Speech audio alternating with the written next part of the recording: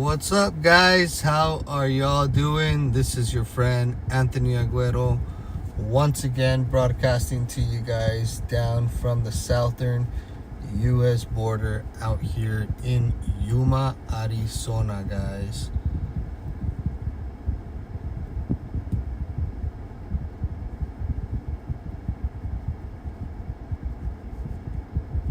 Thank you guys very much for tuning in this evening.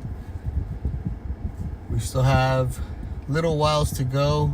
I wanted to jump on here with y'all.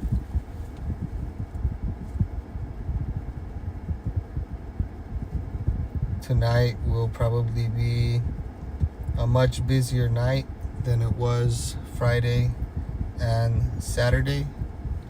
So we're here to cover it from beginning to end tonight, guys.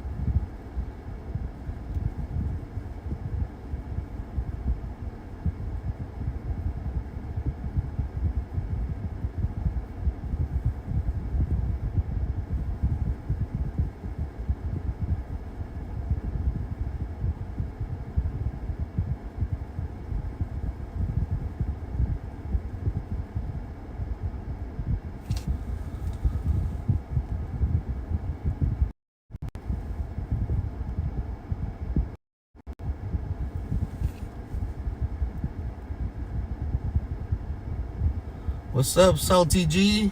What's going on?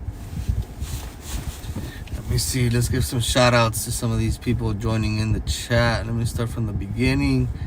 Magdalena, welcome. First one to say hello. Salty G in the house. What's going on, man? Missy, welcome back. Nikki, Allison, Tim Mac, what's up, man? Garrett in the house. Deanna over on Facebook as well, joining us tonight. Miss Jerry Lee, Miss Rain. 80s forever. Howdy. Mr. Taz out in Tennessee. What's going on? Kevin Cottle out in Alaska. Oh, what's going on? No, I did not find my charger and my cord last night. It grew a pair of legs out here. It grew a pair of legs and walked away.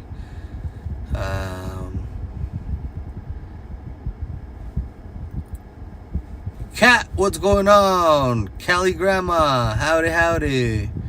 New Mexico in the house. What's up, Missy? Teresa in the house, how you doing? Miss Carol Gates, how you doing?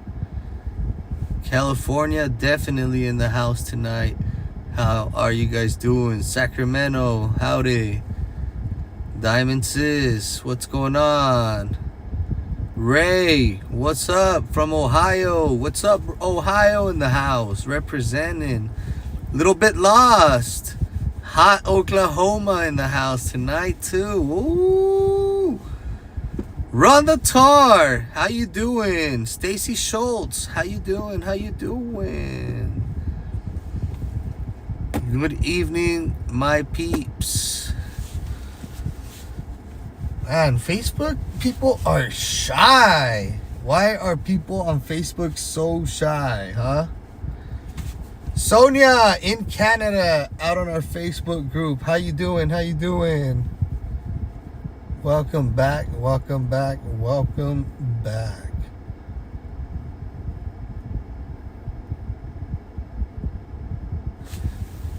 Texas in the house. How you doing? From the Four Corners, New Mexico. Howdy.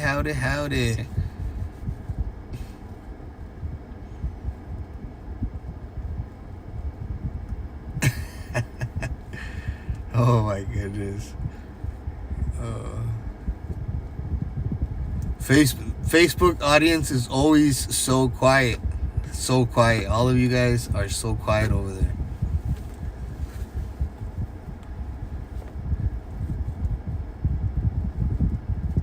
Rhonda Kane, Ontario, Canada in the house.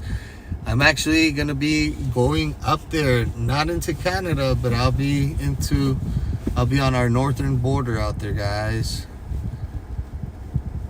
You heard it here first. We'll be out on the northern border here very soon. Sonia, we're afraid to get slapped. I get it. Shauna, stars button went proof. Yeah, don't. I guess because of the stuff I'm putting on there, it's gone. It's all good. Yeah, don't send any other stars, guys, because I'm never gonna register nothing under my name with Facebook. If you have sent stars, I hope you, one way or another, are able to get them back. Sonia in British Columbia. Wow, we've got some reach out there. That's freaking awesome.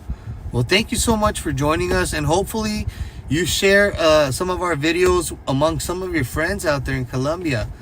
Thank you so much for being here. Very much. Welcome to the live stream.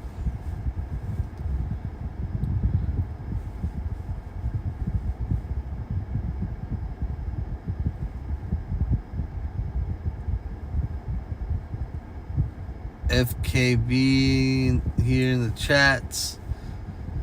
Only 46 likes. Come on, YouTube. Smash that thumbs up before it inform me, y'all, as y'all are coming in here.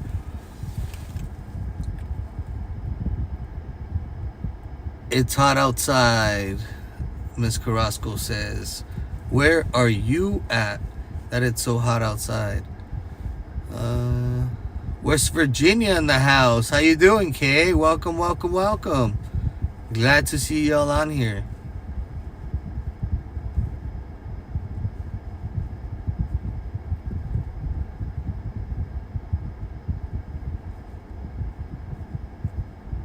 Wichita, Kansas in the house. Cool. Welcome. Rhode Island. Awesome. Good stuff. Awesome. I already said Ontario in the house. North Carolina in the house. Please make sure to feed waffles. There are cans of food at the tent. If you would like to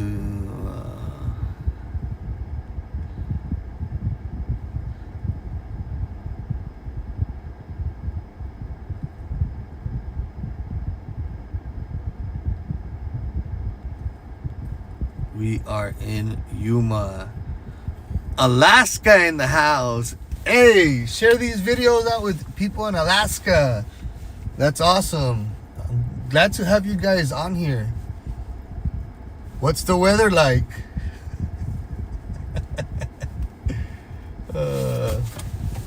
What's the weather like in Alaska right now, huh?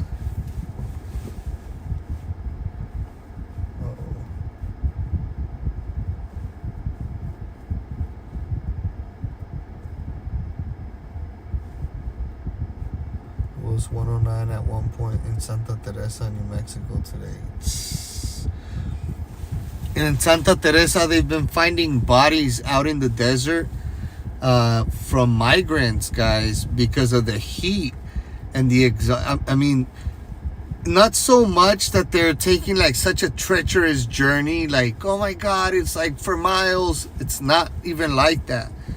It's probably no more than like a 3-mile stretch in which they have to cross. But they burn themselves out because, one, they jump over a wall a little bit shorter than this one, and then they're running in this terrain where it's not like it's hard sand, it's sandy sand. It's beachy, it's desert sand that's really soft.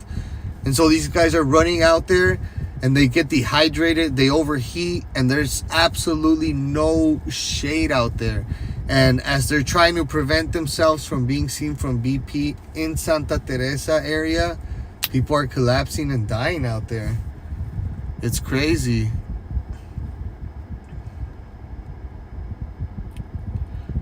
Well, thank you for being on here, Biloxi, or yeah, Cat.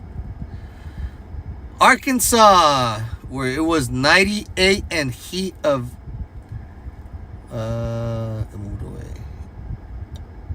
111 today, Arkansas. Florida in the house. Bienvenidos. Awesome. Not ready for the heat, Teresa says. Still daylight. Where? Still daylight where? Kevin?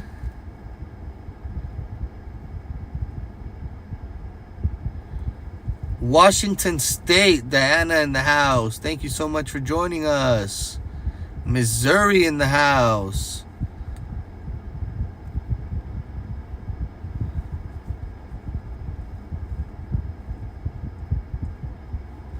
Watching from Central Texas, which I will be in here soon.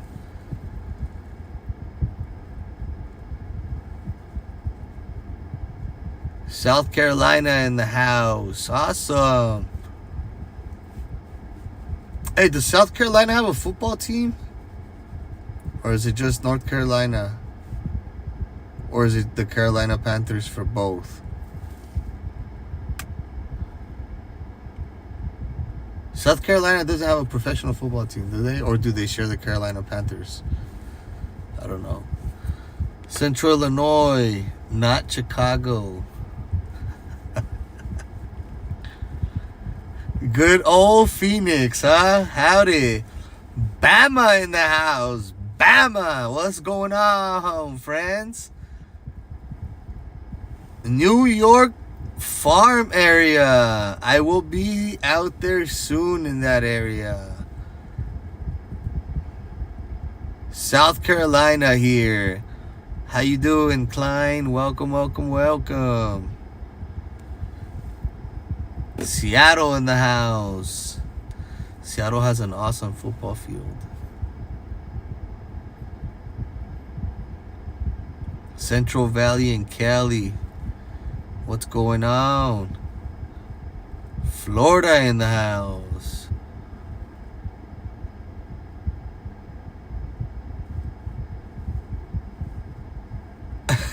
Nevada in the house. Northeast Texas. Kevin, you enjoy all day, night on daylight shift.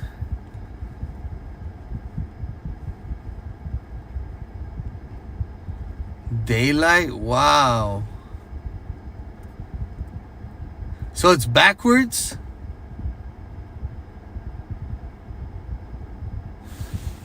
Man, that'd be cool if right now it was like total daytime. How do you watch those dope babies with your grasp with no power to save them? I dissolve into a puddle of despair. God bless you for what you're doing. Thank you, Shauna. It's appreciate you. Corpus Christi, Texas. My Floridians showed out tonight. How you guys doing? How you guys doing? Hermosa Beach, California in the house. Howdy, howdy.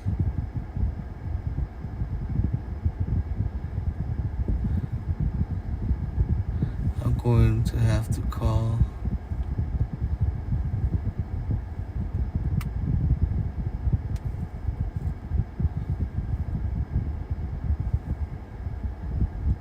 Oh.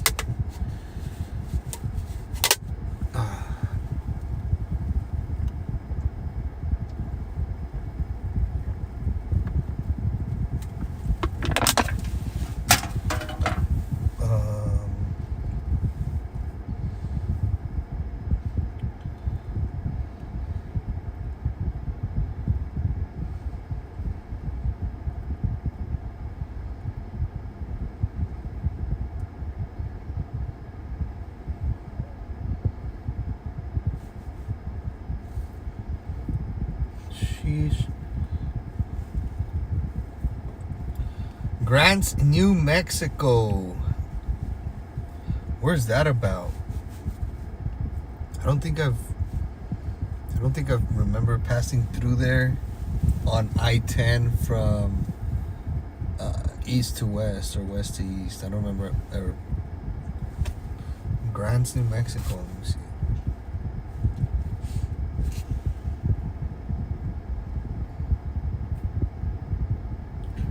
What's up, Andrew? Welcome back. Garrett. Oh man, y'all are funny. Iowa here. How you doing?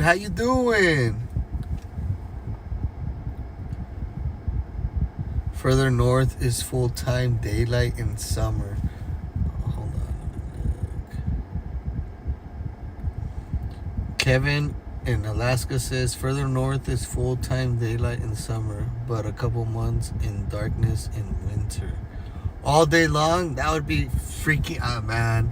It'd be hard for me to just function like that, to get up in the morning and then it just still be straight out dark. Could you guys imagine living in Alaska?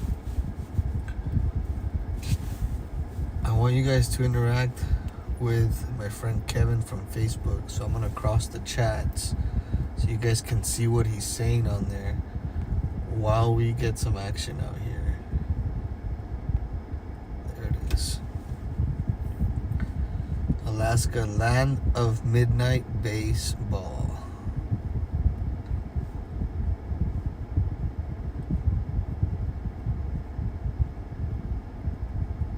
I thought about Alaska once, just once.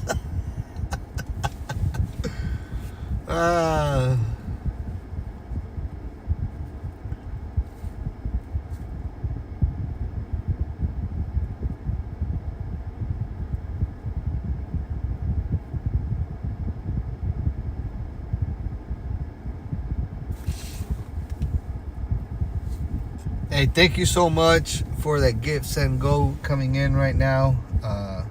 Not sure if I can check what it was. Y'all are on that phone right now.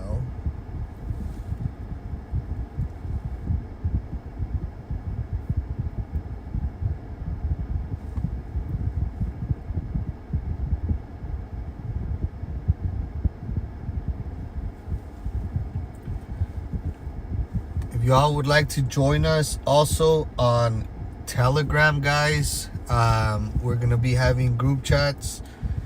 Earlier we were testing Telegram out, myself and the mods, and it works good. If y'all want to join us on Telegram, we'll be popping in there random times, kind of like Twitter Spaces type of deal, just holding conversations with y'all right there and stuff like that. So Telegram, you guys can join that. Of course, Twitter, we're on Twitter and I'm constantly updating content, and on Locals, guys, Locals and Rumble, Border Wars, Locals and Rumble.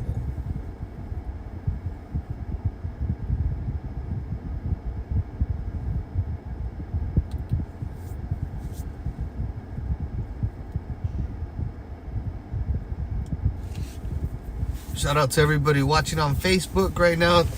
Hey, do me a favor, if you're on Facebook right now, guys, grab the link to this video and share it to a couple of your groups on there, on those big MAGA groups that some of you guys may follow. I would really appreciate that. Thank y'all. If you're watching on YouTube, please share this to your community, create a post, and then share the video. I would really appreciate that, guys. Thank y'all very much.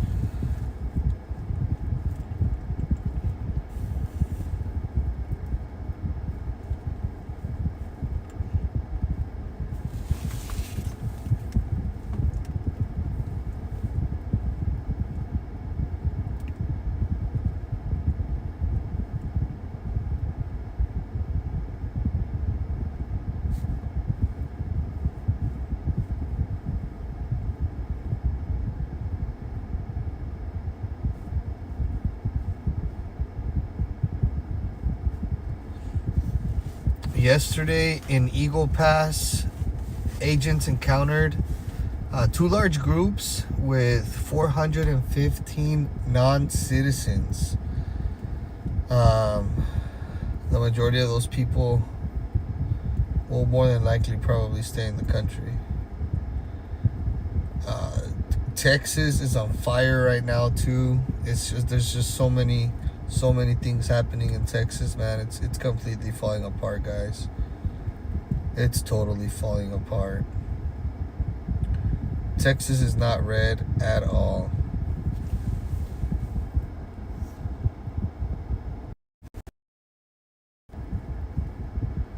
Texas is not red at all. Far from that, actually. That it's far from that. California, you never really heard that there was an issue out there, although we know there is, but it's just very difficult for us to be able to broadcast any of it via California, because they've completely secluded those areas away from the press.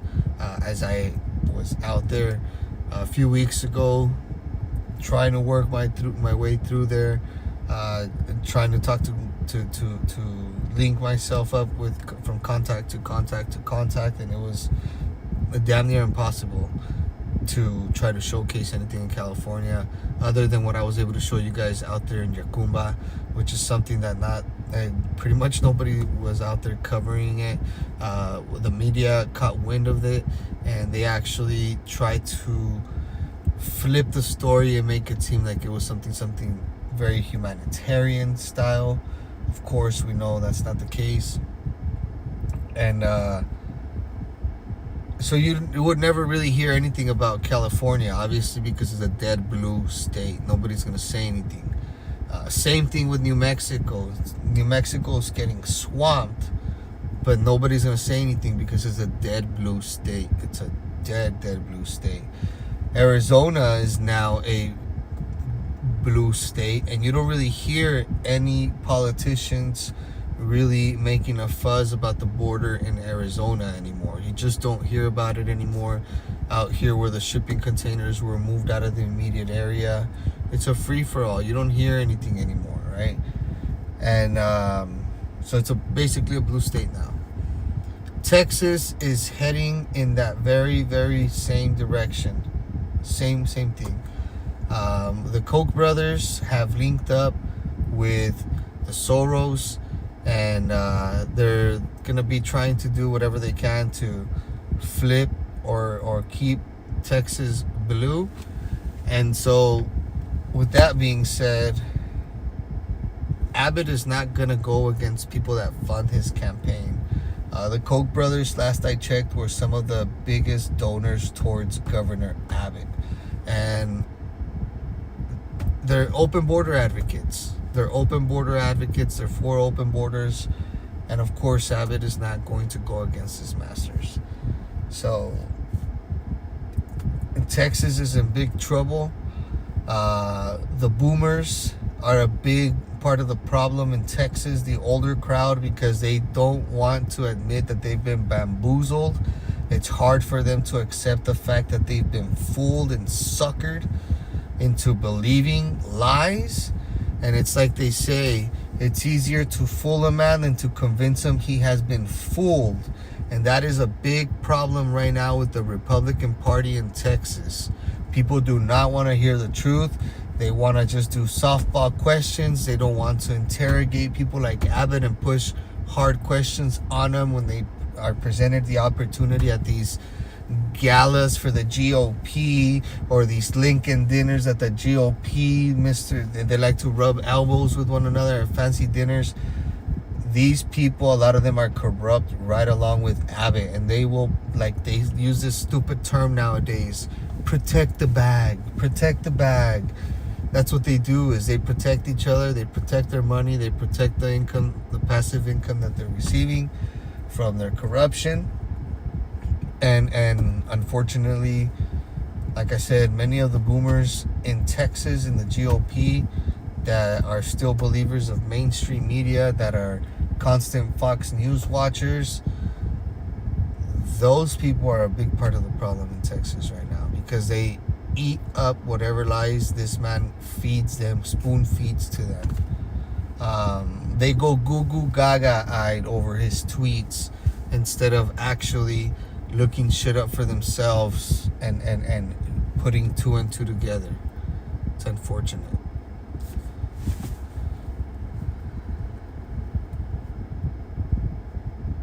It's like DeSantis is getting backed by the globalists. Absolutely. Absolutely.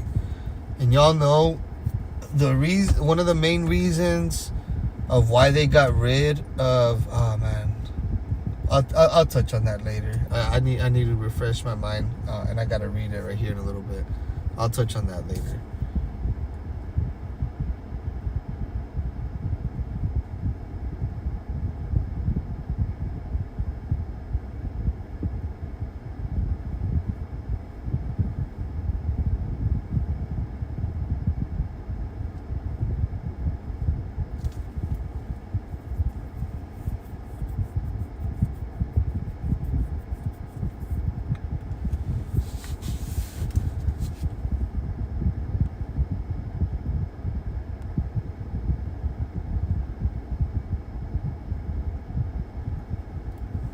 Do you guys want me to leave that chat on the screen right now or take it off?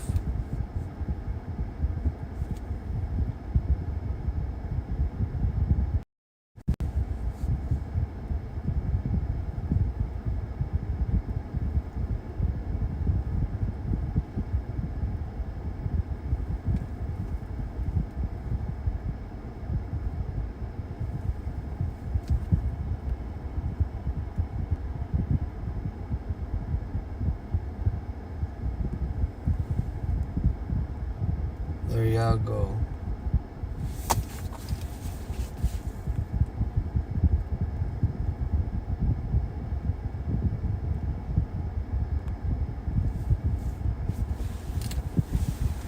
Appreciate you guys for reminding me on the watermark. Thank you.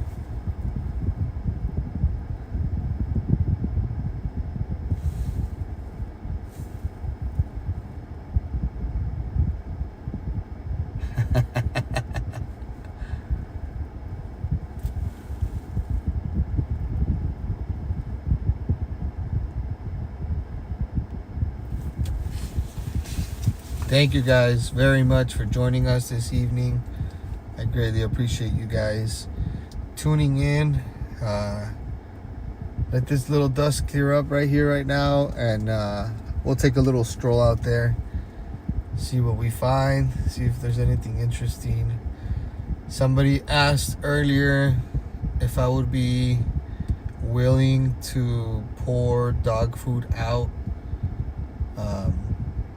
to the dog. That's cool. I don't mind if y'all remind me later.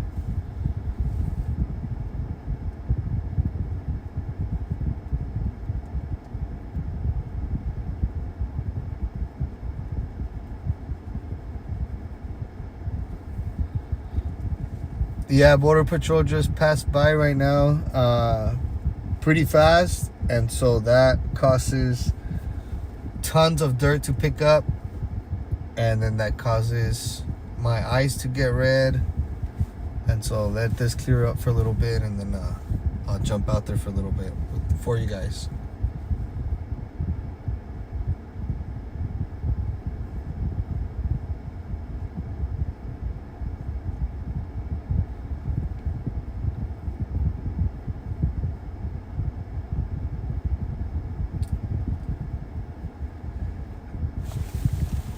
Kat, do you live in the district in New Mexico for Doña Ana County?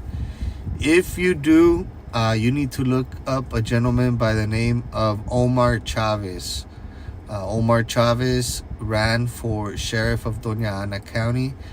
He might be running again. That would be a phenomenal choice for y'all.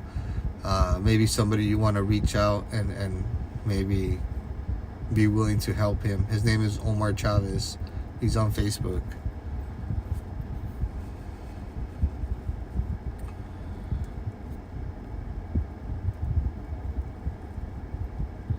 Although the governor of Texas, Abbott, places netting bobbers in the Rio Grande. Okay, so let me explain to you guys how the netting bobber thing situation, right? Governor Abbott doesn't have control over the river. It's the International Water Boundary Commission that runs the water. And those of you guys that have been with me on the border for several years will know this. The International Water Boundary Commission drops the water level at night. And I can't prove it for a fact that it is purposely done for migrants to cross over illegally. I can't prove that. But I can tell you it seems like that. It seems like there is a pattern. Them bringing down the water level late at night like that facilitates massive crossings all across the river. Those nettings that were put up by Governor Abbott, guess what? Those efforts fell way short because they just started dropping the water level on the river, and those things fell to the floor.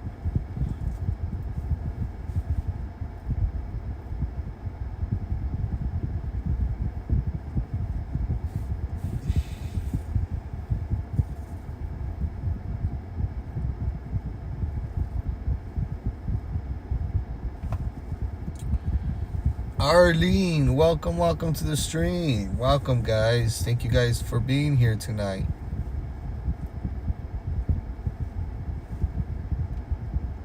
Oh, I forgot my flashlight, guys. Yikes.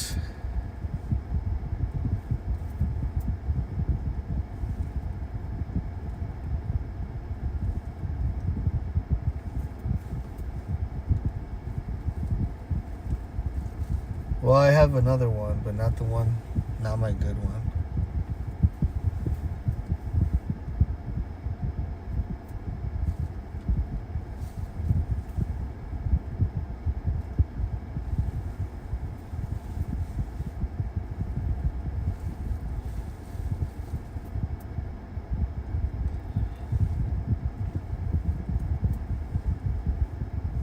We are live on Rumble. That's right. Border Wars on Rumble is live, guys. Absolutely. The chat is live on Border Wars as well.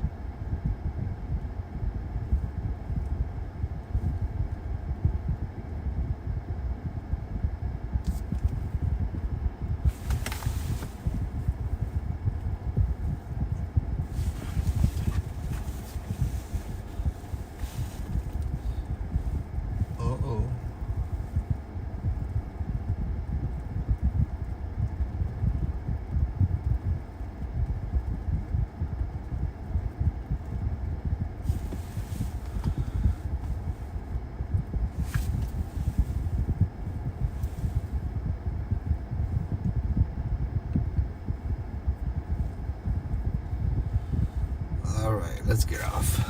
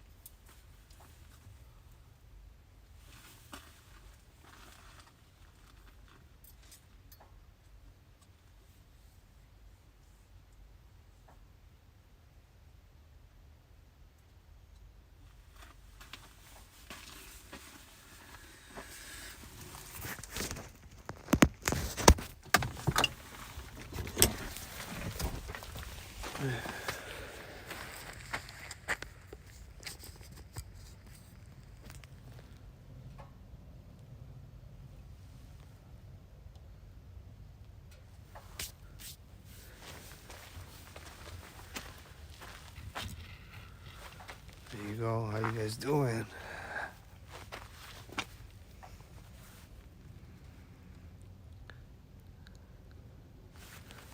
Let me spray myself down, guys, because there's bugs out here.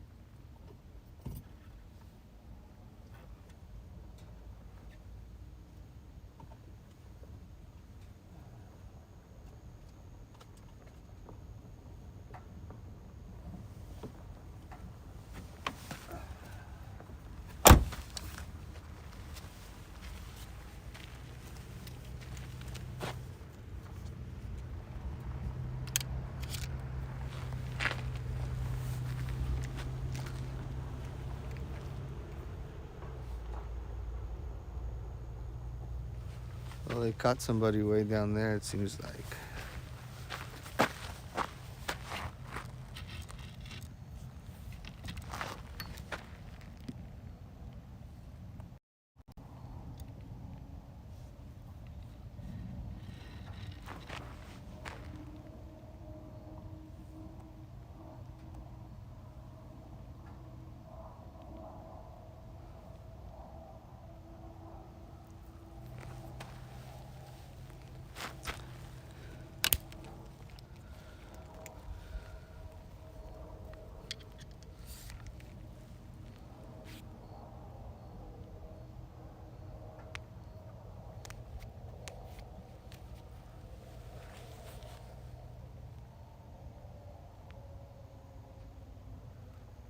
The thing about that side over there is that the service is horrible.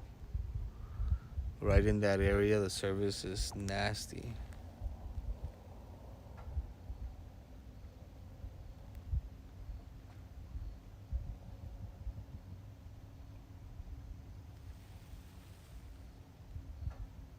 Did you guys just hear those gunshots?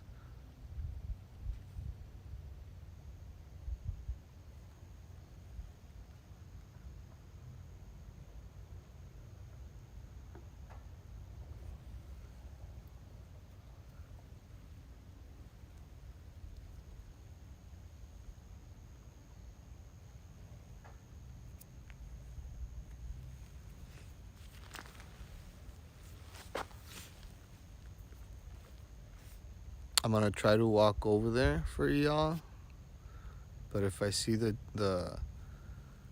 KBPS numbers dropping, I'm gonna start walking back. All right.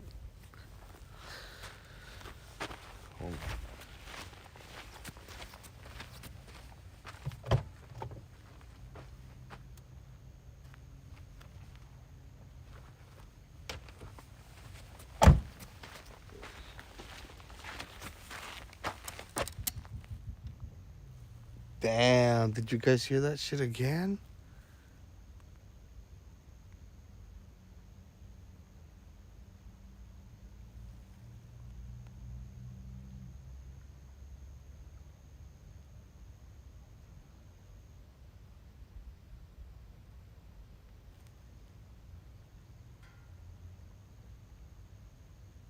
Did you guys hear that?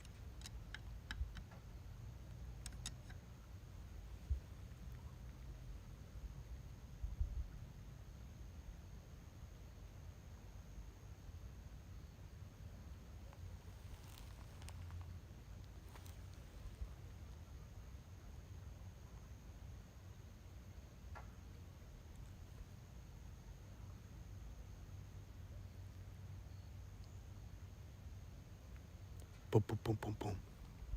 Boom, boom, boom, boom, boom.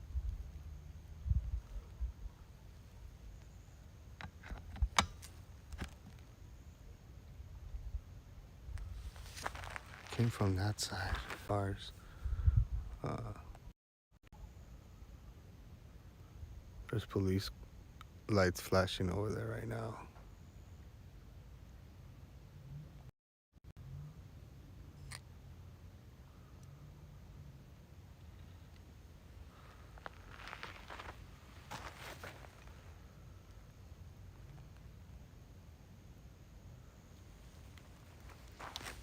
You guys can see the light right here. That's a Border Patrol agent right here, which is way, way further down.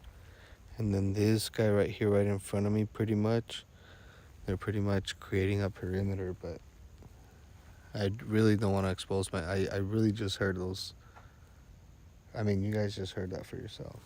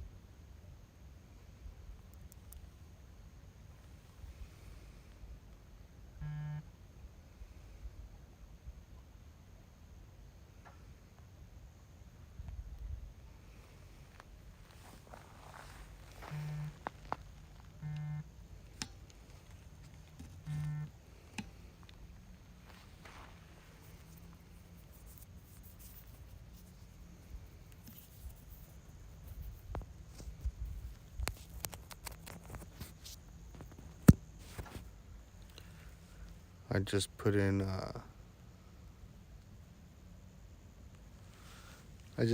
the microphone so you guys can hear a little better. There, you guys see the BP making a move. He's driving down here. You guys see that there's a light right there? That's a Border Patrol unit coming towards me. And then this is another Border Patrol vehicle right there.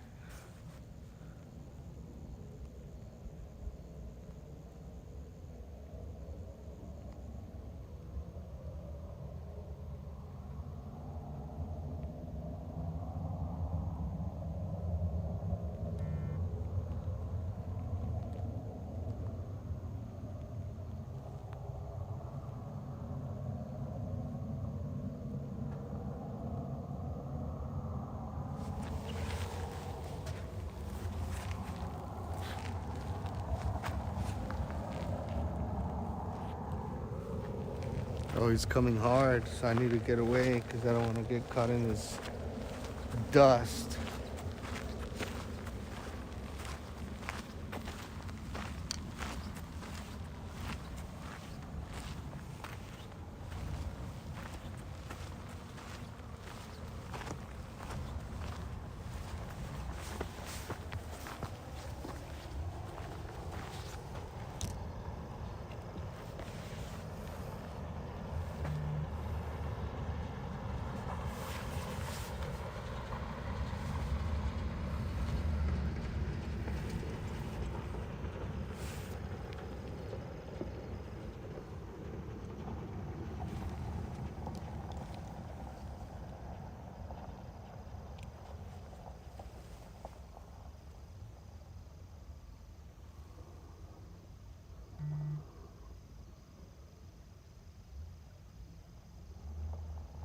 Guys, listen to those gunshots on the other side right now. Holy shit.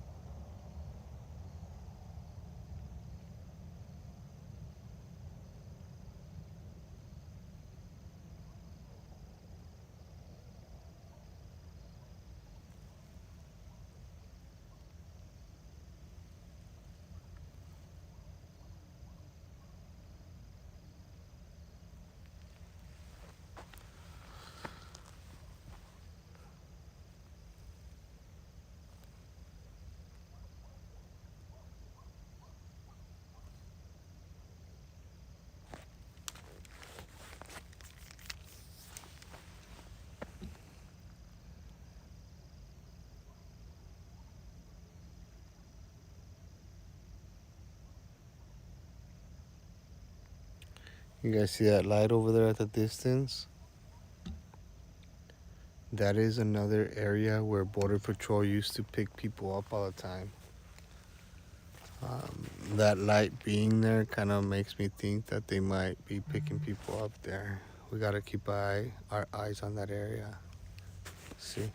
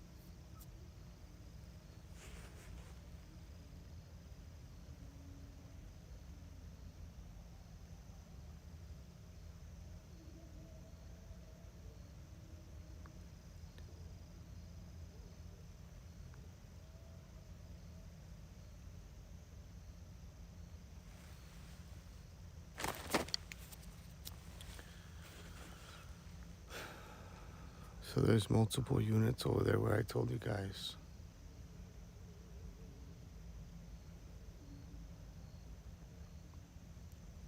You guys can probably also hear the music going on the other side.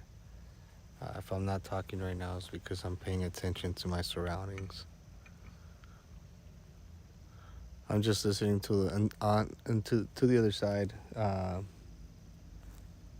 mean, when there's gunshots where you're at, it's just probably a good idea to pay attention.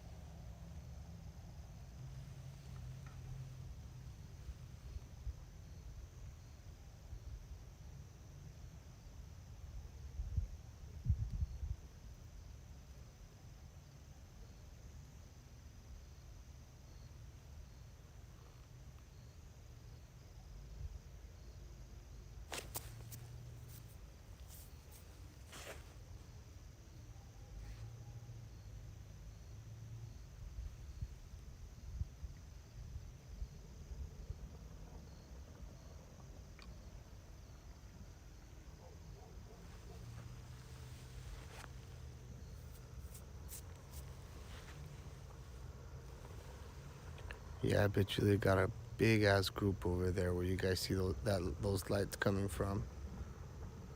Here comes another one going over there. If I go over there, I might lose you guys. That's the problem.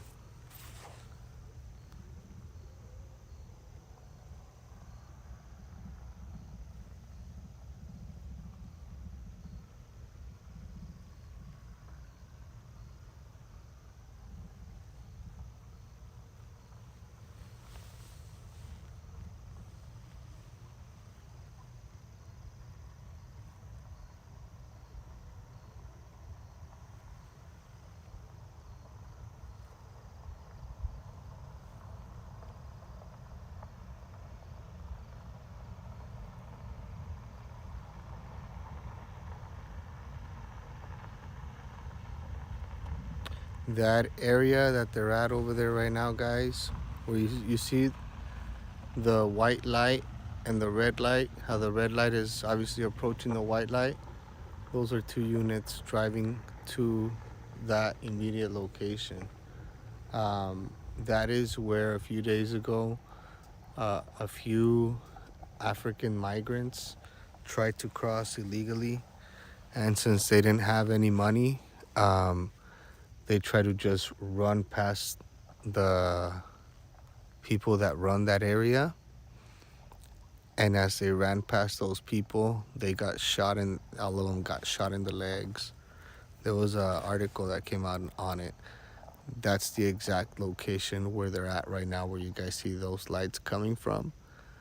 That's the location where those migrants were able to basically arrive to, all shot up with their lives right there.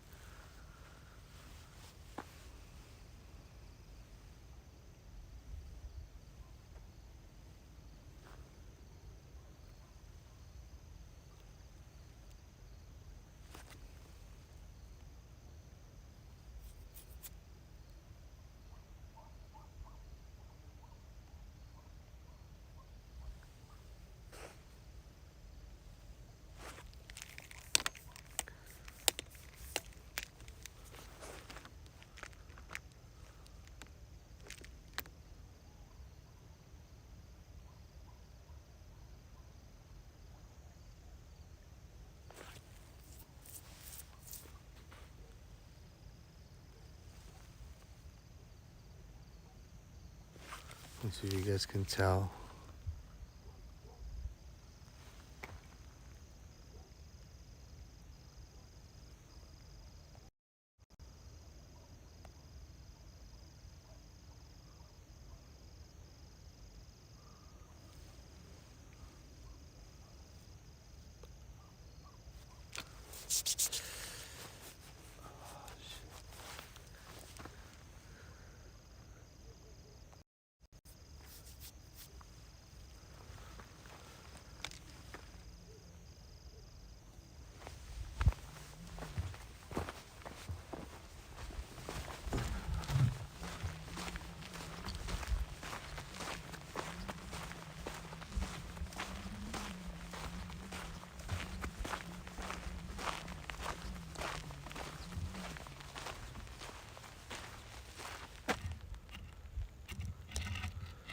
I need to get my spray, guys.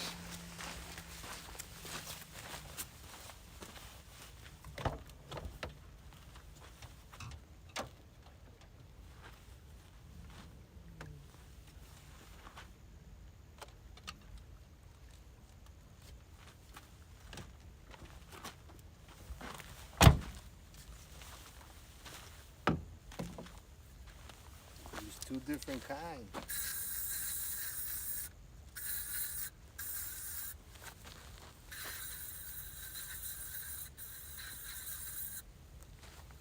You know how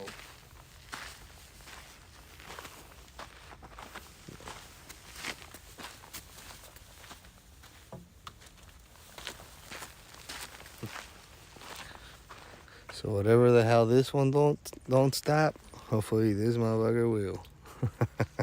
So, I'm telling you, the mosquitoes, the bugs out here are nasty.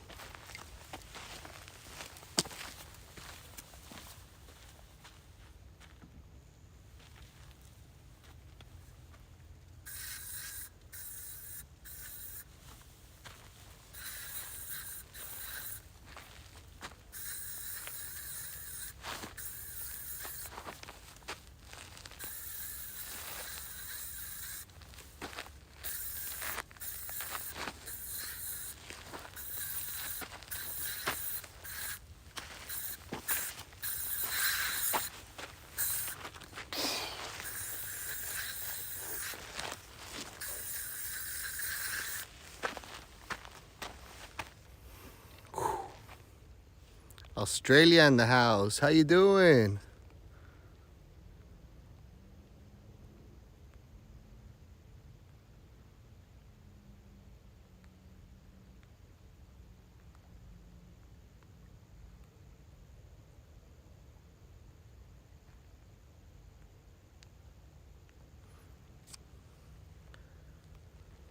If beer and backo.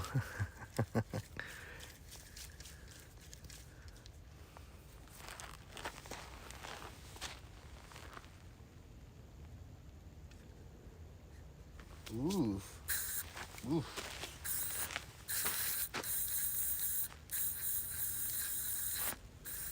Ah.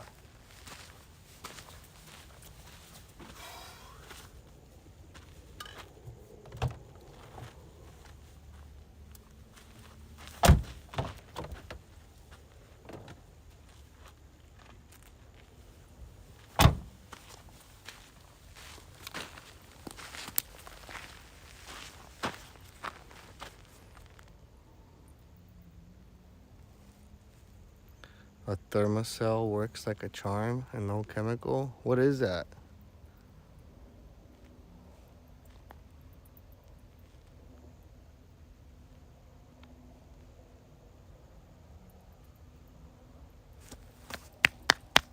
I think something bit my neck.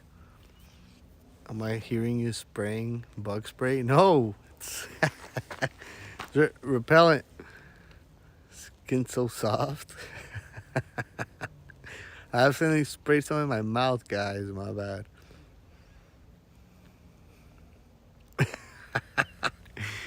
That, and you know what? This repellents taste the worst. The aftertaste is nasty.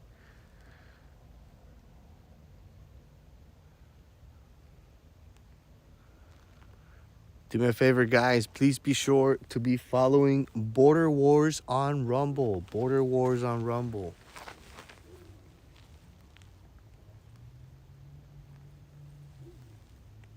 There's a dog right here, right on the other side of the border.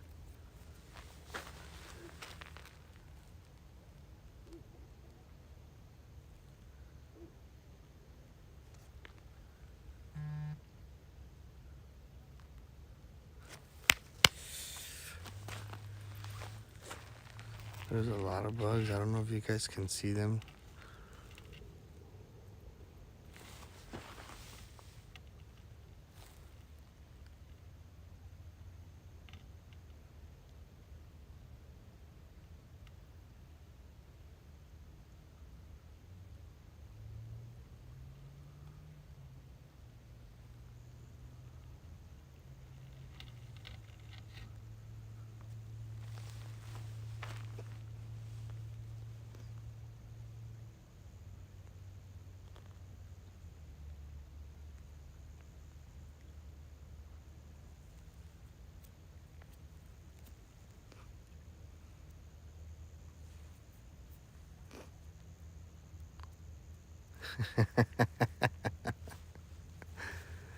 uh, Hold on, guys.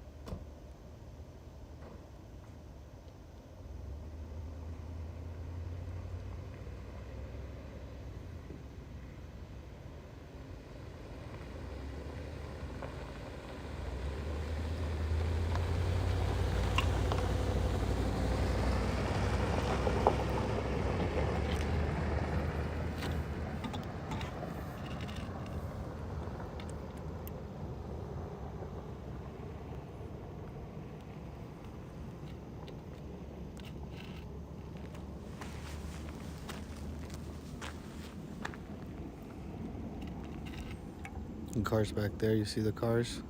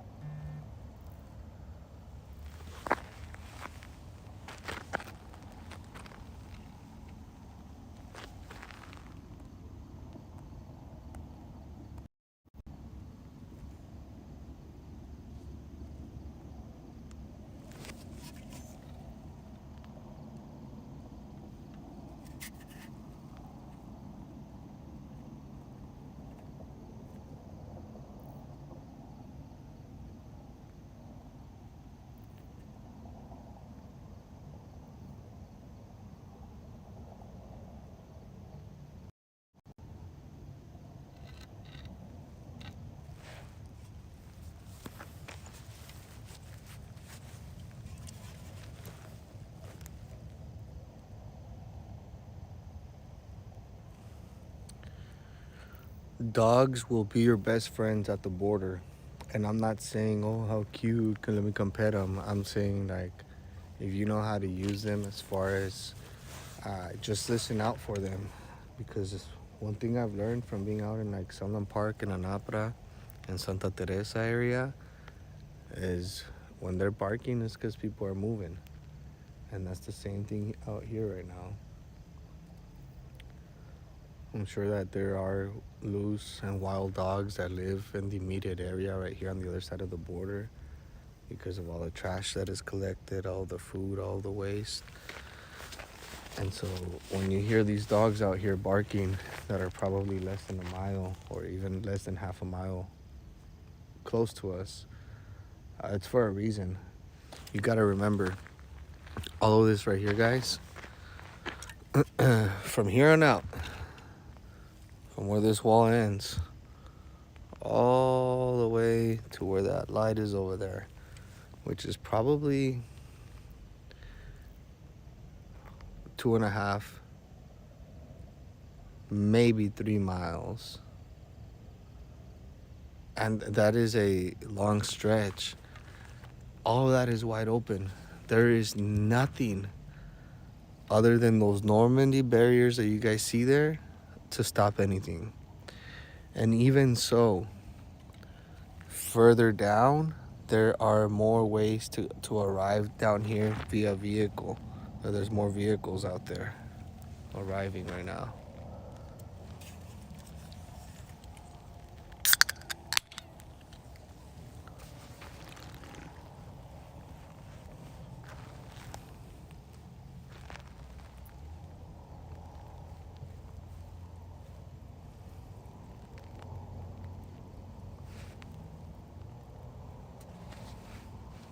It is the Cocopa Reservation, that is correct.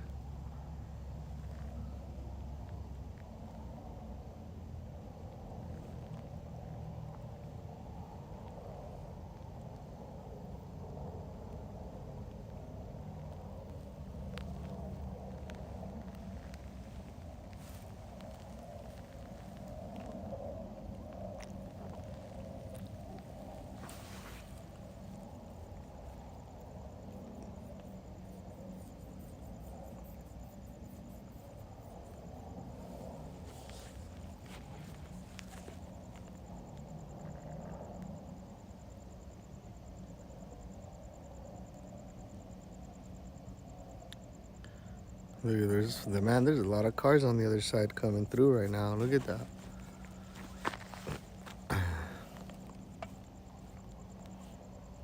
Cheers, guys. Cheers.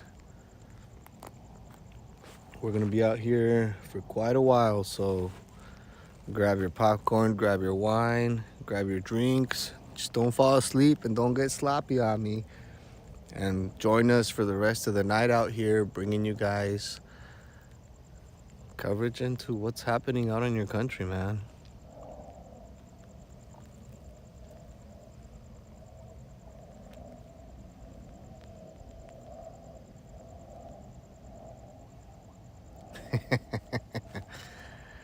Grab your snacks, grab your dabs, whatever, popcorn, whatever. And they don't want the wall on their land, I guess pretty much it determines where it should go.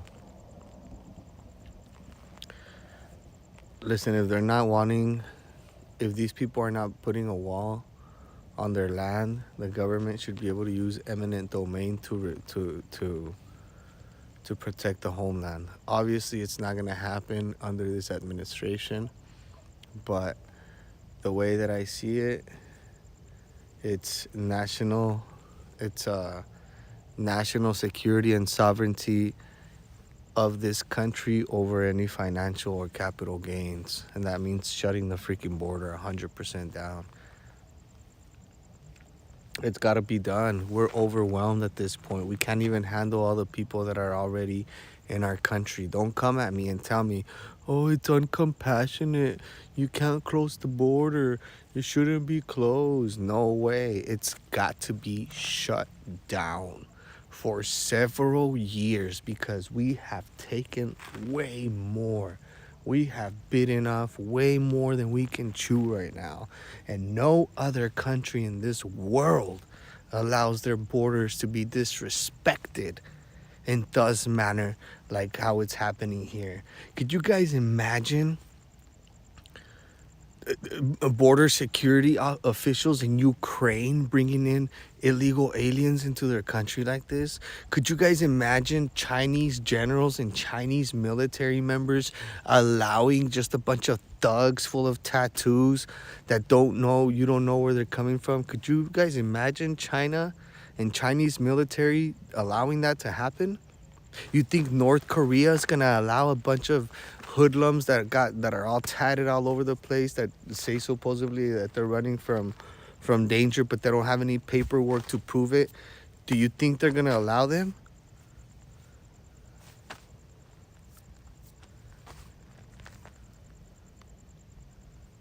Europe is not a country.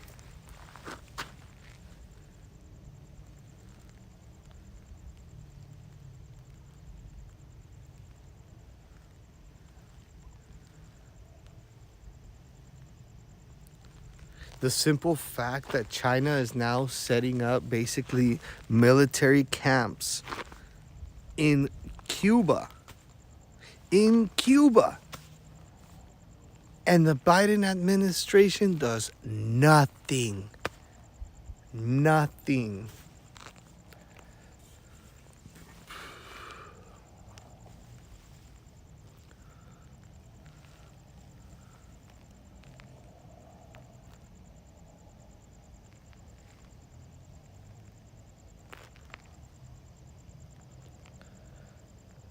Federal protection for Indian reservations because our past politicians felt bad for taking over. Listen, they either got bought out, conquered, or taken over, but it's a new day and age. We should be able to secure this country. All that reparations nonsense, oh, poor here, poor you, poor you. No, you're an American. You're here in the U.S. You're an American citizen. Enough of this racial division bullshit. Oh, I'm this, I'm that, I'm no. You're either American or you're not. Period. That's it.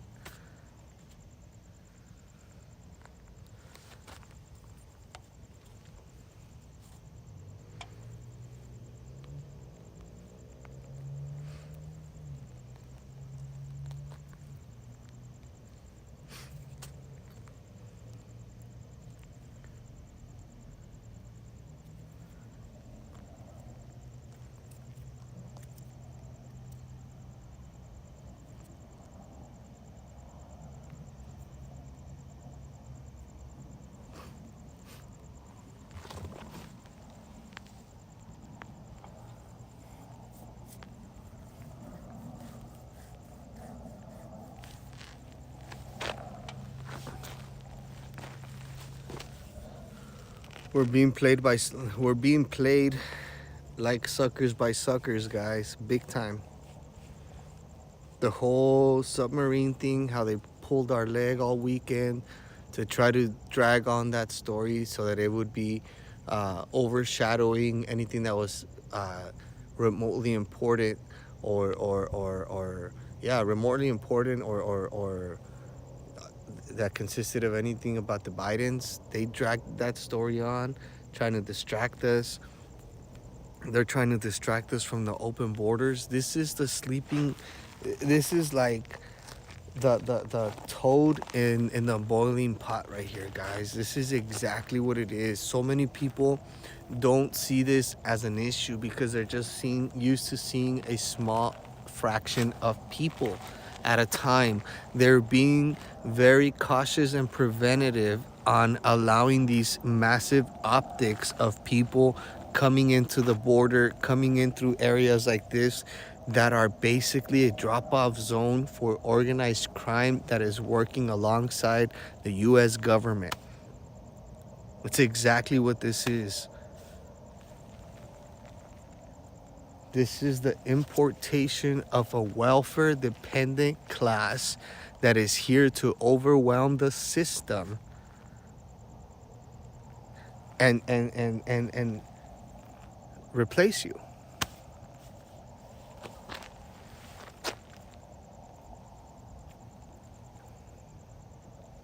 You guys tag me on TikTok too. Anything that you guys post on there, if you guys screen record any of our content, you guys can tag me on TikTok. I would really appreciate that.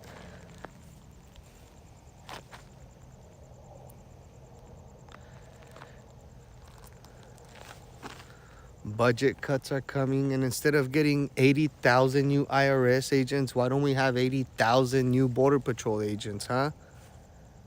Why are we sending billions and billions of dollars to other nations when we should be spending billions and billions and billions of dollars here?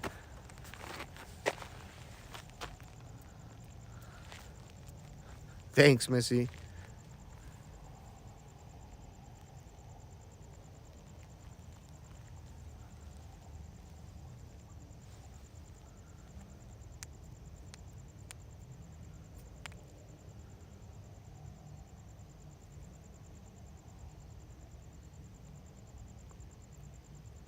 Some of these Border Patrol agents need a break from this too, guys. It's shitty to see this every single day. And I'm not talking about from sitting from the comfort of your home right now, or from your bed. And I'm not knocking it. You know, you guys tune in to to see what's happening, right? But it's one thing to watch it there, and then it's one thing to actually live it. So when I see some of these Border Patrol agents out here, you could tell they're already frustrated, they're burnt out, they're tired of this shit. These guys need a break too from this. And although some of them make very, very good money, it does take a toll on your mental state. Absolutely. Absolutely. It took me a while to be able to leave this behind when I leave from here and I'm trying to spend time with my girlfriend, when I'm trying to spend time with my kids. It's hard to disconnect. And it's very hard sometimes when you're at a family get together. And I'm not crying wolf, I'm not crying victim on this. You know, I've been doing this for several years.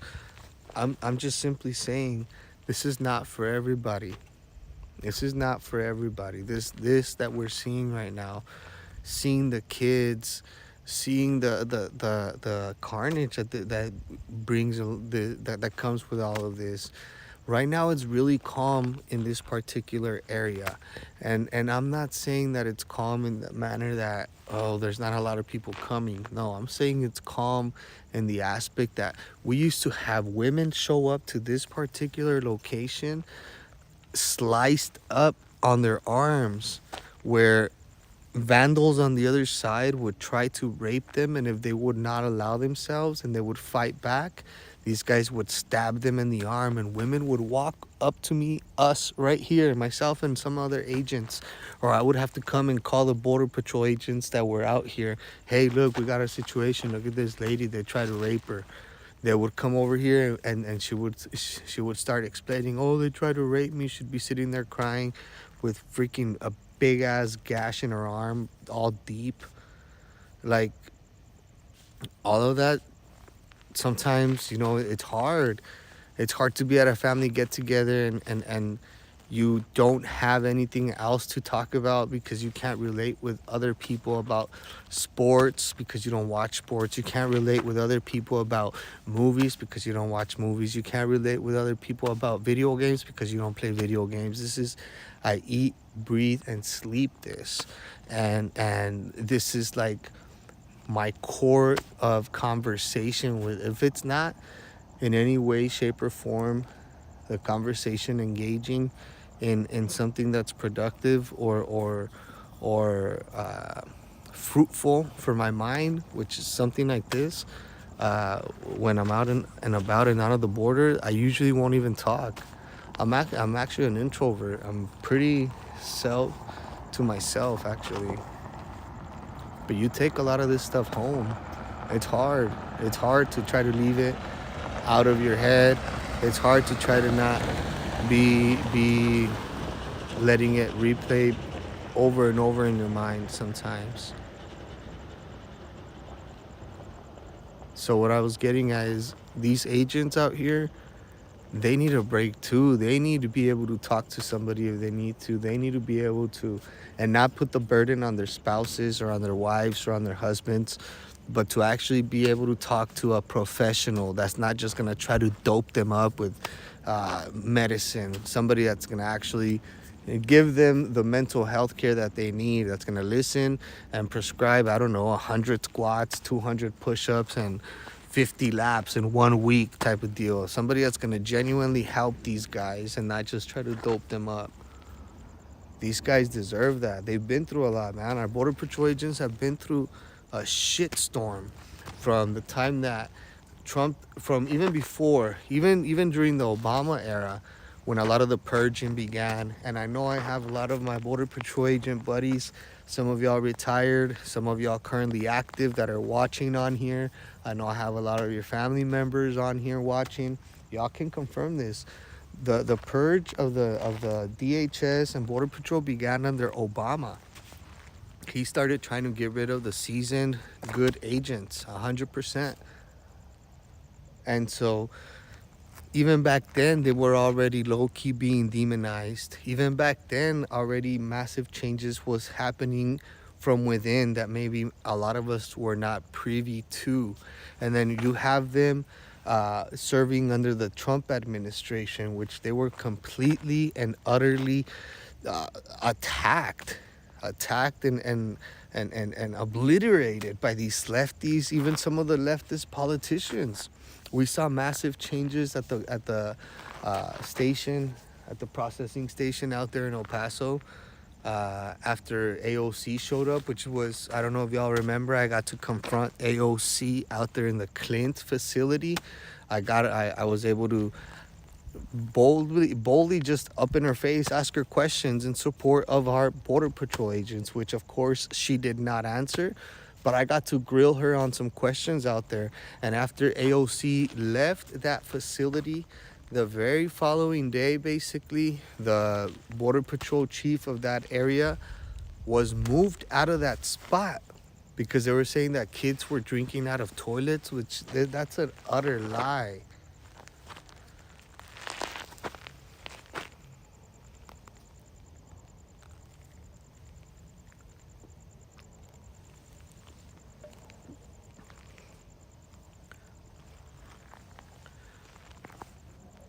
Yeah, AOC, Talib. What is the other one's name? Aisha Talib, or what the hell's her name? AOC, Talib, Veronica Escobar. I was out there. I'm telling you guys, I've been doing this. They were holding their little press conference, and just few days before they actually went into that facility, myself and a few other reporters, some from USA Today, the New York Times, LA Times, we all went in there and we took the tour. We got to see the facilities. We got to see all of the food. We saw how clean it was, how organized it was. Yes, they had a lot of people. Yes, people were sleeping on the floor. What the hell did you expect them to do? Throw them outside? They were running out of room. They can't just pull a new building out of their ass. No, the facilities were clean, the kids were tended to, everything was taken care of. And a few days later, these women show up to demonize our border patrol agents, and massive changes began happening. And so our agents, our border patrol agents, the seasoned ones, have seen a lot of bullshit, and they need aftercare, serious mental health care. And you see some of these guys out here that apparently have been doing this for 20 years, and you see some of their how they act. They're tired. Maybe it's time to start thinking retirement if you're acting like that.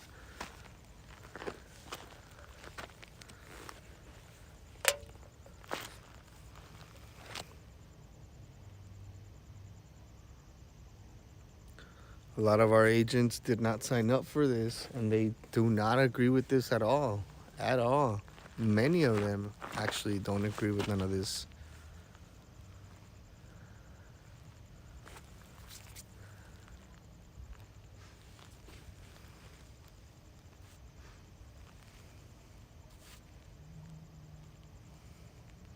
Swerving 29. I feel ya. I'm right there with ya. I'm right there with ya.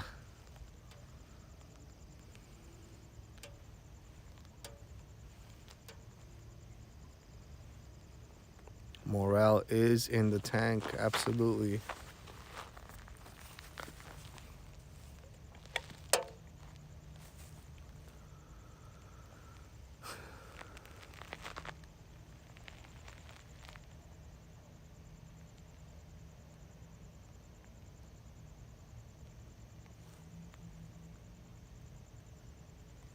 Oof.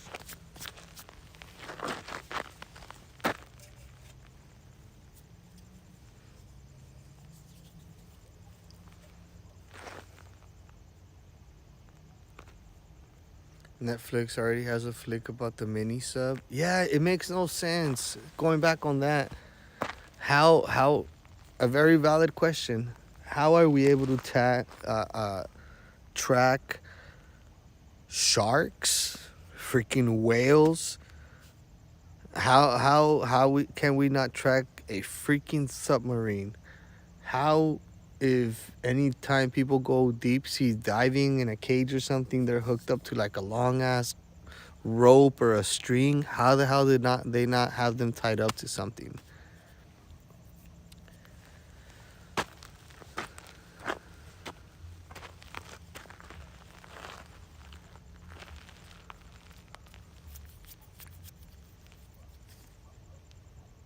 You guys hear the dogs?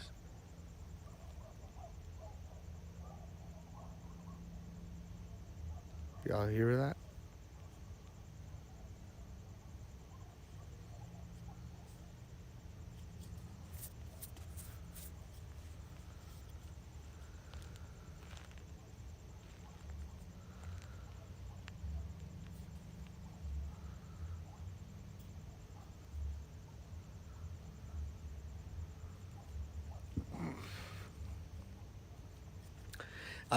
You know what really sucks more than anything is that kid that went on that submarine. Allegedly, he was really, really freaked out and scared by being taken there, and he actually complained, I believe, like to his mom or to his aunt, that he was really scared of going on that journey or on that trip. And then boom, that happens. That's messed up, man.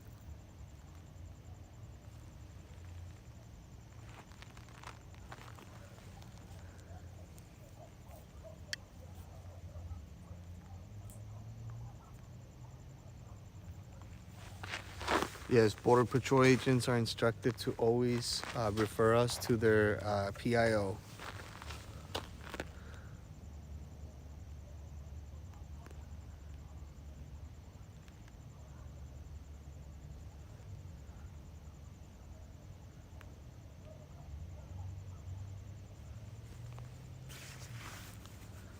Y'all hear all that barking going on over there?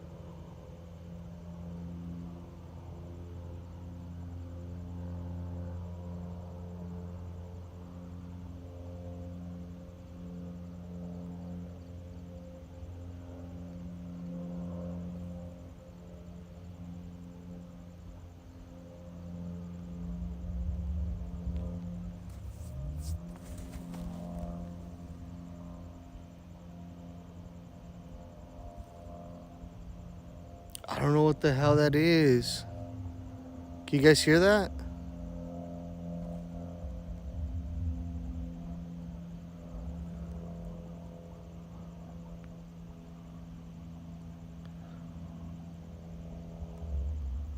I don't think there's enough water in the Colorado River for them to be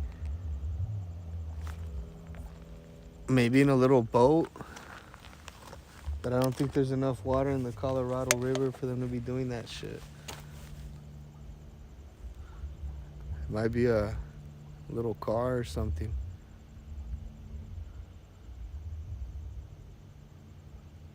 Sounds like a plane. It sounds like a plane.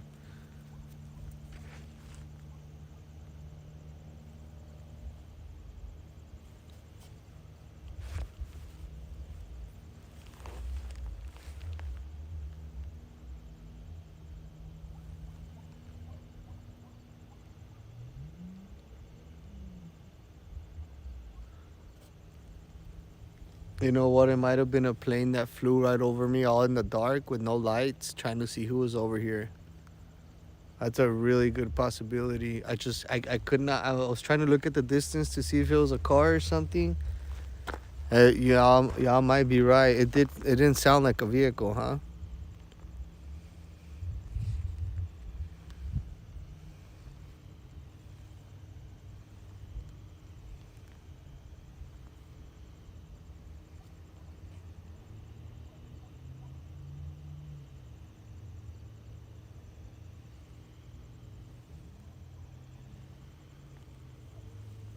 No, I don't think drones sound like that.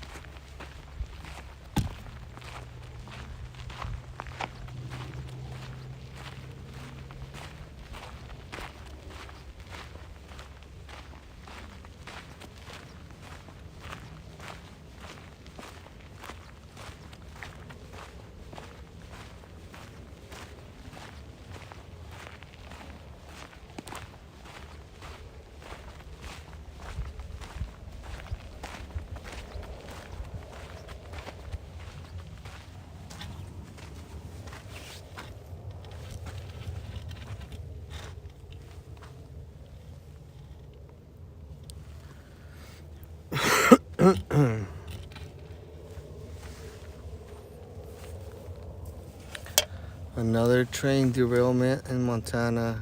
Broke the bridge close to Yellowstone. But Gig doing a great job. But Governor doing a great job, though, man.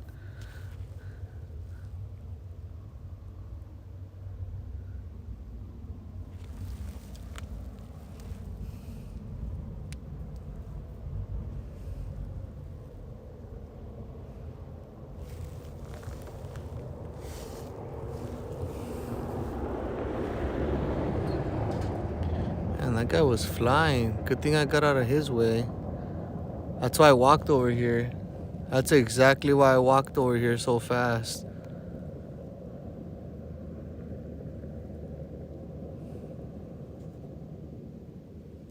It's just been shift change.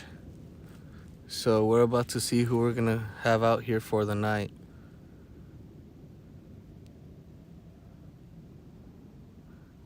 Pete Booty Juice. Oh man. What do you guys think we're gonna see more of tonight? Russia, Georgians, Africans? Man, we had a lot of Africans. And nobody's talking about the blatantly obvious here. Those guys are gonna want a girlfriend. They're gonna want to have a relationship with somebody. They're gonna want to have a woman. And they're not the best looking guys. Let's just be honest.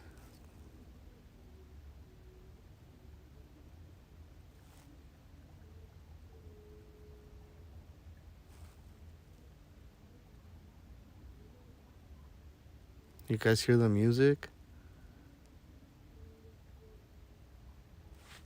Brazil, Brazil, Brazil, Brazil.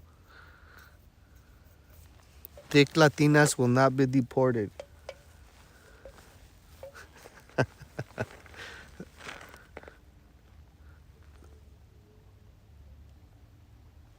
There's a Border Patrol helicopter over the Yuma test range. Let me see. I don't see it.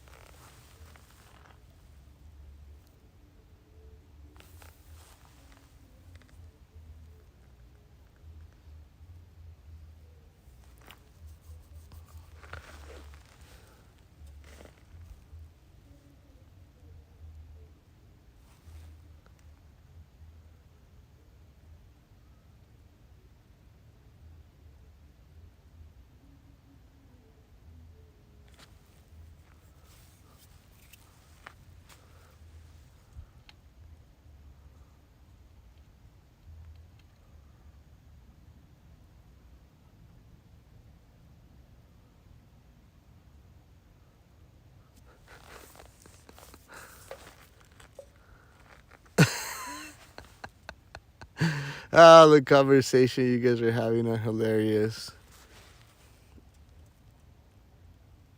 No, I will not make a t-shirt that says thick Latinas will not be deported. Facebook now into dating sites. Yeah, I'm not too fond of Facebook, quite honestly.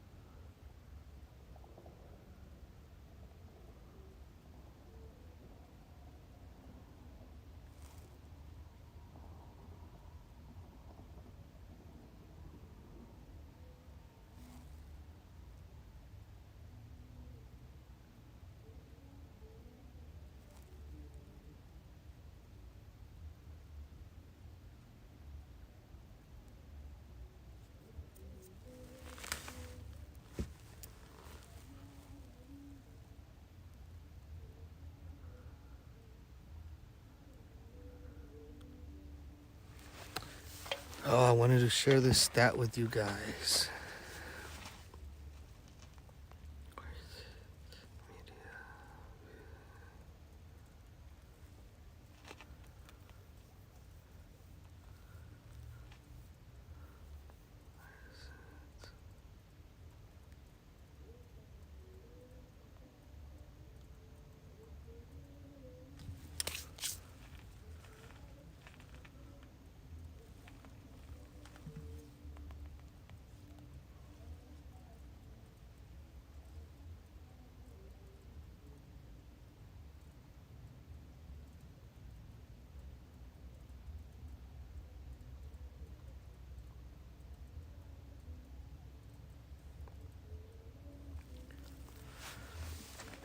White people are now a minority in the state of Texas, with Hispanic residents making up 40.2% of the population.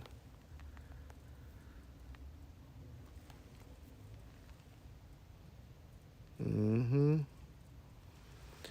New U.S. Census data shows that for the first time since the mid 1800s, white people are not the largest demographic group in the state of Texas. According to 2022 numbers, 40.2% of Texans are Hispanic and 39.8% are non-Hispanic white. This means the nation's two most populous states, California and Texas, are now majority Hispanic.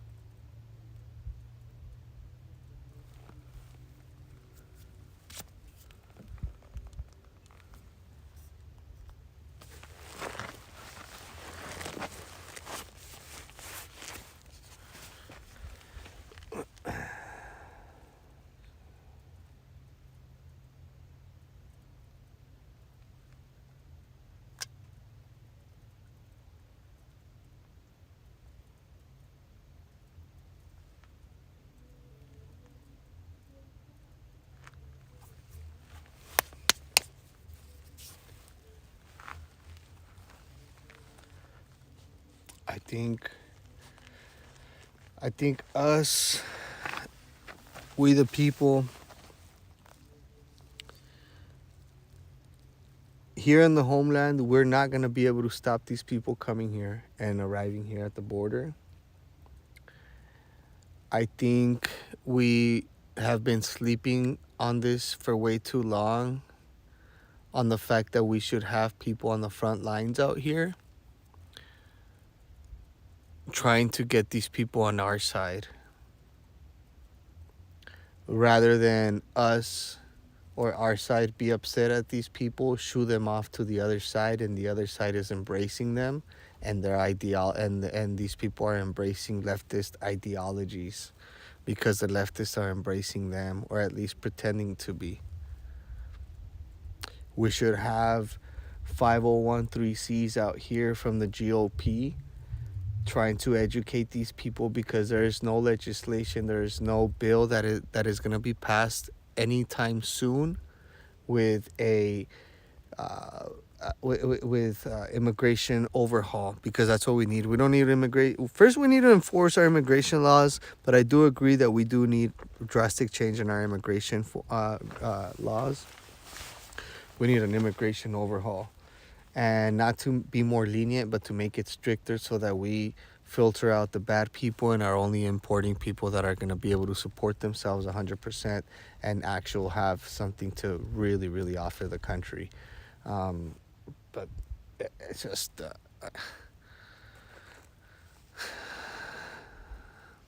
we need to have people out here, 501c organizations that are going to try to bridge the gap, so to speak, between we the people and all these migrants that are arriving. What is that saying? You get more bees with honey than you do with shit, type of deal.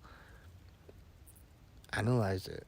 We can continue to be pissed off and shoo them off to the other side, where the other side is just going to continue to grow stronger, or we can try to have actual groups out here with an agenda on how to present things to them and stuff like that.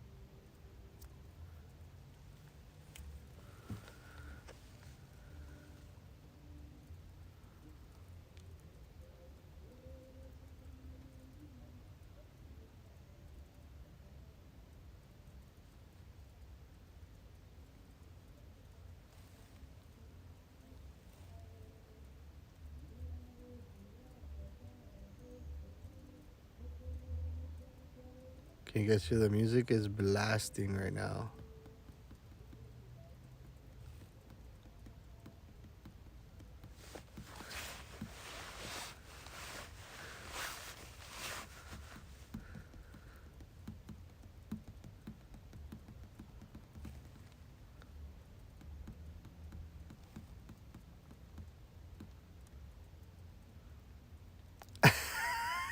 It's getting spicy. What the hell? Oh, what does that even mean?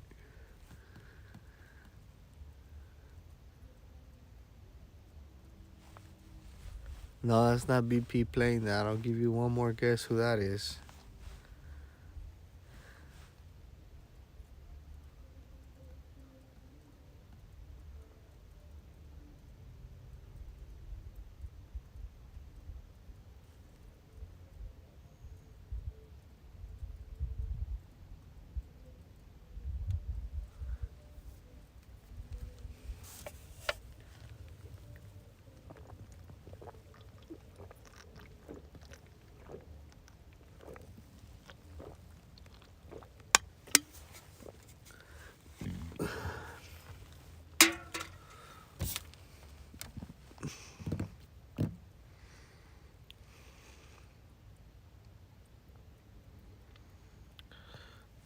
A lot of them fly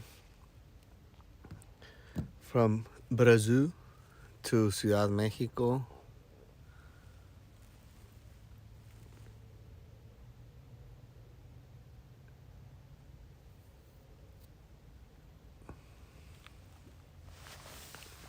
From Ciudad Mexico.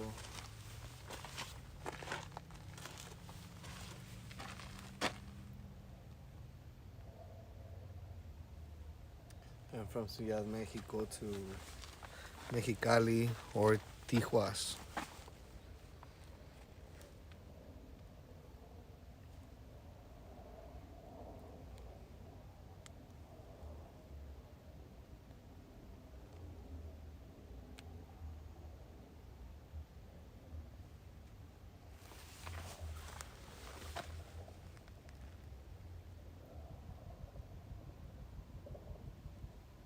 Dang! Holy shit.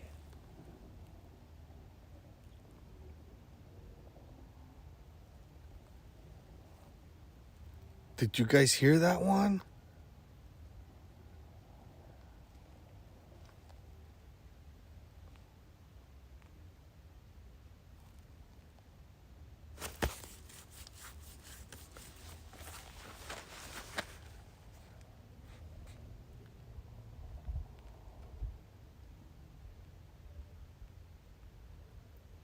You guys didn't hear that one? Those were 5 loud ass fucking shots.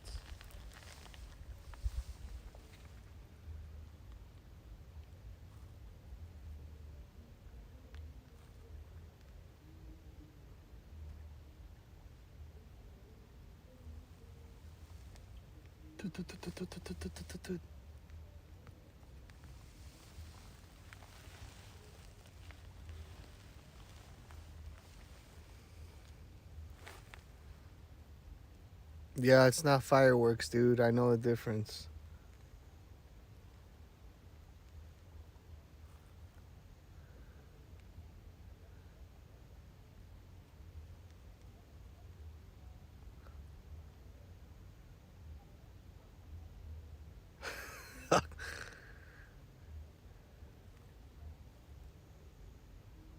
I almost felt that shit in my chest. You know when you go shooting and you feel that oomph? Mm-hmm.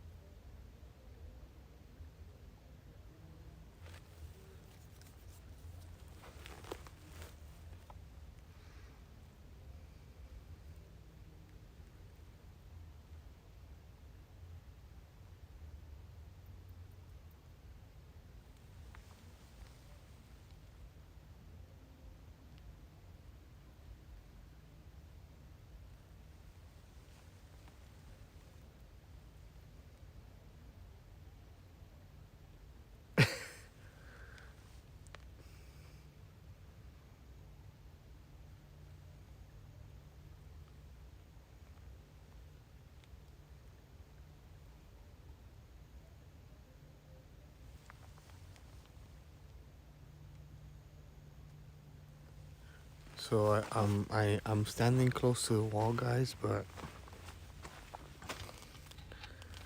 this is still much higher than I am, so it wouldn't be able to come directly at me. So I'm gonna kick it down here with y'all for a little bit. Yeah, that sounded pretty close right now.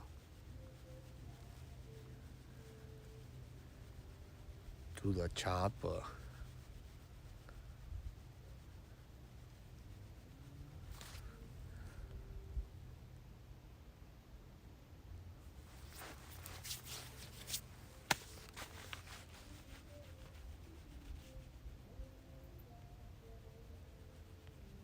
Sometimes I feel like my autocorrect misspells words on purpose.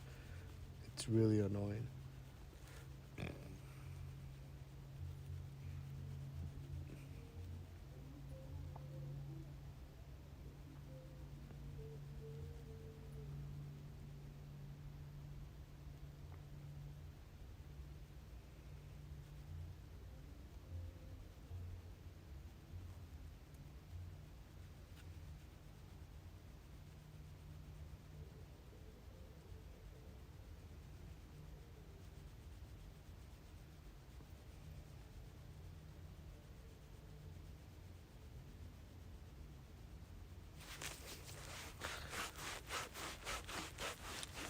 There's been a lot of activity right now with the agents going back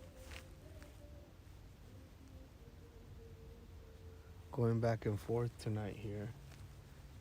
They've been pretty active. And there's only one transport vehicle here with one person.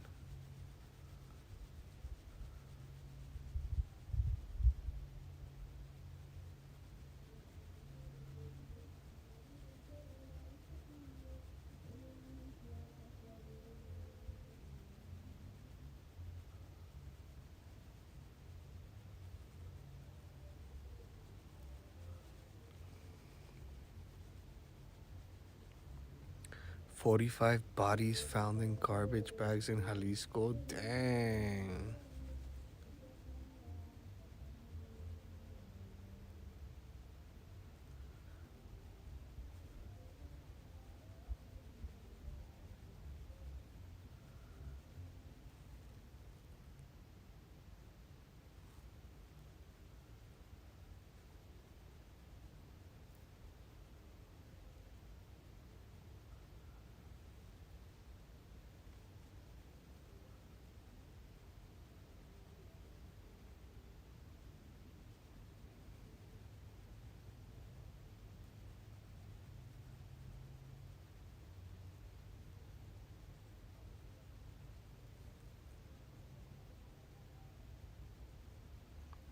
It's crazy how those blimps are unmanned aircraft basically, and people are actually controlling that from the ground.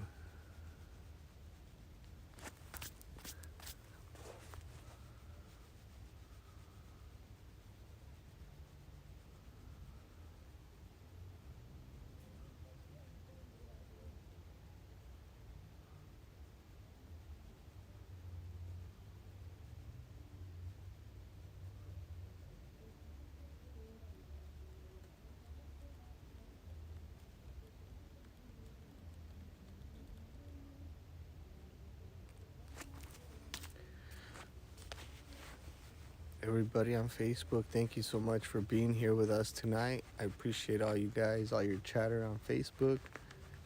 Those of you guys that I see on here on Facebook, if you guys can please share this video directly to your groups, I would really appreciate that, guys.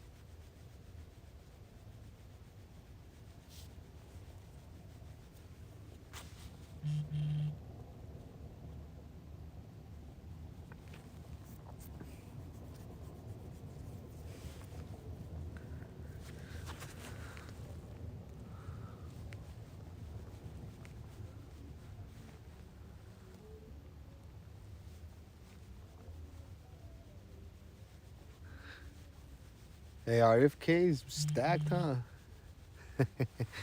Oh, man.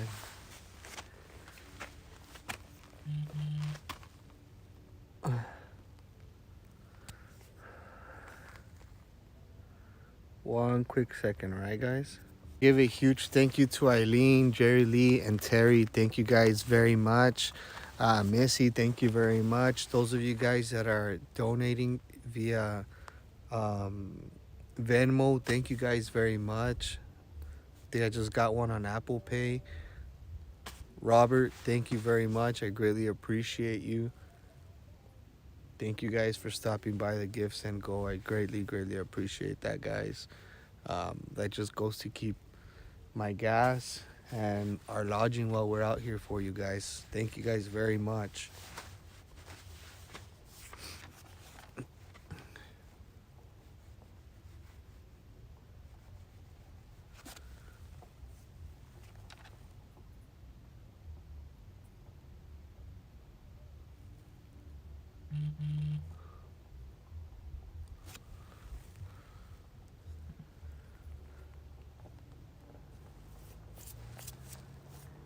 Mary, thank you very much. I greatly appreciate it. Thank you very much as well.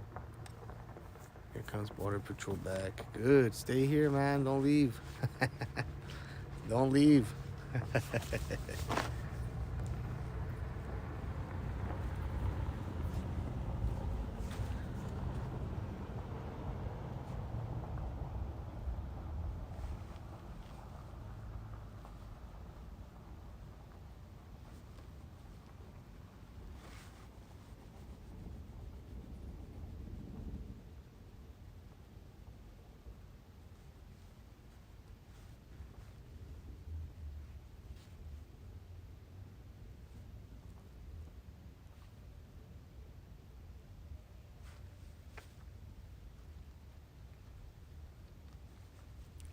I am right next to the Colorado River, everybody, for those of you guys that are curious to look it up on your Google Maps, or in case you have an extra phone there with you, or if you're watching this on your TV screen, look up the Colorado River. I'm literally right next to it, so you have a better idea of where exactly I'm at.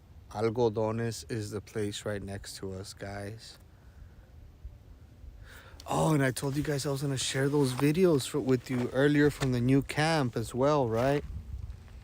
This is the new camp that I just found earlier, guys. Let me turn this around for you guys really quick.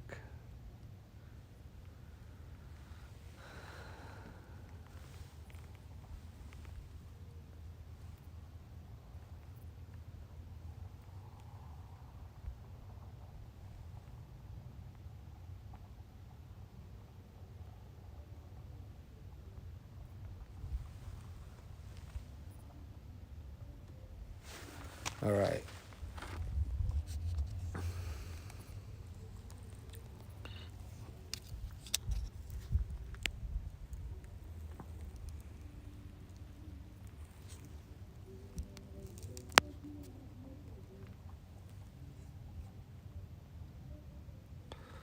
That right there you guys see on your screen is a camp. It's an encampment that appears to be getting expanded by Border Patrol out here in Yuma, Arizona.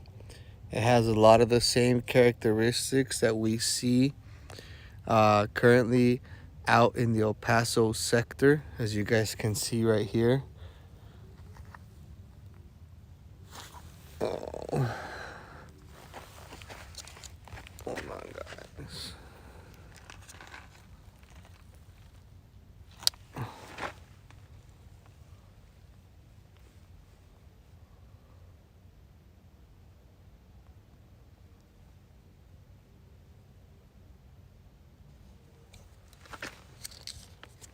Here's a parking lot.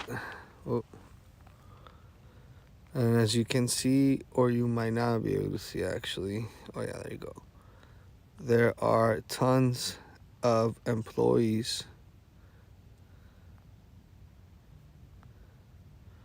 working at this area. There are all those vehicles.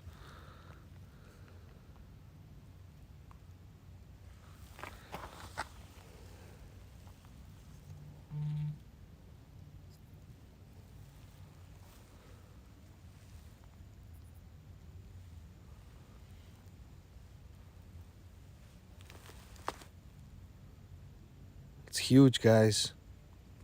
I'll play that for you guys again.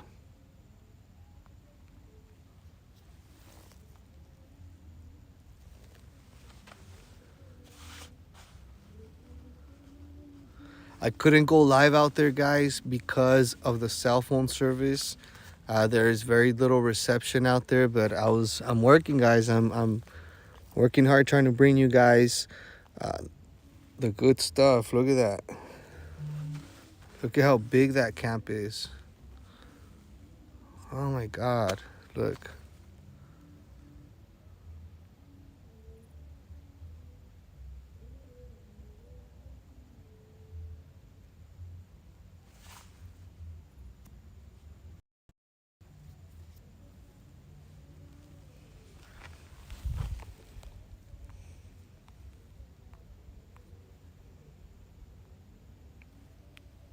Look at that.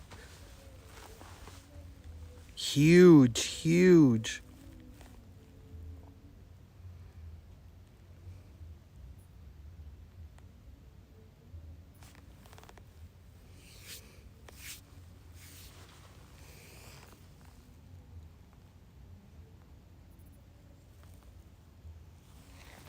That was the entrance.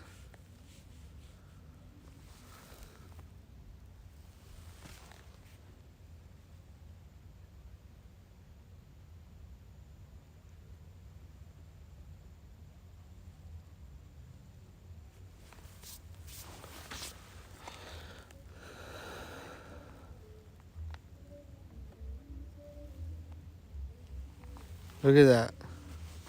It's huge, guys. It's a whole ass compound.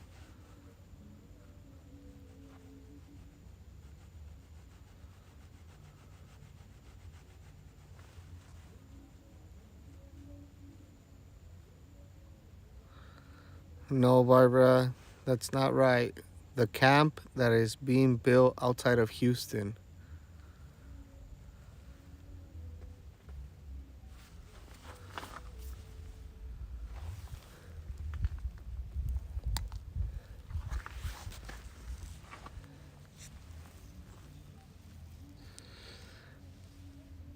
The one in El Paso only holds 8,000.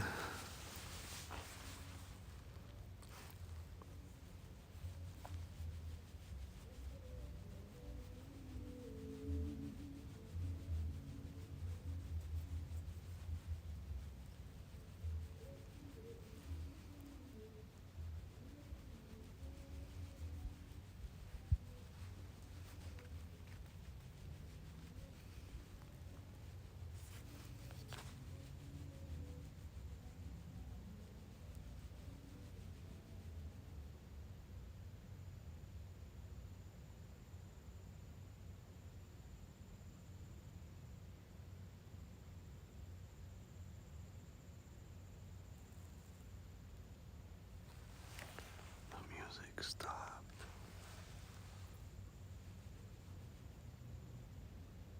Everything went quiet.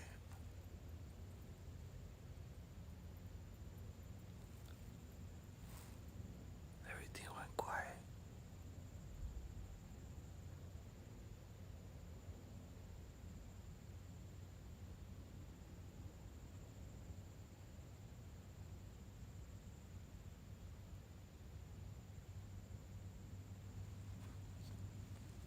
Rawr!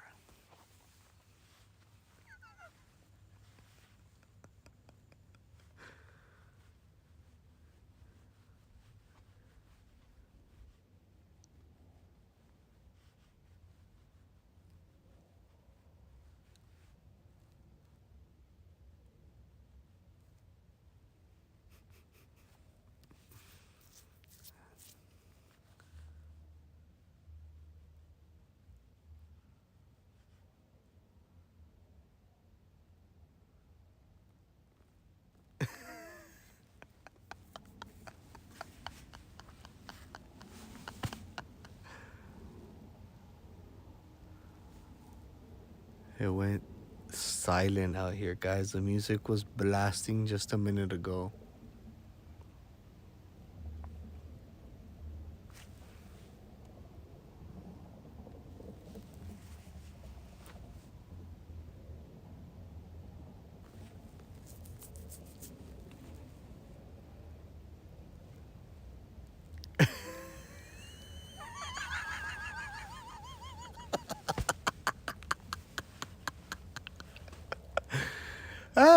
Did I get y'all? Did I get y'all?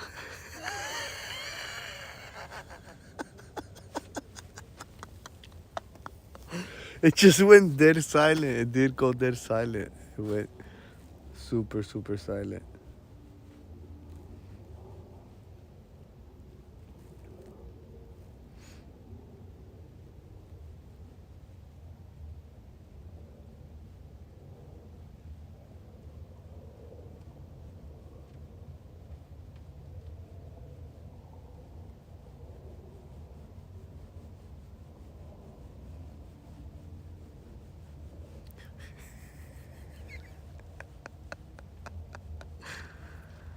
Uh,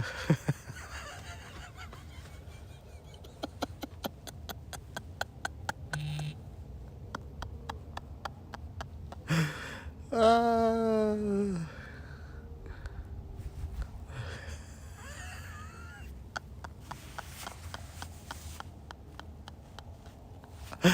oh man, y'all are funny. Y'all are freaking funny. Here comes a truck.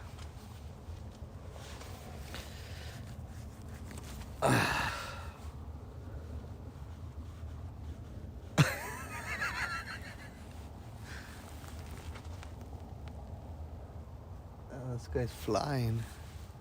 Hopefully he slows down. Hopefully he slows down before he passes through here.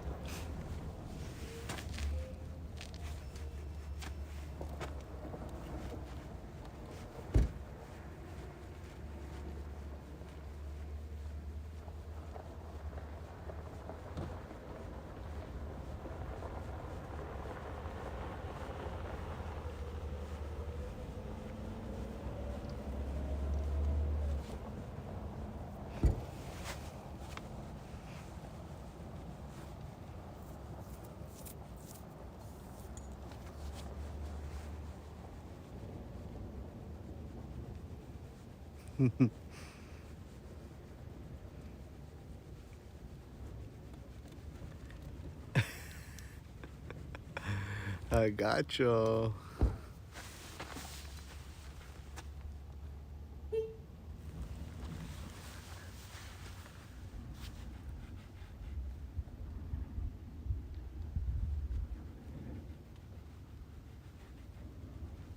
Gotcha, gotcha, gotcha. Ah, y'all are hilarious. Let me grab a quick drink, guys. Give me one quick second, will ya?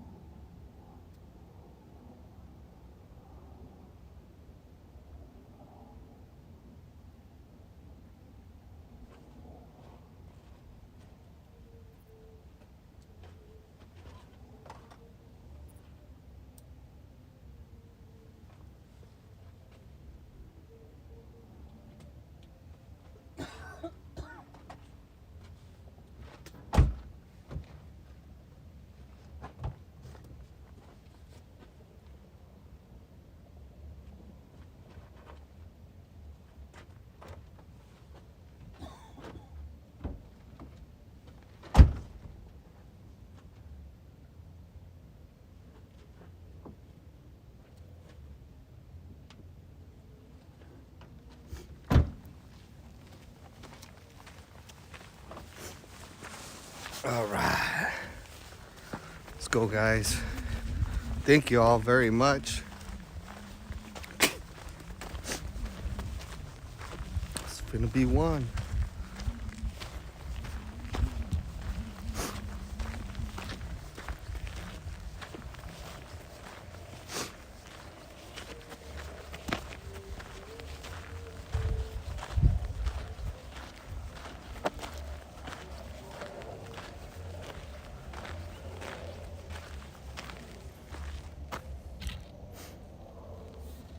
Oh yeah, I gotta lock my car.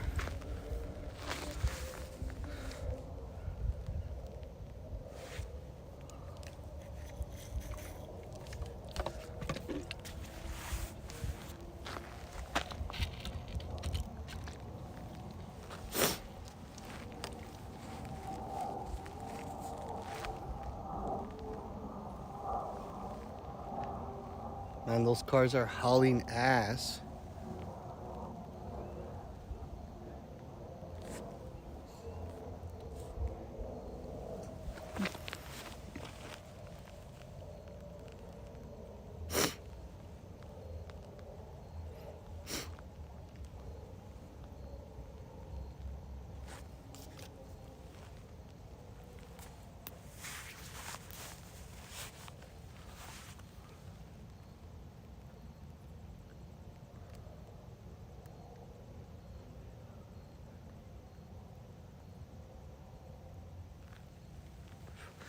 Yeah, the people are probably fixing to start walking down here in just a little bit, guys.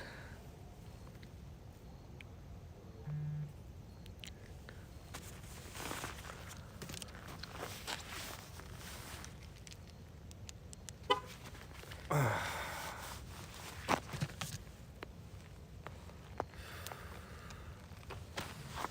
see.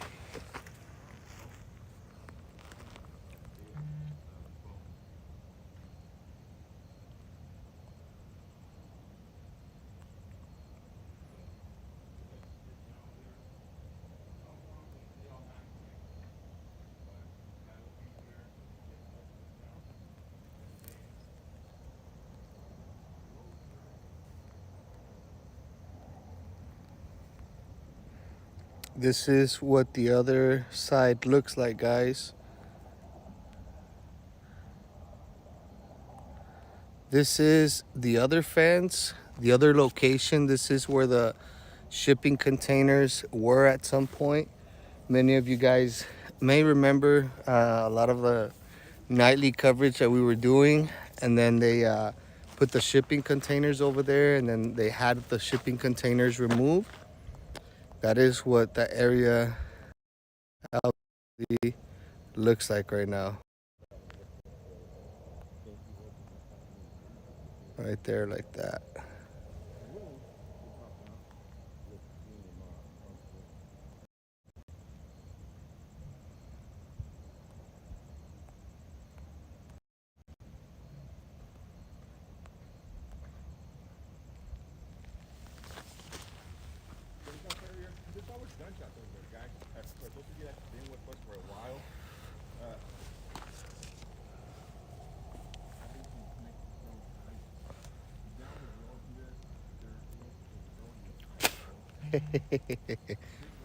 That shit's funny. I find this shit hilarious.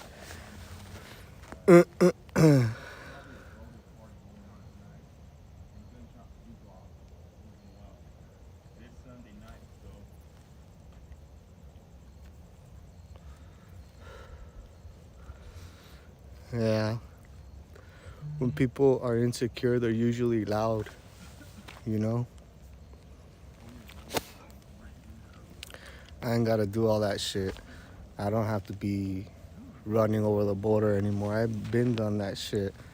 I've put in my time. I've done my work. I've traveled to other countries to bring you guys coverage. This dude's out here bragging about being on the border for 9 fucking days. Give me a fucking joke. Give me a fucking break. Give me a fucking break.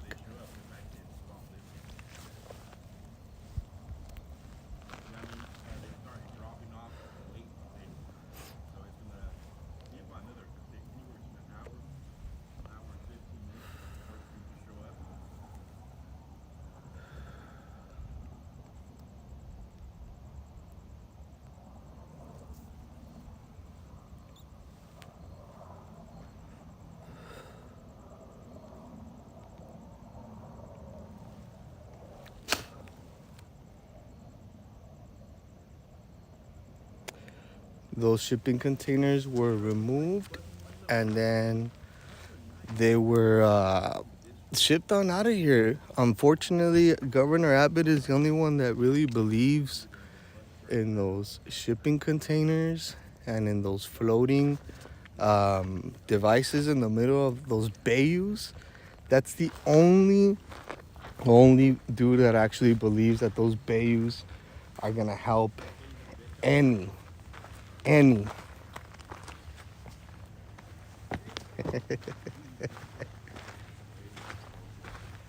We know it's an absolute joke. We know that it's not helping at all. And quite frankly, Governor Abbott doesn't control the water that is flowing through that river. The people that control the water is the International Water Boundary Commission.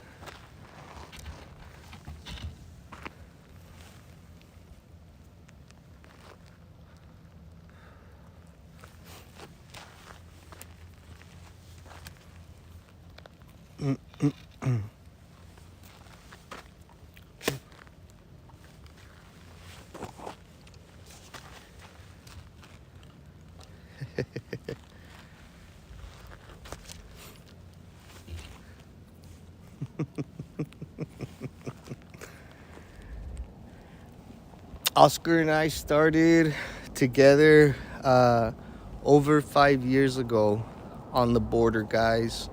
This is what we specialize in. We're not just down here trying to grift for a week and all of a sudden, we actually are border reporters.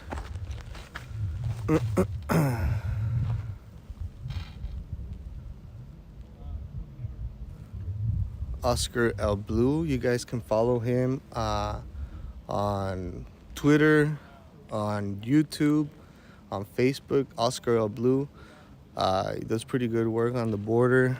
Oscar does a lot of coverage in South America. He's been doing coverages in South America extensively all of last year and this year. I remember one of our first trip down there together, Ben, Oscar, and myself, we covered the Guatemala border, and then we covered the southern Mexican border. And we've confronted several NGOs. We don't just go out there and document. Sometimes we let our voices be heard with some of the people that are out there organizing and pretty much bringing on this invasion into our country. So, yeah, absolutely, guys.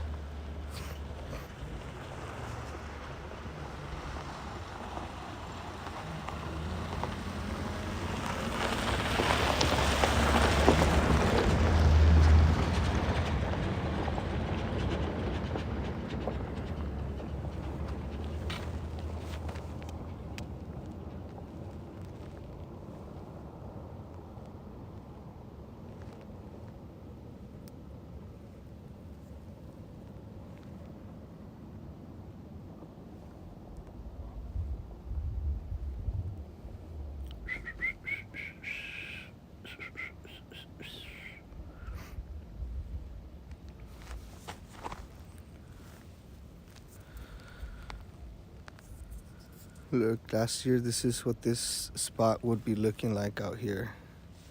Hundreds and hundreds at a time. This right now, what we're seeing right now, it's trickle. It's nowhere near the numbers when we first started reporting out here. Nowhere near that at all. I remember Ben Berkwam and myself used to come to all of this spot right here where there was absolutely no wall out here, absolutely nothing. And we would walk all up and down this levee, Ben and I, and we would find people running across. We would find IDs, and we would document all of that. We would record all of that for you guys. Let's see.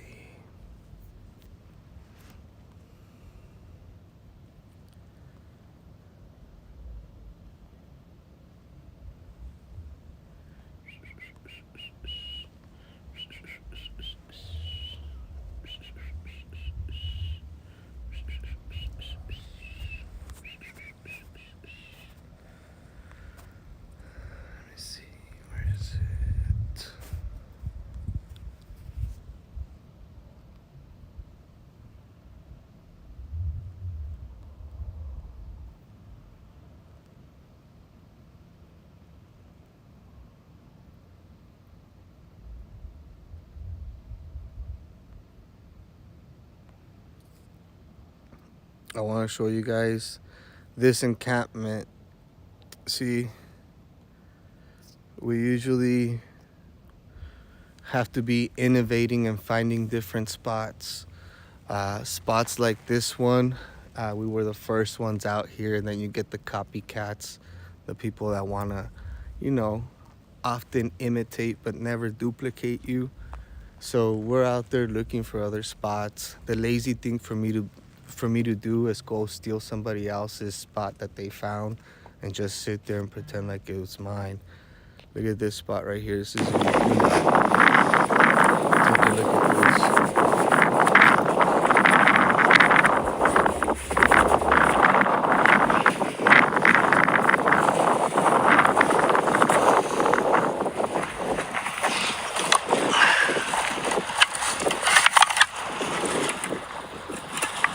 Sparkling water.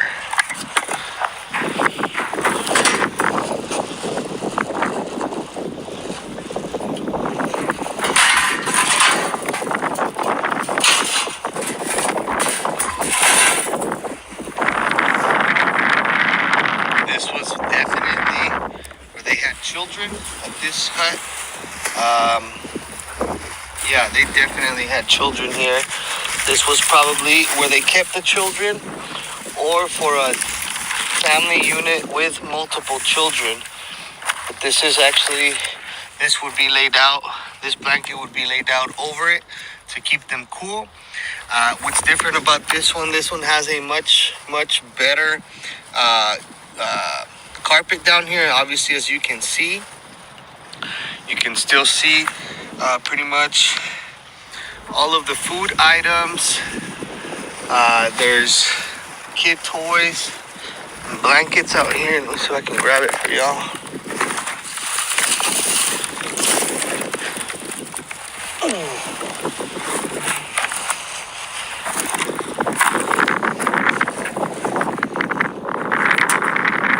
Some kid toys, a little pillow even.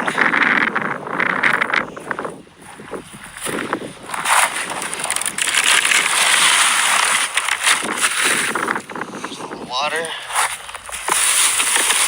and toilet paper, tons of blankets,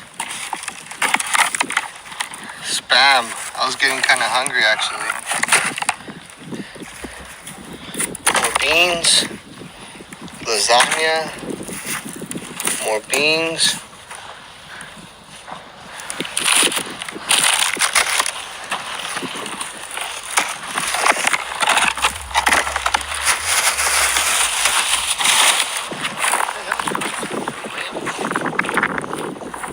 Probably picking people up.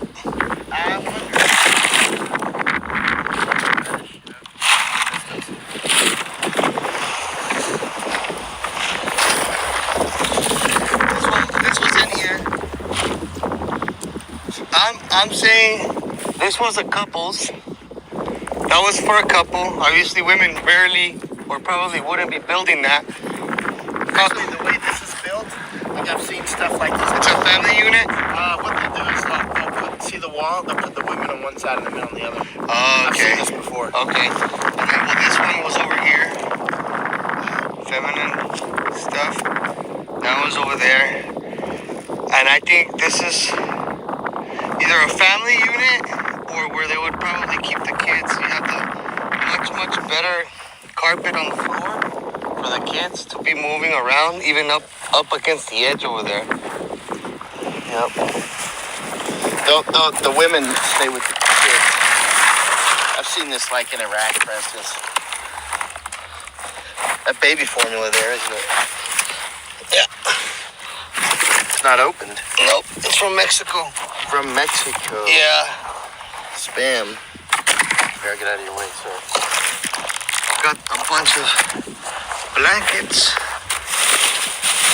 More teepee.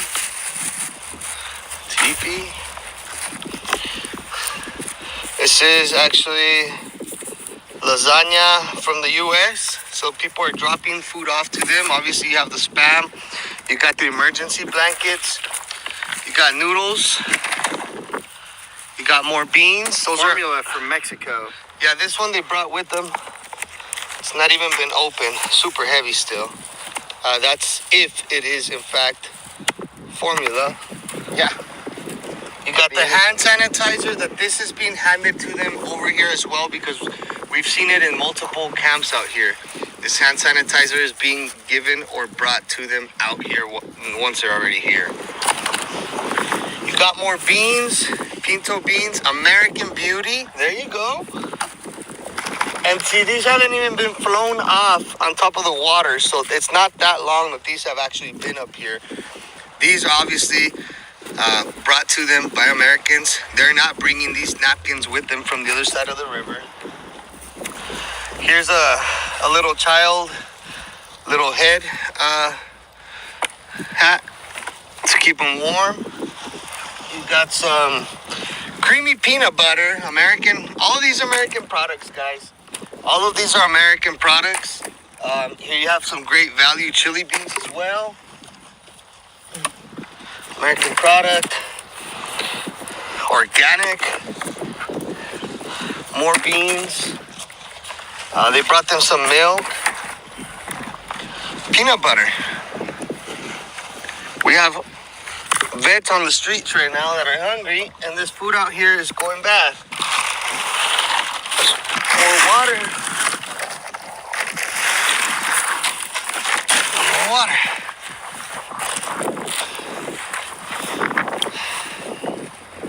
And beer.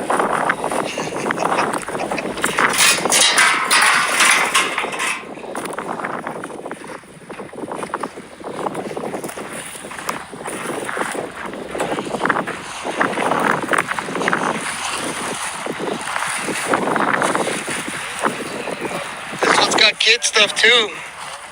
They got kids over here.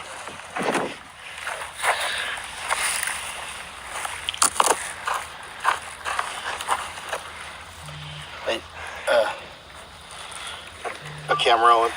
We got a presence of more children as evident out here. There's another little kid toy.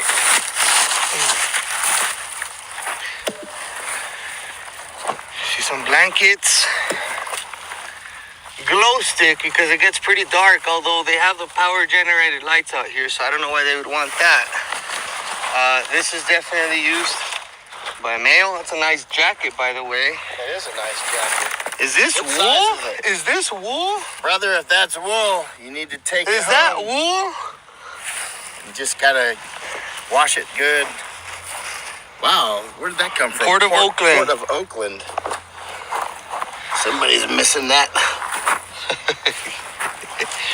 Now, they're even dropping off the guide to community preparedness for them. I think there might be a small or a language barrier, I'm not sure, but they're dropping this off to them, obviously, to them. This is obviously either like a Sam's product or a Costco product. You can't even buy these boxes at Walmart or Target. This is deliberately wholesale from Costco or Walmart, because when you're running out of food and you're dehydrating in the desert, it's super important for you to be eating cookies. There's another helicopter right here. Do you hear a helicopter? Yeah. I wonder why the other one landed. That's strange. More pillows. That's Michael Young. Women. And this was a cozy one. This one was cozy. More blankets.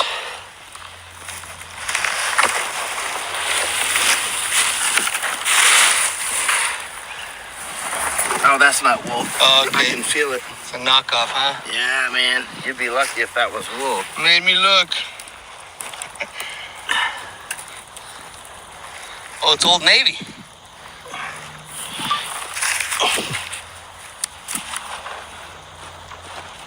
Can't see. Can you read that? 100% polyester. Yeah. That ain't wool.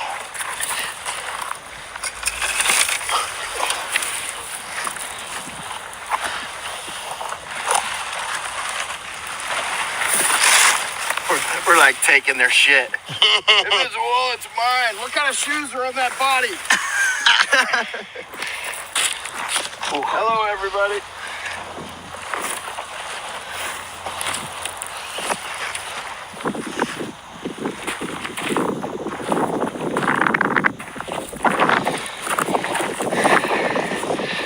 I'm gonna publish a couple of these.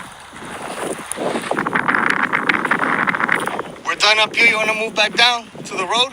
Huh? We're done up here. You want to move down to the road?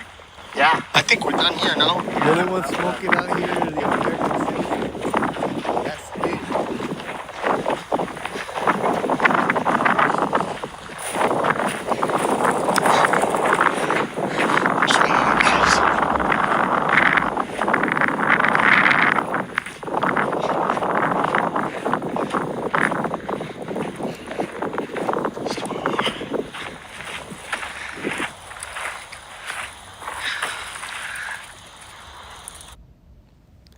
So that was us out in Jacumba, California, investigating. We went through multiple encampments at which people up to 600 to 800 people at a time per camp were out there in the desert in that blazing heat. There was huts that people built. People built some huts out there like if they were literally out in Afghanistan. And they built these huts and they were sturdy. And believe me, when the wind is blowing hard out there and you find refuge and you stick yourself in one of these little huts, you don't feel nothing at all. And the way these things are set up is that they almost work like a swamp cooler. So when you wet them, even if it's really hot out there, when you wet them on the outside, on the inside it will feel very, very cool. It'll cool it down big time. It was crazy. And then you can tell which huts individually or in particular which huts were used pretty much to put children inside of them.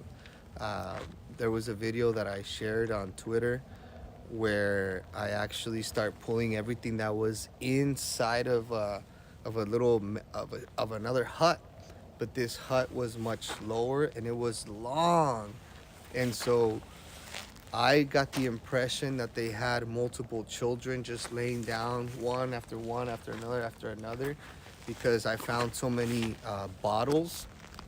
I found bags, basically like like sandwich bags, pre-filled with the exact amount for a bottle. So they all were basically pre-packaged maybe at somebody's house, or somebody that took it out there for them broke up every individual bottle serving in a sandwich bag. So I found a bunch of these sandwich bags that were all separated by individual bottles, basically ready to serve any of the kids that were out there. We found more Enfamil formula. We found lots of Enfamil formula out there. So unless you're getting children coming through there at that kind of rate, they would not be sending Enfamil. But now, just goes to show you what kind of a person, if you're an American citizen and you're taking children supplies to children that are potentially sleeping out in the desert, what kind of a person are you? Children, infants. There was infant clothing out there. There was tons of baby bottles out there. There was pacifiers out there, lots of baby clothes, baby undies, bunch of Pampers, baby wipes. It looked like all of the stuff that they had out there could have probably been used, I don't know, for like a month's worth of a daycare almost. They had so much supplies out there, and it's obvious and it's evident that it was American citizens that took the time to go out there and drop them off. Now, how did these American citizens know that that there was so many people out there? And where in good faith would you, as an American citizen, know that there's children out there and just go throw them food while they are out there in the desert where there's tarantulas, scorpions, there's all sorts of wildlife out there? Why would you go and not call the proper authorities or have them get picked up? That is an emergency. Those kids need to get out of that heat. But that was not the case. So that was the video that you guys just saw. Like I said, the mainstream media try to downplay that whole situation, made it seem like, oh, we're just helping these people that are coming through. And y'all know how the media works. They try to literally downplay it, made it seem like it wasn't that big of a deal. Anytime children are involved, it's a pretty big deal. And there's obviously money involved anytime there are so many kids and children involved in that manner. Because who is then gonna be going into town, into a Costco? Because it's not like there's some of the stuff that we found is stuff that you can only purchase wholesale. Okay, who is forking over that money?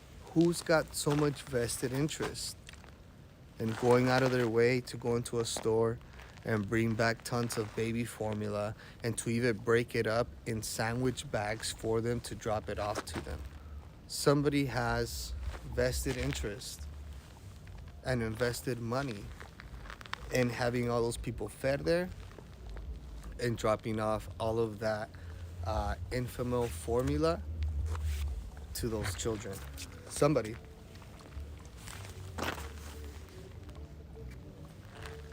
There's the music again.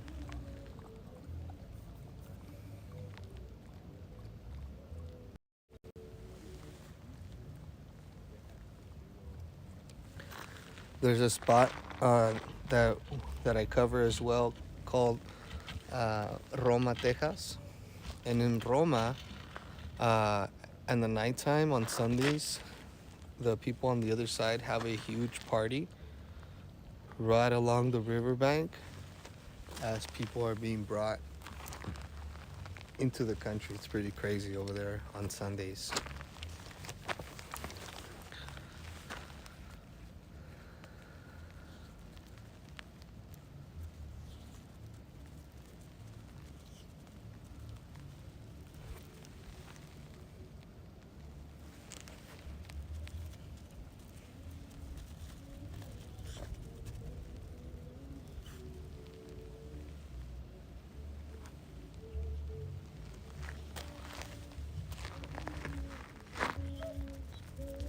What's up, guy? What's the matter?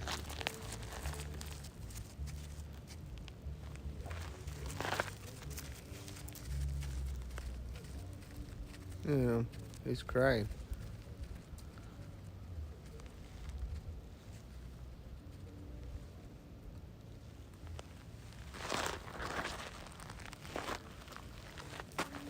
Let's see.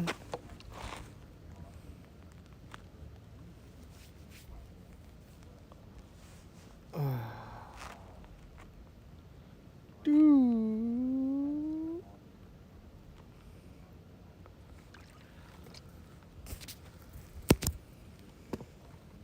Let me see if I can find it right here, guys.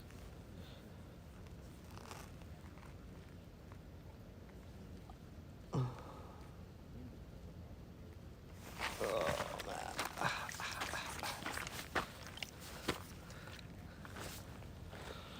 me see.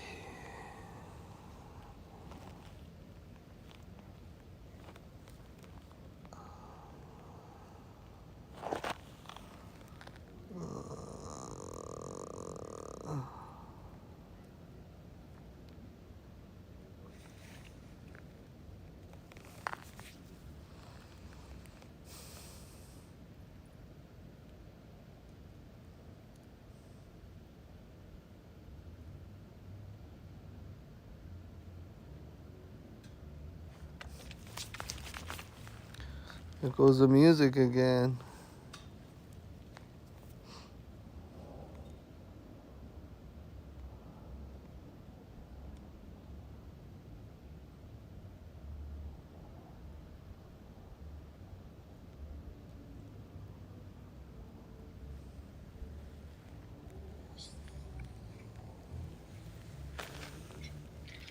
Check, check. Ladies and gentlemen. All right, here we go. 3, 2. Ladies and gentlemen, welcome to another episode of Red Pill Tamales Podcast. Special guest, man, at Real Anthony Aguero. What's up, brother? How you doing, my man? How are you? You are broadcasting from an undisclosed location? That's right. Man, everybody right now tuning in, make sure y'all follow Anthony Aguero all over Instagram. That's Chingo Bling. Dude, I saw you post a video. I don't know if we could get like a sneak peek, but you were telling, you did a video showing like a hole in the border fence. Yes. Out there in Santa Teresa, man, it's an old George Bush wall that he put up when he was in office, and it's just like a chain link fence, like a chicken wire. Oh wow! So all day long, during the day, there's coyotes and polleros walking right up to the gates, and just with $20 wire cutters from Lowe's or any store, they just go and cut them right up, and they leave it just hanging on by a thread.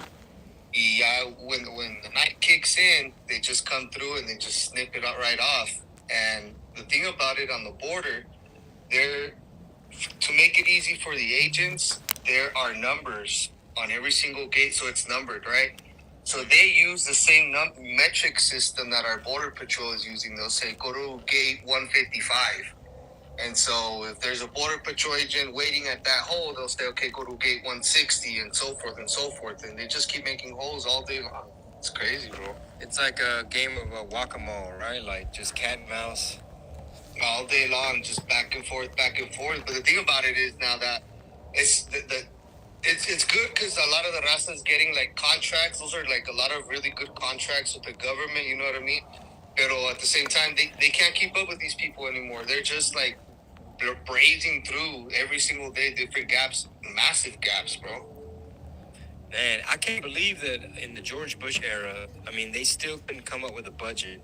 I mean, I was kind of young when ese güey andaba. I wasn't paying attention, you know, like I am now. I knew he was kind of like a warmonger and all that.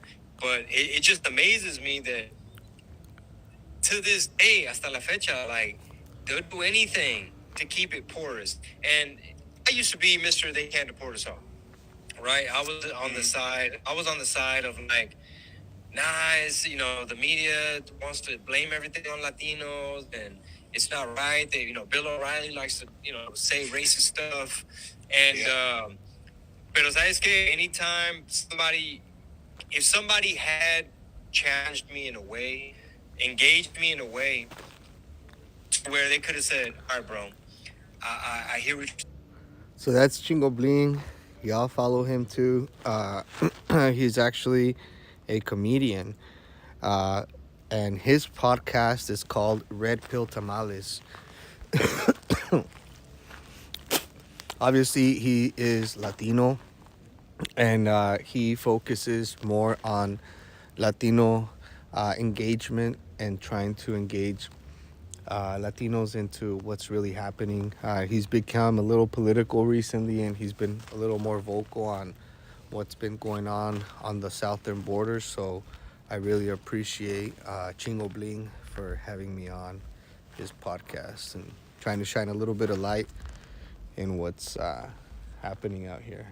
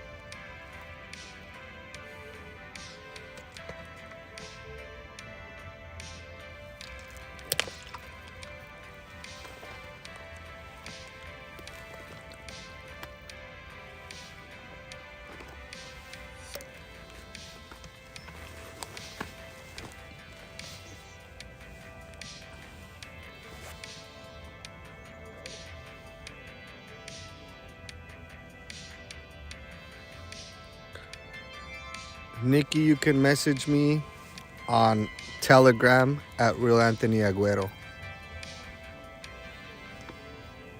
And if y'all that want to message me directly, you can do so on Telegram, Real Anthony Aguero.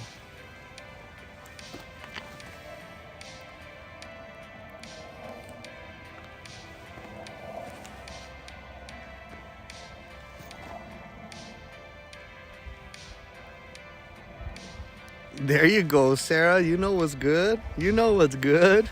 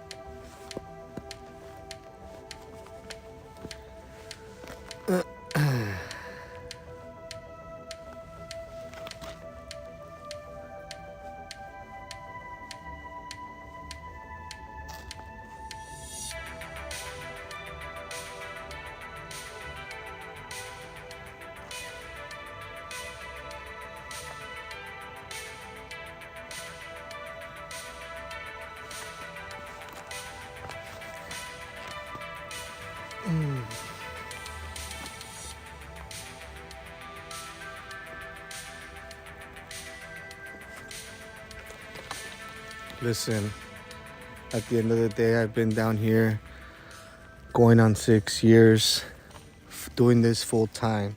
I've been covering the border since 2012. All right. I'm not gonna sit here and try to fabricate bullshit on you guys, like motherfuckers that are out here for 9 days. Been doing this shit since 2012. I'm no longer gonna acknowledge fucking Doughboy over here. Let him knock himself out. I don't give a shit what he does. I'm real to this. I've been about it.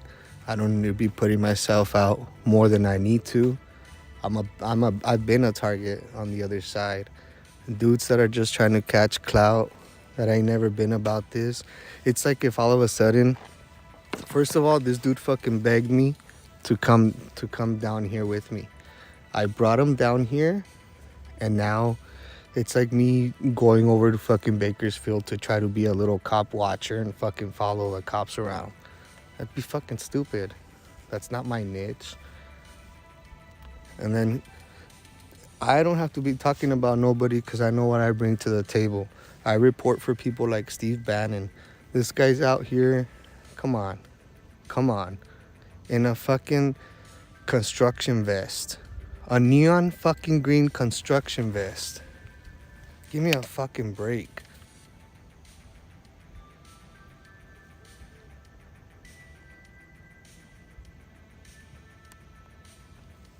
Imitation is the greatest form of flattery. You know what I'm saying? It is what it is.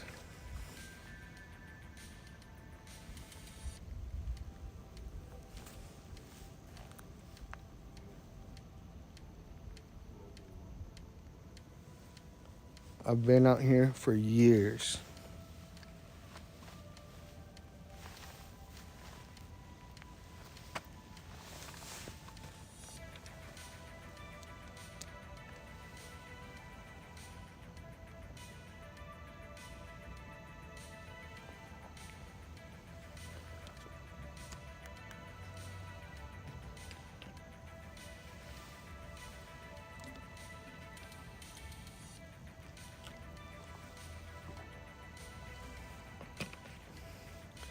Imagine me going full retard and going into character and being like, oh,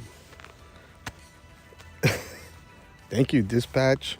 What the fuck?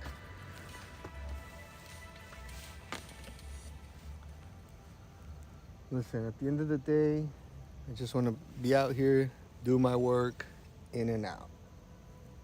I don't give a shit about anything or anybody else.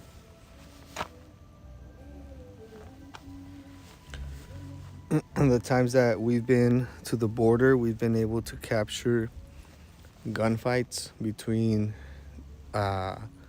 rivals on the other side. I've shown you guys tracers being fired into the air out in Roma, Texas. Right now, the music out here that's blasting, it's probably people that are just sitting there waiting. As more people are getting dropped off, they're probably just there kind of waiting with the people that are getting dropped off. I think tonight's gonna be a pretty slow night as well again tonight.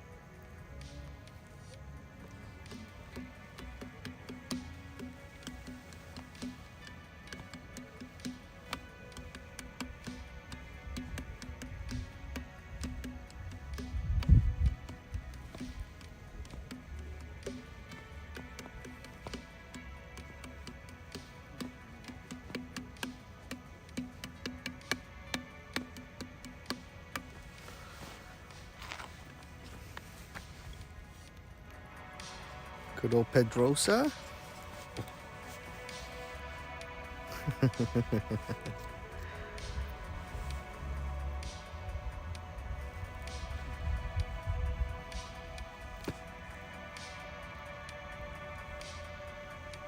Whoever said 21 years and no stripes yet may have moved the pickup zone to mess with Anthony.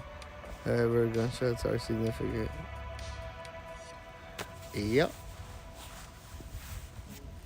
Like I said, in these years that I've covered the border, I've learned a thing or two.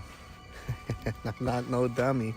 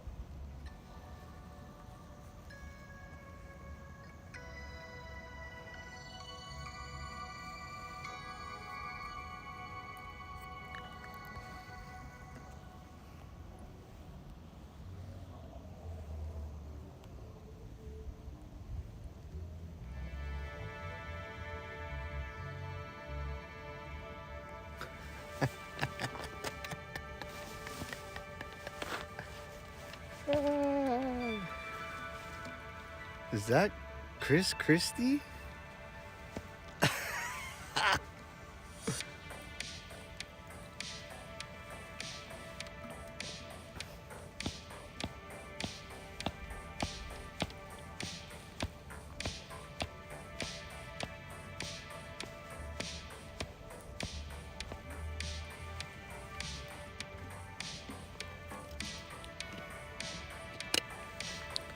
Hey, Princess Elder, welcome. Good morning. Good morning. Nice of you to join us. Fantastic, fantastic. Thank you so much for joining us. Actually, you know what? I have a hit right now with Real America's Voice.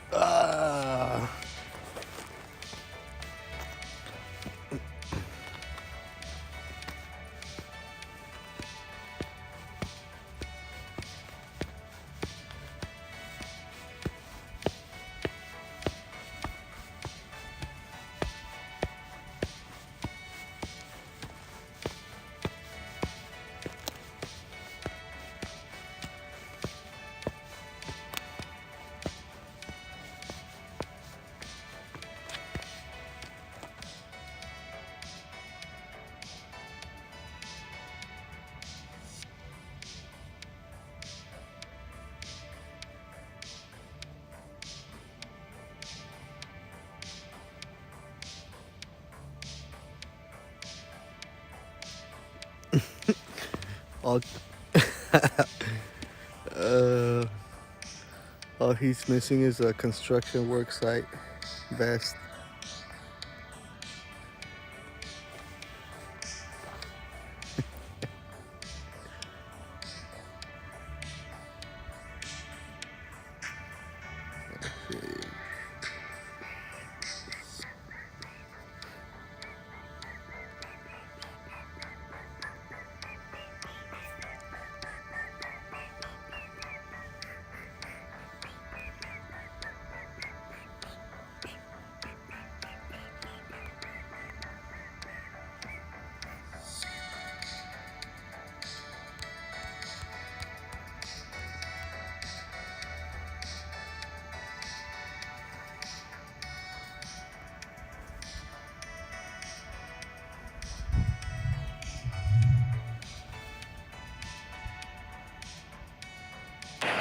Hey guys, this is your friend Anthony Aguero once again. Oh, look, this is how they were hiding the supplies for the migrants in Jacumba, guys. Hey guys, this is your friend Anthony Aguero once again, and we are out here in Jacumba, California. We're right in front of us. You guys are seeing all of the water bottles that are being brought to this particular location for all of the invaders that are coming into the country. There you see boxes, I believe even snacks. We will be bringing you guys more updates in the morning. Be sure to stay tuned. You don't want to miss this story, guys.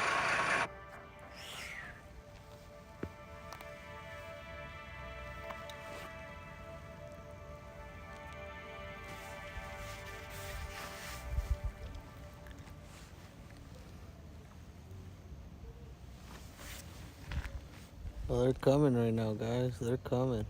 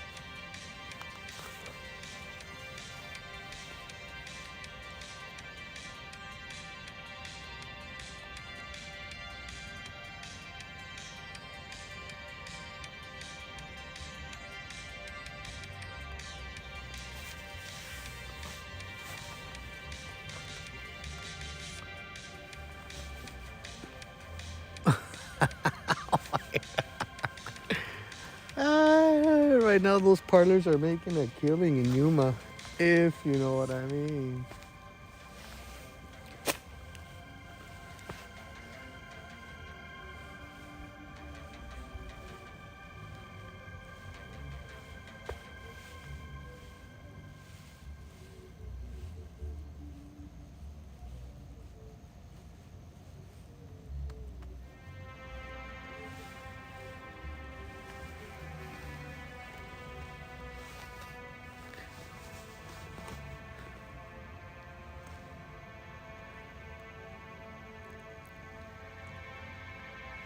Look in this video, the migrants take off running away from Border Patrol.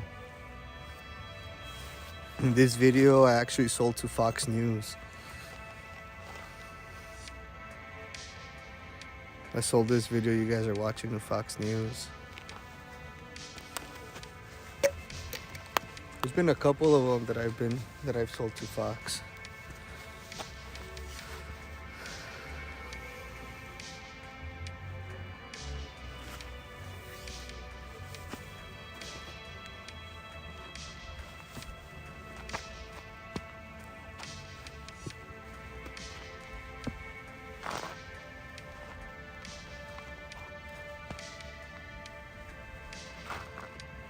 Watch it start running away from the cops right here. First they're trying to like negotiate with them, and then they give up on that, and then they start running away from them. They said, whatever, we're not going back. And they start running towards the highway. Right there at that point, they're begging law enforcement for water. And law enforcement then told them right there, we'll give you guys water if you guys walk over to the other side of the fence. And they were showing and flashing them the water packs. And these guys decided, nope, we're not going back over the fence. We're taking off. And they took off running towards the border highway right here. You'll see one of them right now trying to instigate, kind of with his arm gestures at them to go.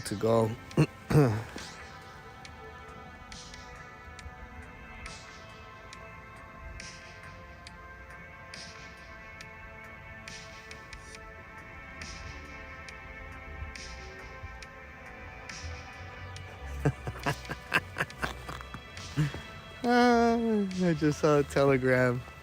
Nice.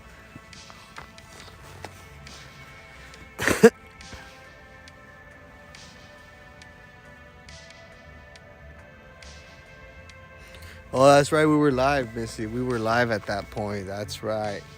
We were live. We're live right now on Facebook too, by the way. We are live. Anthony Aguero live. For those of you guys that are on YouTube, you guys can also find our live right now and join the chat on Facebook. Those of you guys that want to join us on Facebook, we are live on Facebook, Anthony Aguero Live. And we are also live on Anthony Aguero Live on YouTube. We're live on Real Anthony Aguero on Twitch as well tonight. And of course, we are live streaming on Rumble at Border Wars, guys. Border Wars on Rumble. Absolutely. Thank you guys so much for being here with us this evening. Early morning hours. Thank you guys so much this evening. Greatly appreciate y'all tuning in tonight.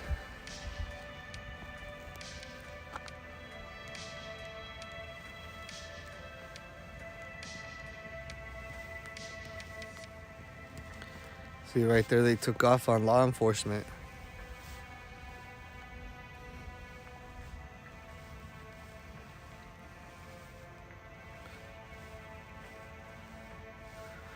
Ben still works the border, but Ben very rarely does any lives from the border anymore.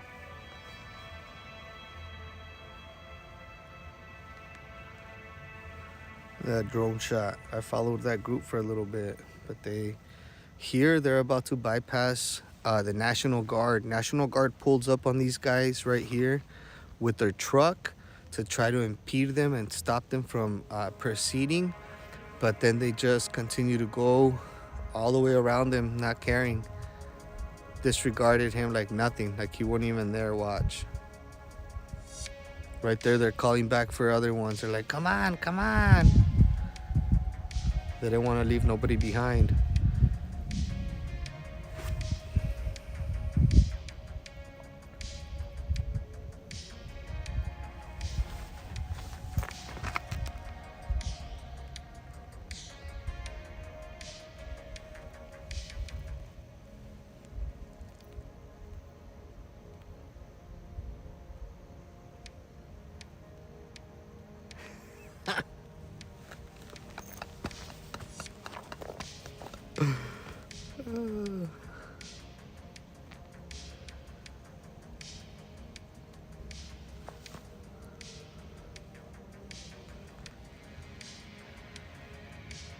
My daughter is a massage therapist.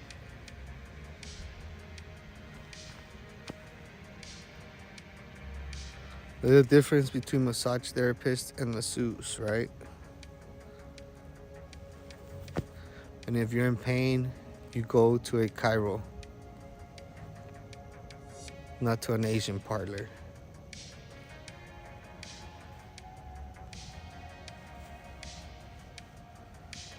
Here's they completely bypass law enforcement right here, guys.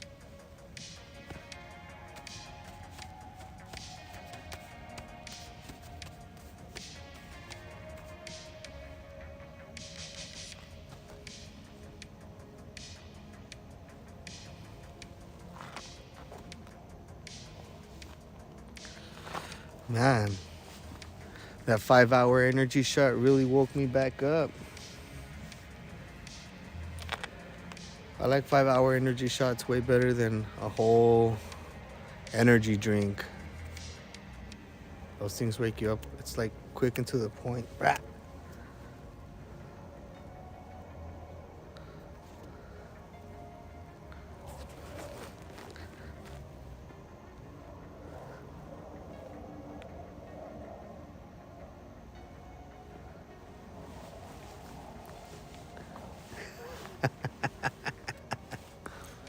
Yeah, there is, Miss Mary. Yeah, there is.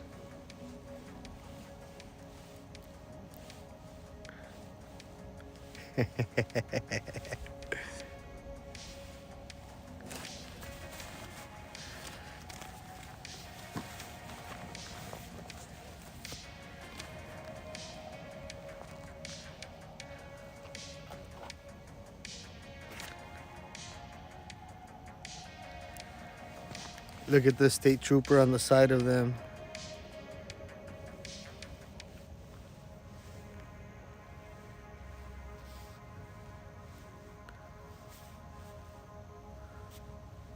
Watch this. There's the National Guard right there in the white truck, trying to stop them and preventing from advancing, but they don't care. Look.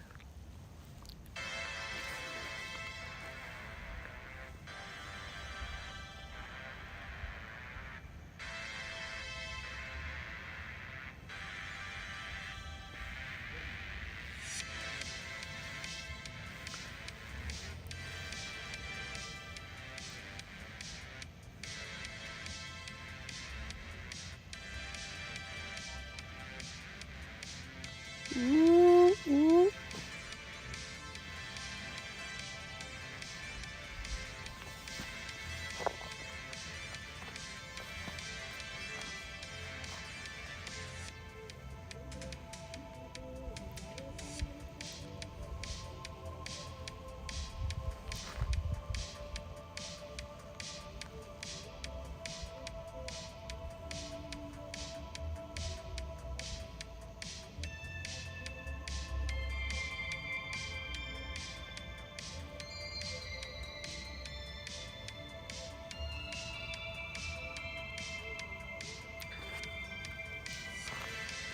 And they all proceeded out towards the border highway pretty much. They all got across, all of them.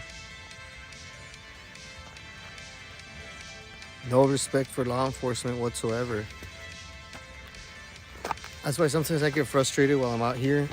When you have individuals coming across over here and start being disrespectful towards the agents, I know the agents are in a very difficult situation where they can't really say anything to these people. And so whenever I see them trying to say or talk bad about the agents out here or say stupid things, I try to make it a point to say something or to bring attention to it, because it's just not right. These guys should be respecting our agents out here. And as you can see right there, they completely disregarded and disrespected them to their face by not listening to them at all.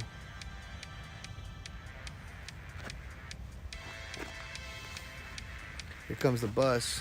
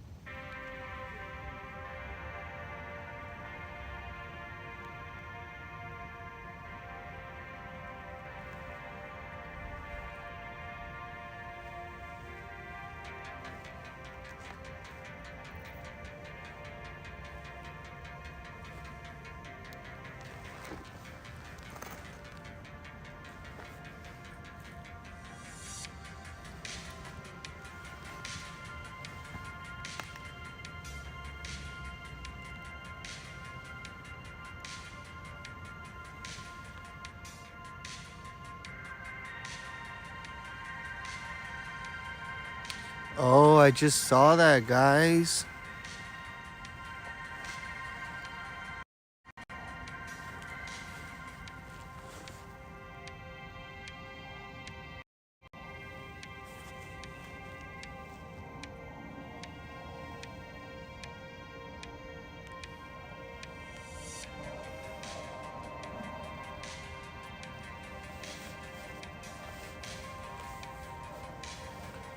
No, I don't think so. I think that's actually the tree moving in front of the light. There's like light posts back there,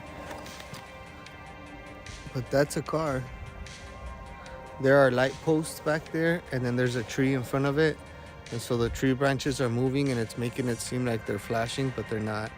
It's actually the tree branches moving back and forth.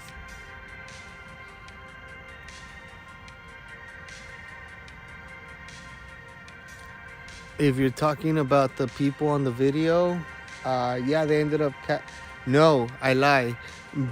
Before that group that you guys just saw that I captured on drone footage, there was another group that was twice as big, and they all got away and scattered into El Paso. The people in the second group that I documented that you guys saw, they all made it out towards the border highway, but they were eventually stopped and bused to the station, to the processing.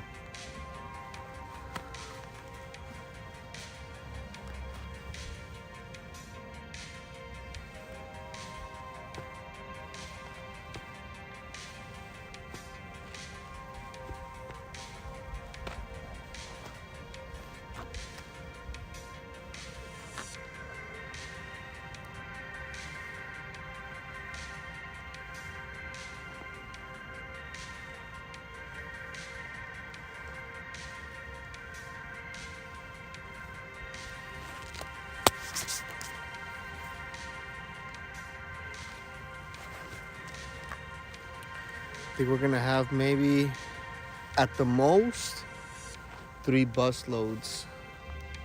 At the most.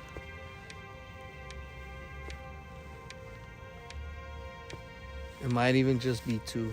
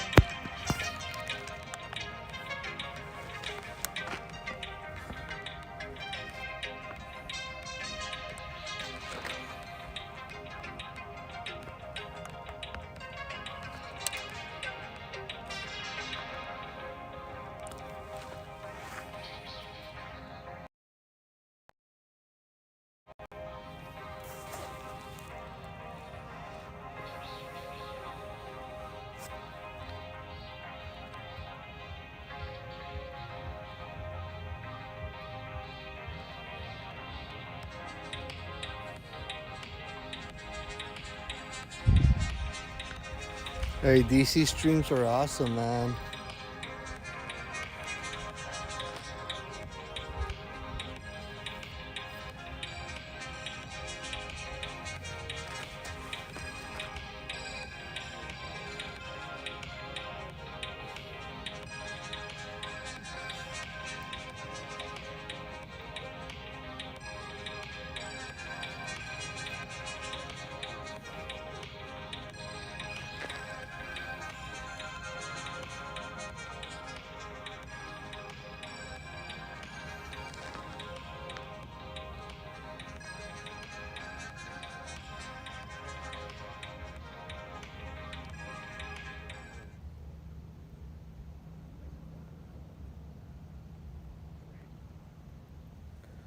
Let's see.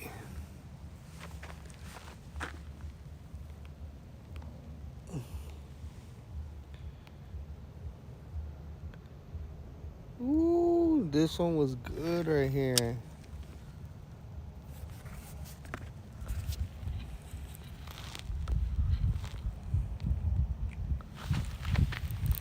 I wonder if y'all remember this right here.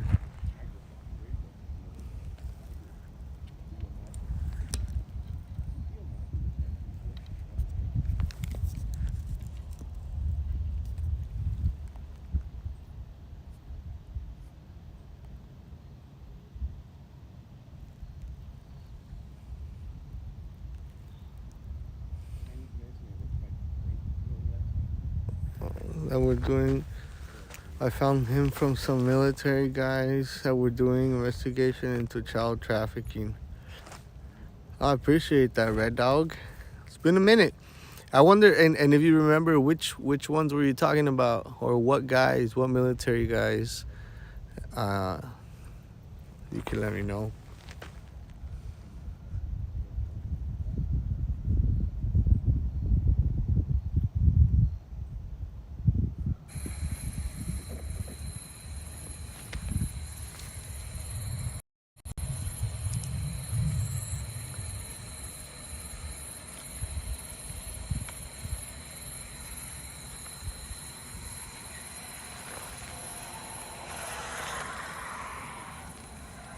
¿Dónde vienen? Nicaragua. Todos de Guatemala también. Guatemala, Honduras. ¿Dónde viene, caballero? Honduras.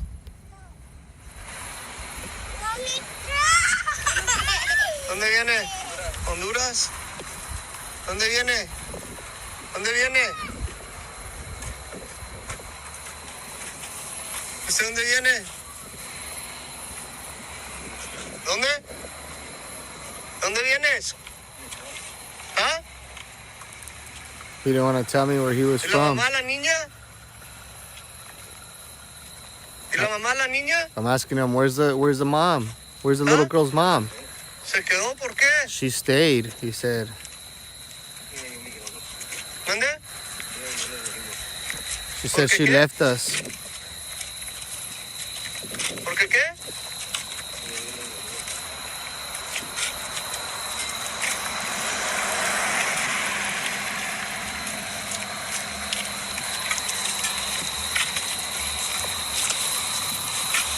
This is what I'm talking about. I'm literally in the middle of the fucking freeway. Middle of the freeway. And this guy's here with a little girl that doesn't want to answer any questions. You got a pregnant one over there. You got this one with another company, with a little girl with another grown man. You got several of them. You even got a guy up there in the front who's on the cell phone talking to God knows who.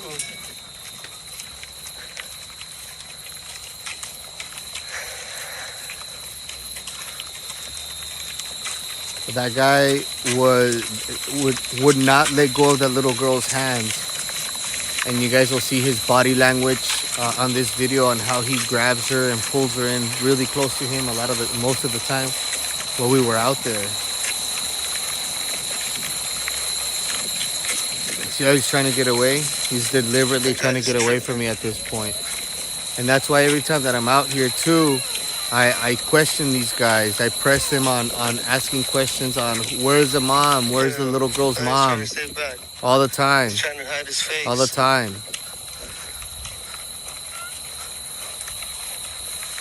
Trying to just walk away, trying to just get away. Look at how sketchy that looks. He's wearing a mask, and because he's supposedly worried about his well-being. But if he was worried about the little girl, if he was genuine about that mask being for his well-being other than hiding his identity, she would be wearing one too. But that's not the case. It's only him wearing a mask. The child is not, because he's trying to hide his identity is what's trying to happen. Got a whole group of them all the way up here, guys. A big ass Whole group. group of them.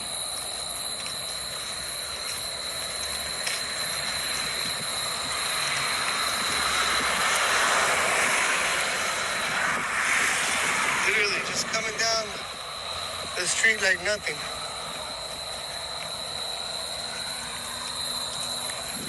Look at this guy.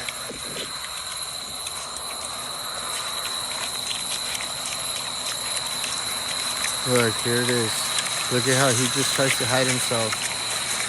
¿Y tu mami, mija? ¿Y tu mami? I'm asking the little girl, where's your mama? Where's your mama? You don't let her talk to me.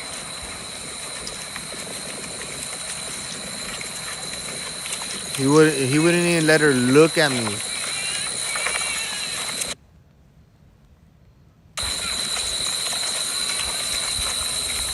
You're right, Missy. That's absolutely right.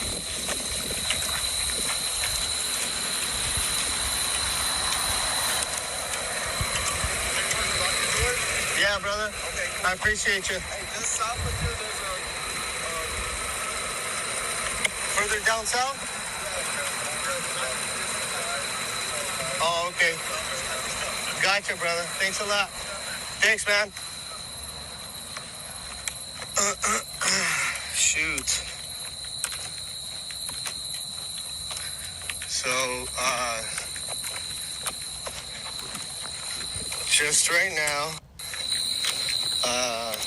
I'm being told that there's other people crossing. Yes, this is live, guys. This is live right now. I'm literally on the side of the freeway. I'm gonna go back and pick up my vehicle for the reason being that there are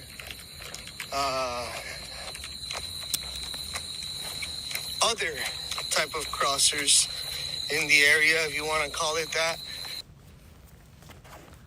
Was just being courteous and letting me know, hey, I hope your truck's locked because there's other crossers, but it's none of this stuff. I press him harder. I press him harder here right know, now. When I catch up to him, watch. Been down here doing it long enough that I know what he means. So I'm gonna go and just pick up my vehicle. What's messed up about this, guys, is that guy that I was asking him who he is here with or where the child's mom is.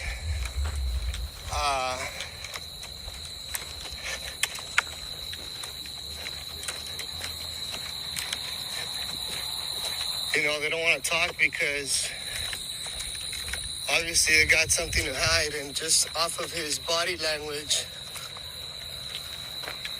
you can clearly tell that he was extremely uncomfortable by me asking him questions.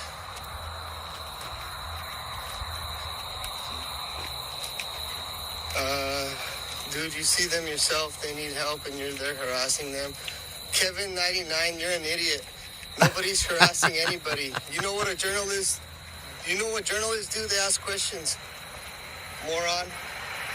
And if you were down here witnessing children being trafficked on a nightly basis, you wouldn't be saying the bone-headed comments that you're saying right now, you moron. And I need some moderators on Twitch for real. I need me 2-3 solid moderators on Twitch to get rid of these idiots that are on there just freestyling, talking out of their butts. Got him.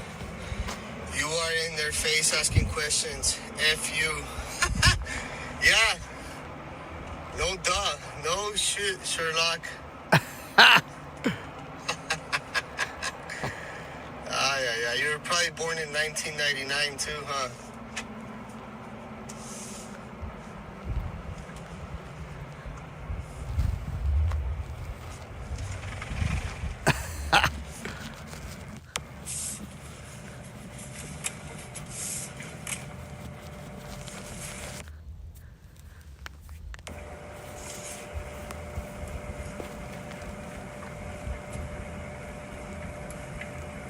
I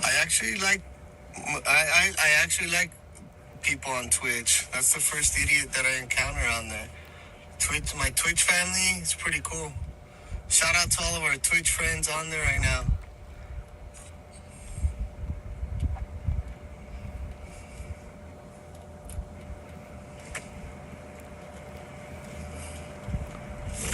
That's cool. Pull on up here, down to the side. Oh, dang.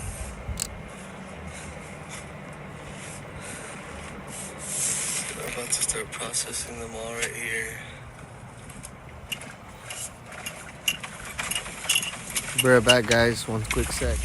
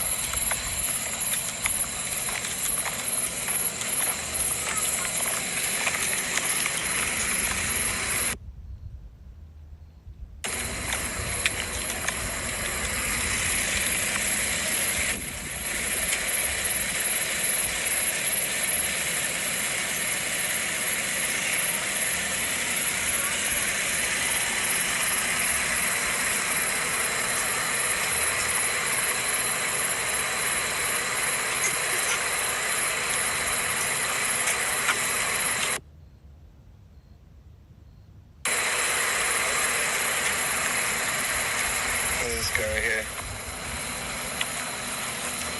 ¿Dónde quedó la mamá, la niña? En la casa.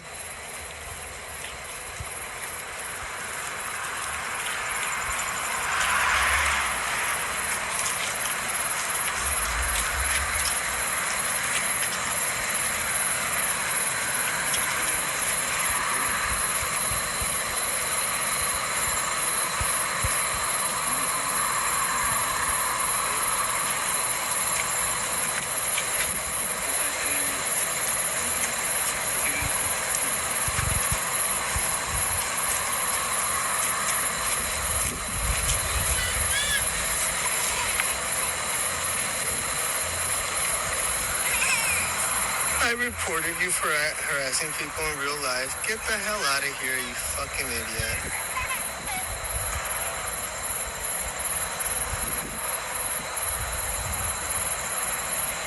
See you later, twerp.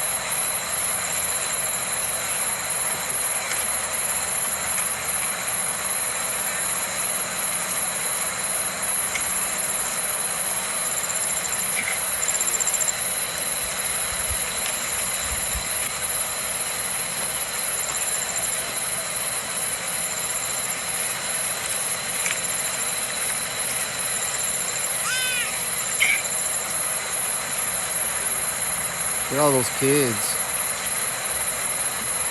And all those adults covering their faces with their masks. If it was really about safety, their kids would be wearing a mask.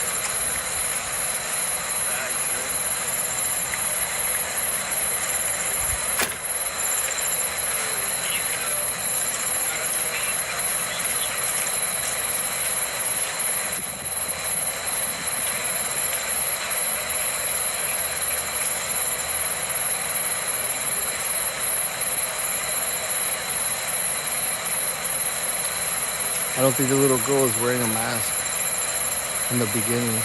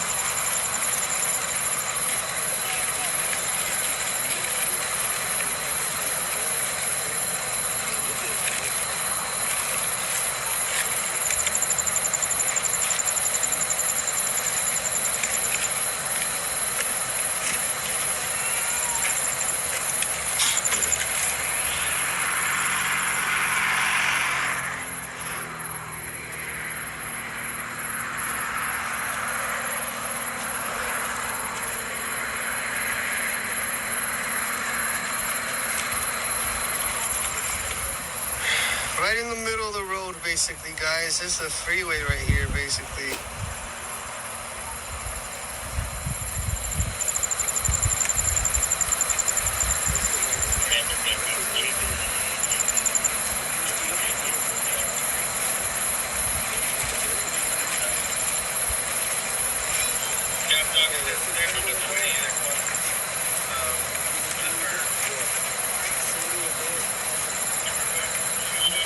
Look at that child.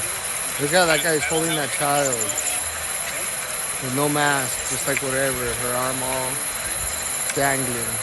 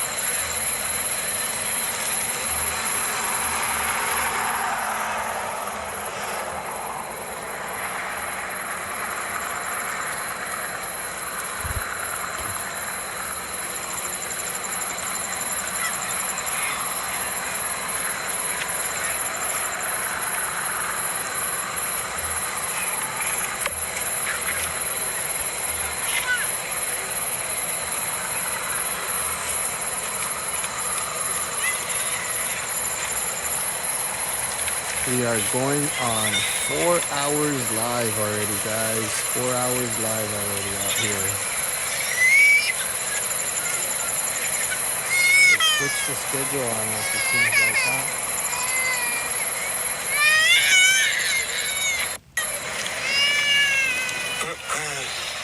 Guys, this is your friend Anthony Aguero once again, broadcasting to you guys from the U.S. southern border, where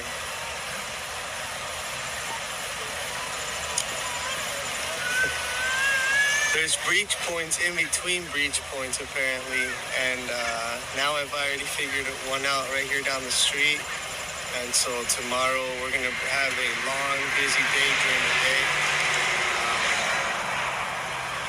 For those of you guys that will be up early, I will be out as early as 1 o'clock tomorrow, out here on the field showing you guys. Oh my goodness! So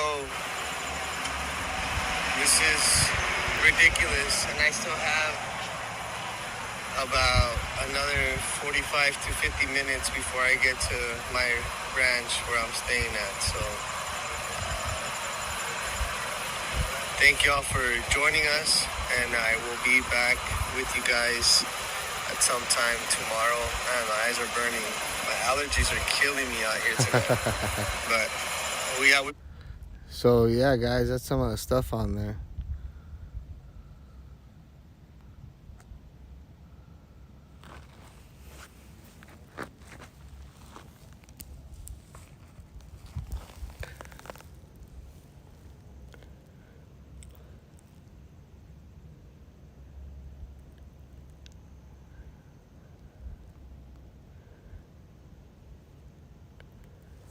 There's a good one right here I'm gonna put for y'all. Where is it?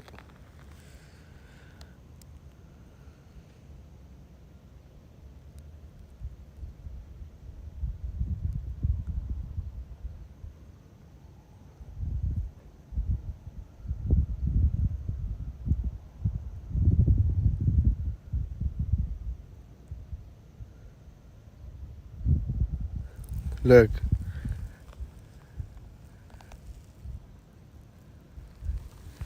This one's alright too.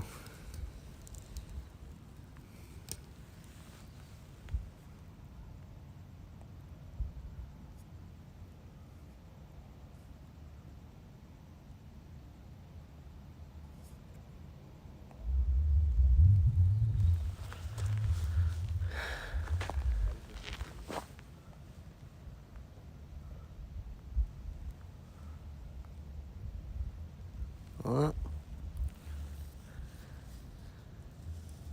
Man, that one's a good one too.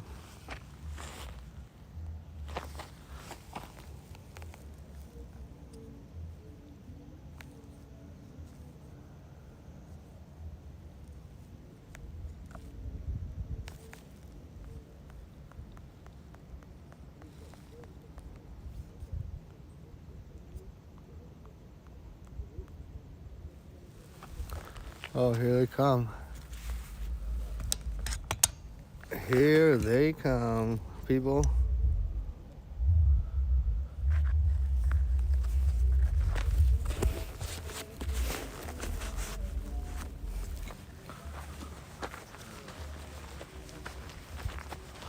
Let's go see what's cracking.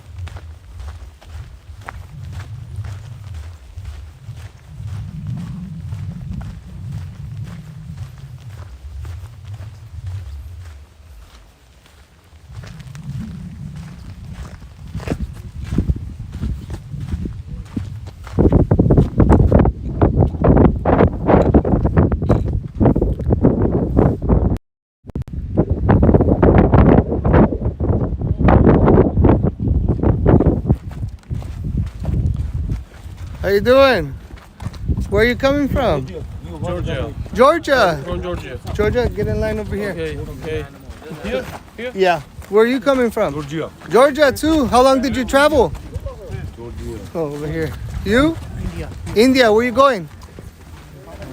California, New York. California.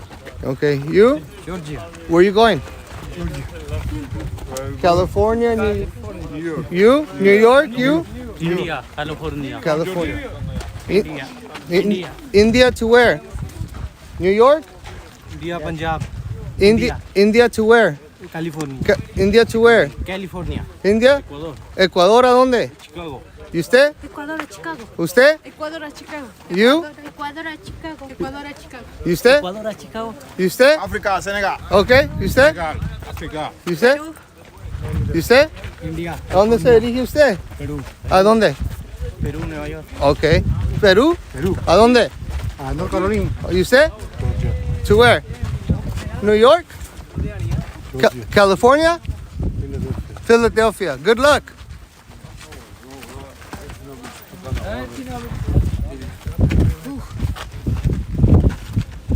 Good luck.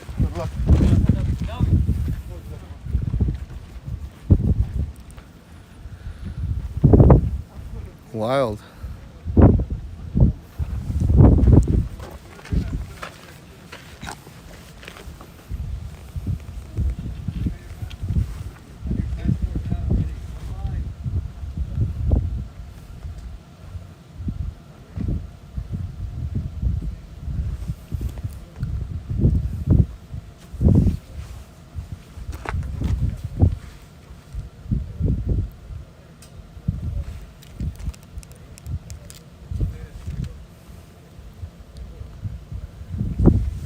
No women, huh? Good observation.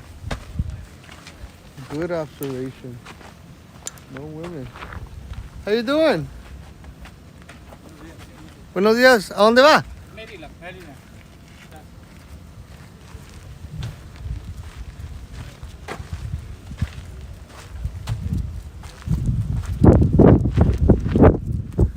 Hey, where are you going?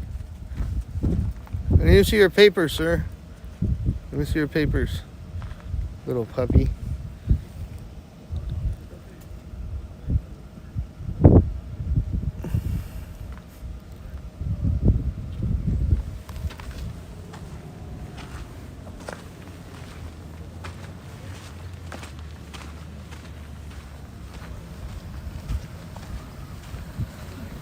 How many women do we see here?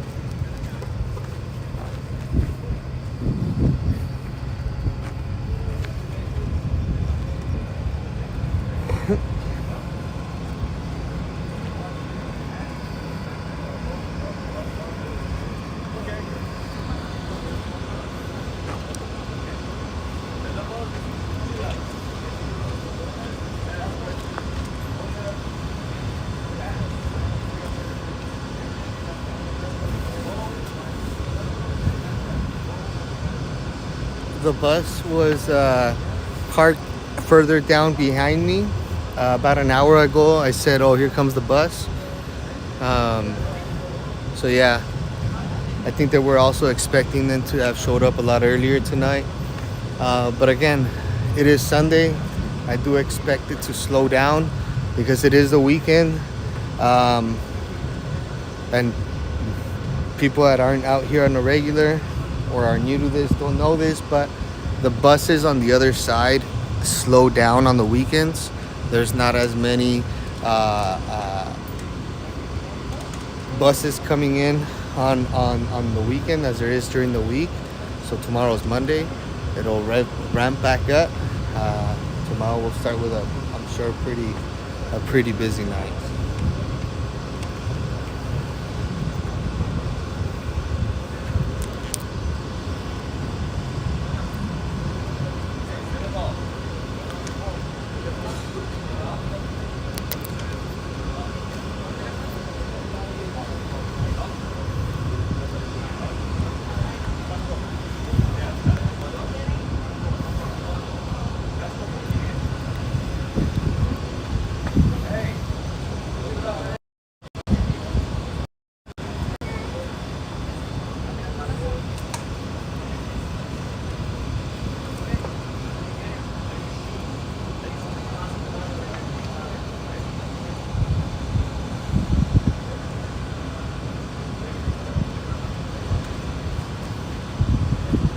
Yeah, now it's Monday, but as of right now, buses will start. Oh my god.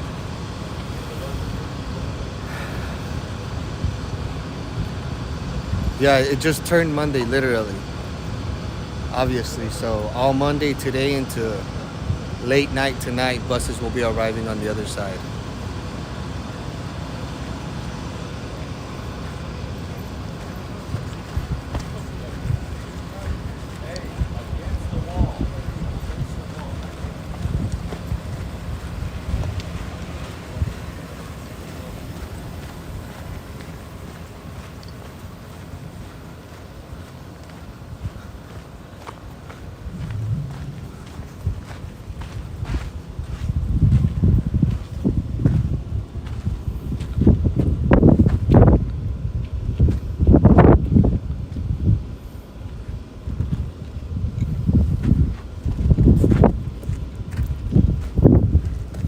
Buenas noches.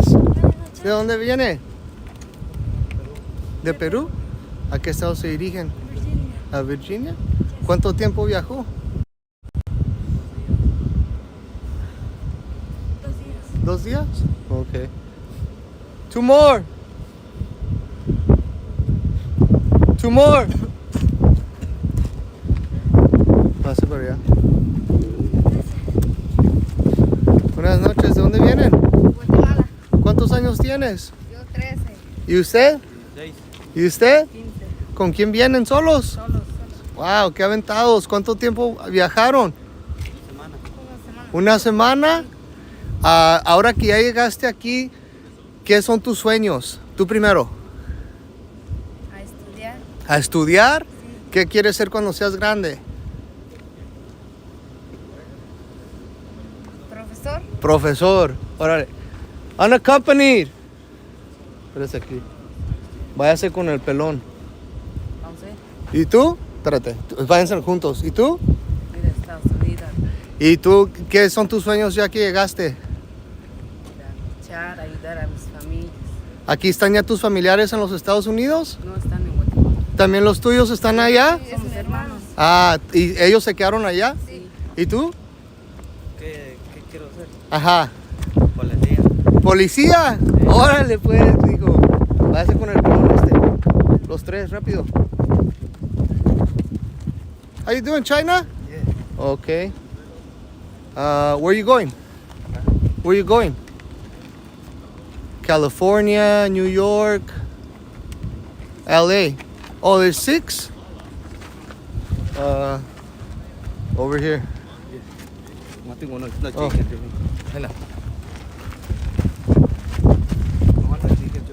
Over here. Línea. No importa.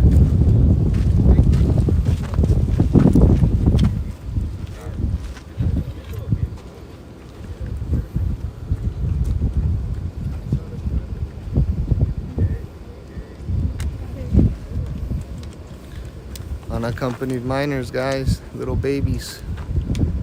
They were sent over here. They said that their family stayed back in Guatemala and they're over here by themselves now.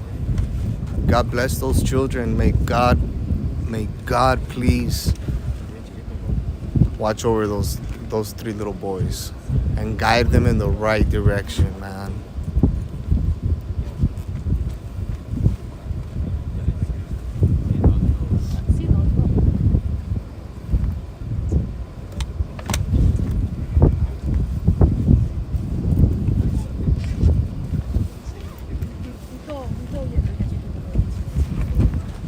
Buenas noches. ¿De dónde viene usted, señorita? ¿Cuántos años tiene? 20. ¿Viene sola? Sí. ¿Solita? Sí. Póngase acá en línea. Buenas noches. ¿Y usted también viene de dónde? De Perú. De Perú. ¿Cuánto tiempo viajó, señorita? 2 días. ¿No se ve emocionada usted? ¿Cómo? ¿No se ve emocionada usted? Sí, me emocioné. Sí. ¿Y a usted a qué se dedica?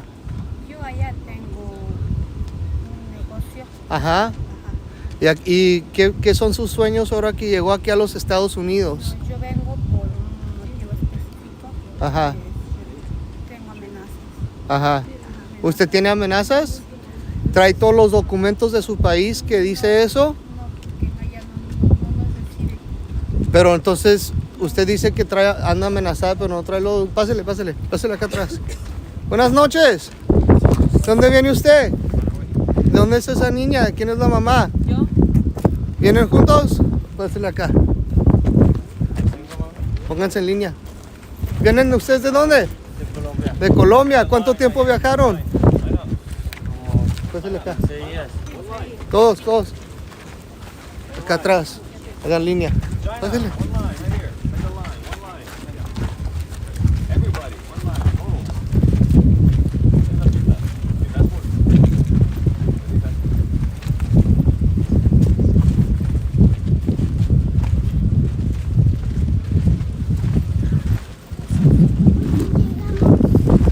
Ya llegó.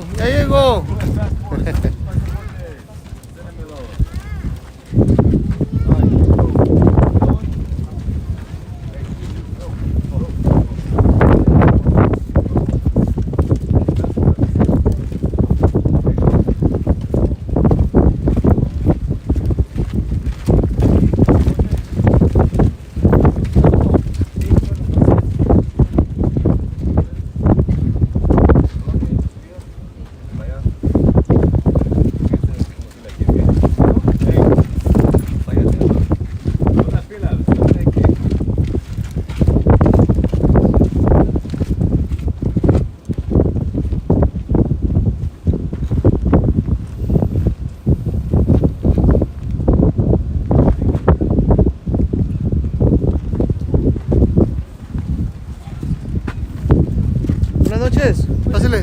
A la línea, por aquí pase. Una sola línea.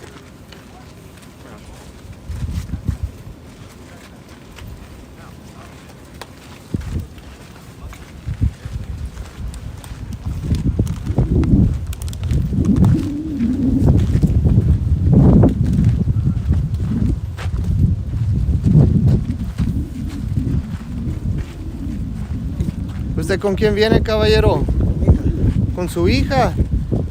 ¿Y la mamá? Se ha quedado cuidando a mi otra hija que se ha sufrido accidente. Ah, ok. ¿Cuánto tiempo viajó? 4 días. ¿De qué país viene? Perú. ¿A qué se dedica usted? Soy agente serenado, de allá en mi país, en provincia de Huancayo. Ok. ¿Y qué son sus sueños ahora que ya llegó a los Estados Unidos? ¿Qué planea hacer? Lo que yo vine acá es yo prácticamente buscar o sea, yo he salido prácticamente como amenazado de mi país porque a un bando de delincuentes le he pillado robando autopartes. Ajá. ¿Y luego? Luego ahí es donde sufre mi hija accidente. Ajá. Yo hice un tipo de accidente. Ajá. Ellos, como no tengo mucho dinero, se fueron, yo le mandé a su tío a anotar que la cela. Ajá. Ajá. Y traje a mi hija. ¿Y trae documentos que dice de la amenaza y todo eso? No, todo, o sea, la amenaza ha sido verbal, la amenaza de hostigamiento total. ¿Pero trae usted documentos que dice que lo amenazaron? Tengo un periódico, un periódico local donde ahí sale la figura de lo que me ha pasado, porque eso ha sido un diario local. Oh, ok. ¿Cuánta familia se quedó en su país? Mi hija menor, un pequeñito de 2 años y mi esposa. ¿Saludos a quién? A mi pareja. Órale, pues. Buenas noches. Buenas noches. ¿Usted de dónde viene, caballero? Perú, caballero. ¿Y su familia? Separado. Separado. Ah, viene soltero. Viene a pasársela suave el señor. Tengo cargo de mi madre. ¿Tiene qué? Cargo de mi madre tengo. Oh, Cargo, ok. Una de 80 años. Ajá, ¿ella está acá? No, en Perú. Oh, ok. ¿Viene a trabajar? Sí. Oh, ok. ¿Cuánto tiempo viajó? Salió el día 22 de Perú. 4 días. Oh, ¿usted a qué se dedica? Soy técnico en reparación de celulares. Ah, muy bien. ¿Usted tiene su negocio allá? Tenía. Bueno, antes Tuve que- lo tuvo que dejar. Bueno, ándale pues. ¿A qué estado se dirige? A California, Saludos a quién. a mi madre. Buenas noches, señorita. Buenas noches. ¿Qué tal? ¿Cómo se siente ahorita que ya llegó a los Estados Unidos? Tranquila. ¿Tranquila? ¿Ya más relajada? ¿Más relax? ¿Más relax? ¿Usted a qué se dedica? Bueno, yo era comerciante. Oh, ok. Y usted ahora que ya llegó a los Estados Unidos, ¿qué son sus metas? ¿Qué son sus sueños? Bueno, mi sueño es trabajar. Ajá. A eso se viene. Ajá. Un futuro mejor. A salir adelante, Estabilidad. ¿verdad? Ujú. A la chamba. Sí. ¿Y su familia? ¿Con quién viene usted? Sola. ¿Solita? Sola. Ándele, muchachos. Andan buscando pareja por ahí. Bueno, gracias. ¿Y usted, buenas noches? ¿Vienen juntos? ¿Son parejas? ¿Son hermanos? Se ven muy jovencitos, por eso pregunto. ¿Vienen los tres juntos? ¿A quién de qué país vienen? Venezuela. De Venezuela. Oh, perfecto. ¡Vanas! Ok, panitas, díganme, ¿de dónde vienen? ¿Vienen de Venezuela? Sí, señor. ¿De qué parte de Venezuela? Del estado Bolívar. Del estado Bolívar. ¿Qué me cuenta? ¿Qué fue el momento que ustedes dijeron, ¿sabes qué? Nos vamos ya. Cuando la delincuencia nos quitó lo que nos quedaba allá. ¿Sí? Señor. ¿Se le echaron encima, joven? Sí, porque vivíamos en una zona minera. Oh, en una zona minera. Y para la gente que a lo mejor no está muy familiarizada con las minas, ¿nos podrías dar una breve descripción más o menos? Por favor. La delincuencia, el gobierno tiene tomado todo eso y el que quiera trabajar tiene que pagar un porcentaje. ¿Le tienes que estar todavía pagando un porcentaje a grupos criminales o al gobierno o a los dos? A los dos. Wow. Ahorita los están viendo a través de Raíces Venezolanas. Es una página aquí en Instagram muy grande. ¿A quién ustedes les gustarían dar saludos ahorita que nos están escuchando de Venezuela, tanta gente? No, a toda la familia. A toda la familia, ándale pues. ¿A qué pueblo? ¿A qué ciudad? El estado Bolívar. Órale, Estado Bolívar. Bueno, saludos a todos. Gracias. Buenas noches, joven. Buenas noches. ¿Usted de dónde viene, caballero? Ecuador. De Ecuador. ¿Cuánto tiempo viajó? Bastante. ¿Mucho tiempo? Mucho tiempo para acá. Mire. ¿Usted a qué se dedica, caballero? Soy albañil. Usted es albañil. Sí. Muy bien. ¿Y con quién viene usted? ¿Viene solo? Solo. Mire, también solterote. ¿Está soltero o está casado? Para las que quieren saber. Casada y divorciada.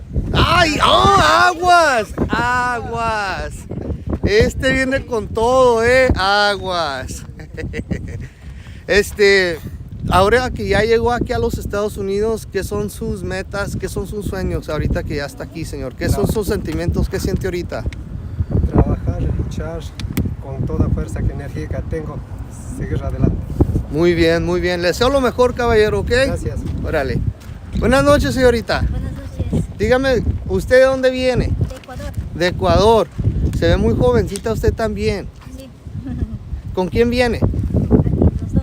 ¿Ustedes dos? Sí, sí. Es su Mi hijo. es su hijo. Parece casi hermanos. Usted parece muy joven, se ve muy joven. ¿Cuánto tiempo lleva viajando? Mucho tiempo. Pues ¿cuánto es mucho tiempo? Ajá. ¿Cuánto es mucho tiempo? ¿Días, horas, minutos? ¿Qué es mucho tiempo? Casi 3 semanas ya. ¿Casi 3 semanas? ¿Cómo lo trató México? Ahí, más o menos. Más o menos. ¡Ay! Dice, ¡ay! ¿Usted también se llegó a quedar en las bodegas? Sí, ¿Sí? sí. ¿Cómo estuvo el calor? ¿Nos puede contar poquito del calor adentro de las bodegas? El calor era insoportable, mucho calor. Hay Muy poquita agua, nos dicen mucha también. agua y poquita. Sí. Yo le pregunto porque llega aquí mucha gente y nos cuenta, y lo que yo trato de hacer es educar a la gente y a las personas que vienen a qué es lo que se están esperando, qué les espera antes de llegar aquí, ¿verdad? Poquita comida también, ¿verdad? Y no los dejan salir cuando están allá adentro, ¿verdad? Obviamente. Ok. ¿Qué más les tendría que decir a ustedes, a las personas que van a llegar aquí a las bodegas antes de que lleguen preparados mentalmente, físicamente? ¿Usted qué les diría que se preparen antes de entrar a las bodegas? Que tiene que venir bien ¿Con mucha agua? Ajá. Y alguna comida, con comida, todo. Unos paquetitos de atún o algo, ¿no? Sí, eso. Y minutos al celular. Ajá. Bueno, señorita, que le vaya bien. Dios me la cuide. Muchas gracias. A usted y a su hijo. Sí, gracias. Muy buenas noches. ¿Usted de dónde viene, señorita? De Perú. ¿Cuánto tiempo lleva viajando usted? ¿Varios días? ¿Cuántos días? 6 días. ¿6 días? ¿Usted a qué se dedica?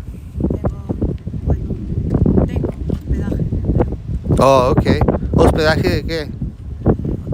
Ok, tiene hotel. Oh, muy suave. ¿Cuál fue el momento en el que usted dijo, ¿sabes qué? Yo me voy. La verdad es por la delincuencia. La delincuencia. Sí, extorsiona, no dejan trabajar. Y eso me hizo eso. Sí. No defiende a mis hijitos. ¿Y sus hijos? Se quedaron con mis hijos que son mayores por otro lado. Oh, ok.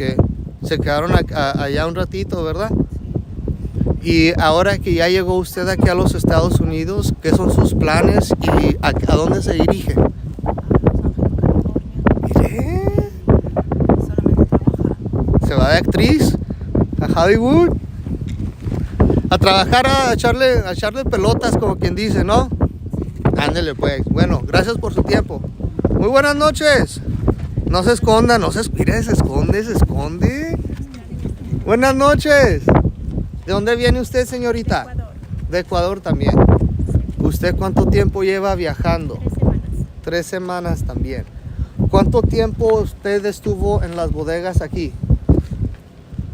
Unos 3, 4 días. 3, 4 días. ¿Y usted qué le cuenta a la gente que venga preparado antes de entrar ahí? ¿Qué les podría decir? Que lleven comida porque hay veces que no les dan de comer. Ajá. Les tienen ahí, no les atienden como se los merecen. Y también, conforme viene también, me viene diciendo gente que a veces los tratos no son los mejores ahí, entonces uno se tiene que medio aguantárselas ahí poquito, ¿no? Está un poquito difícil ahí la situación con lo que nos dicen a nosotros. Bueno, lo bueno que ya llegaron, ¿verdad? Y usted ahora que ya llegó, ¿qué son sus metas a las dos? ¿Vienes con ellas, tu mamá? ¿No? ¿Ella es su hija? Sí. Ok, bueno. ¿Y usted qué son sus metas ahora que ya llegó? Sacarle adelante a mis hijas. A trabajar, a sacarlas a la educación, ¿no? Sí. Ándale pues. Bueno, ¿a dónde se dirige usted, señorita? A Queens. ¿A Queens, New York? Sí, me voy. Y cuidado, está muy frío allá, ¿eh? De un lugar tan tropical a Queens es mucho frío. ¿Y usted dónde viene, señorita? Yo de Ecuador. ¿De Ecuador también? Sí. Tuvimos que pasar la selva del Dari. ¿Usted pasó por el Darién? Sí. A ver. Ay. ¿Qué experiencia o qué es lo que más se lleva de memoria del Darién? Conocí que en este mundo todavía existe gente buena. ¿Sí la trataron bien ahí? Sí. ¿Cuánto tiempo cruzó usted por el Darién, 2 señorita? días. 2 días. En 2 días, pero Agarró el agua abajo entonces, ¿verdad? hay muchos muertos. Las escaladas es muy difícil. Ajá. El río crece y, ¿verdad? Sí. En el río, a través de los muertos, tuvimos que pasar, tomar esa agua que estaban los cadáveres y todo. Ajá. Sí, fue muy, ¿qué nombre se llama? Bueno, los guerrilleros de Panamá sí nos trataron bien. Ajá. Nos ponían en orden diciendo que teníamos que quedarnos hasta las 8 de la noche, meternos en las carpas porque los nativos de ahí, esas zonas son de ellos. Ajá. Sí. Entonces después de cierta hora se tienen que meter. Ajá, Tienen que entonces, estar ya guardaditos, ¿no? Guardaditos y todo.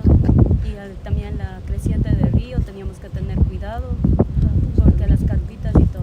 ¿Usted qué me diría para usted en su experiencia? ¿Qué fue más peligroso para usted? ¿México o el Darién? Yo le voy a decir la verdad, en cada uno de los 7 países que pasamos es muy duro. Ajá. Que tenemos como inmigrantes que somos, hay veces que la gente buenas y malas en este mundo. Ajá. Sí, pero ¿A Gracias. ¿A usted cuál de esos dos países, del Darién o México, cuál se le hizo a usted más difícil? México. ¿México? Todo el mundo me dice que México. Todo el mundo dice que México. ¿Y usted, señorita? De Ecuador. De Ecuador. ¿Cuánto tiempo? ¿Vienen todas, me imagino, juntos? ¿Sí? Usted, ¿qué fue la situación o la experiencia de las bodegas que le queda más viviente en su mente? ¿Qué le contaría a usted a otras mujeres que vienen, una experiencia que a usted a lo mejor pasó? ¿Qué contaría? Por la comida. ¿La comida? ¿Estuvo difícil las comidas ahí en las bodegas? ¿Sí? ¿Usted cuánto tiempo estuvo en las bodegas? 4 días, 2 días. 4 días. Y también estuvo poquita agua, ¿verdad? Y el calor, tremendo. Mucho calor. Bueno, lo bueno es que ya está aquí. ¿Con quién la acompaña usted, señorita? Prima. ¿Su prima? Mis hijos, 3 hijos. Oh, ¿los 3 son de usted? Ah, yo pensé que era de ella. Ese que está cargado. Ah, viene otra acá atrás. Son gemelas. Oh, okay, so she's got her twins. That's her cousin, son primas, ¿verdad? Y ella le está ayudando a usted con una de sus gemelas. ¿Son cuatas? She's got twins and her cousin is helping her carry her daughter. And then, ¿y el niño cuántos años tiene? 5 años. 5. ¿Y las babies, las niñas? 1 año, 5 meses. 1 año, 5 meses. Wow, ok. Gracias por su tiempo. ¿Usted a qué estado se dirige? Con él. A Connecticut. También está frío allá, ¿eh? Se van a poner ropa gruesa. Buenas noches, caballero. ¿Usted dónde viene? Ecuador. De Ecuador. Vienen todos juntos, básicamente. Sí, vinimos por el... Desde Ecuador todos salieron juntos. sí. Bueno, va. ¿Usted qué nos cuenta a usted? ¿Se puede hacer un poquito para enfrente? Ahí está bien. ¿Usted qué nos cuenta de las bodegas? Sí, es una experiencia bien dura. A veces no tenemos alimentación, no tenemos agua con ese calor que está bien elevado. Ajá. Entonces, sí es bien duro. ¿Usted viene con pareja? ¿Viene solo? Vengo solo yo.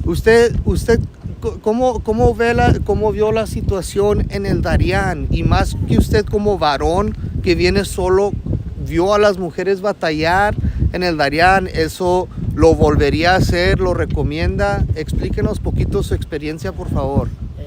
De mi parte, le recomendaría a todos los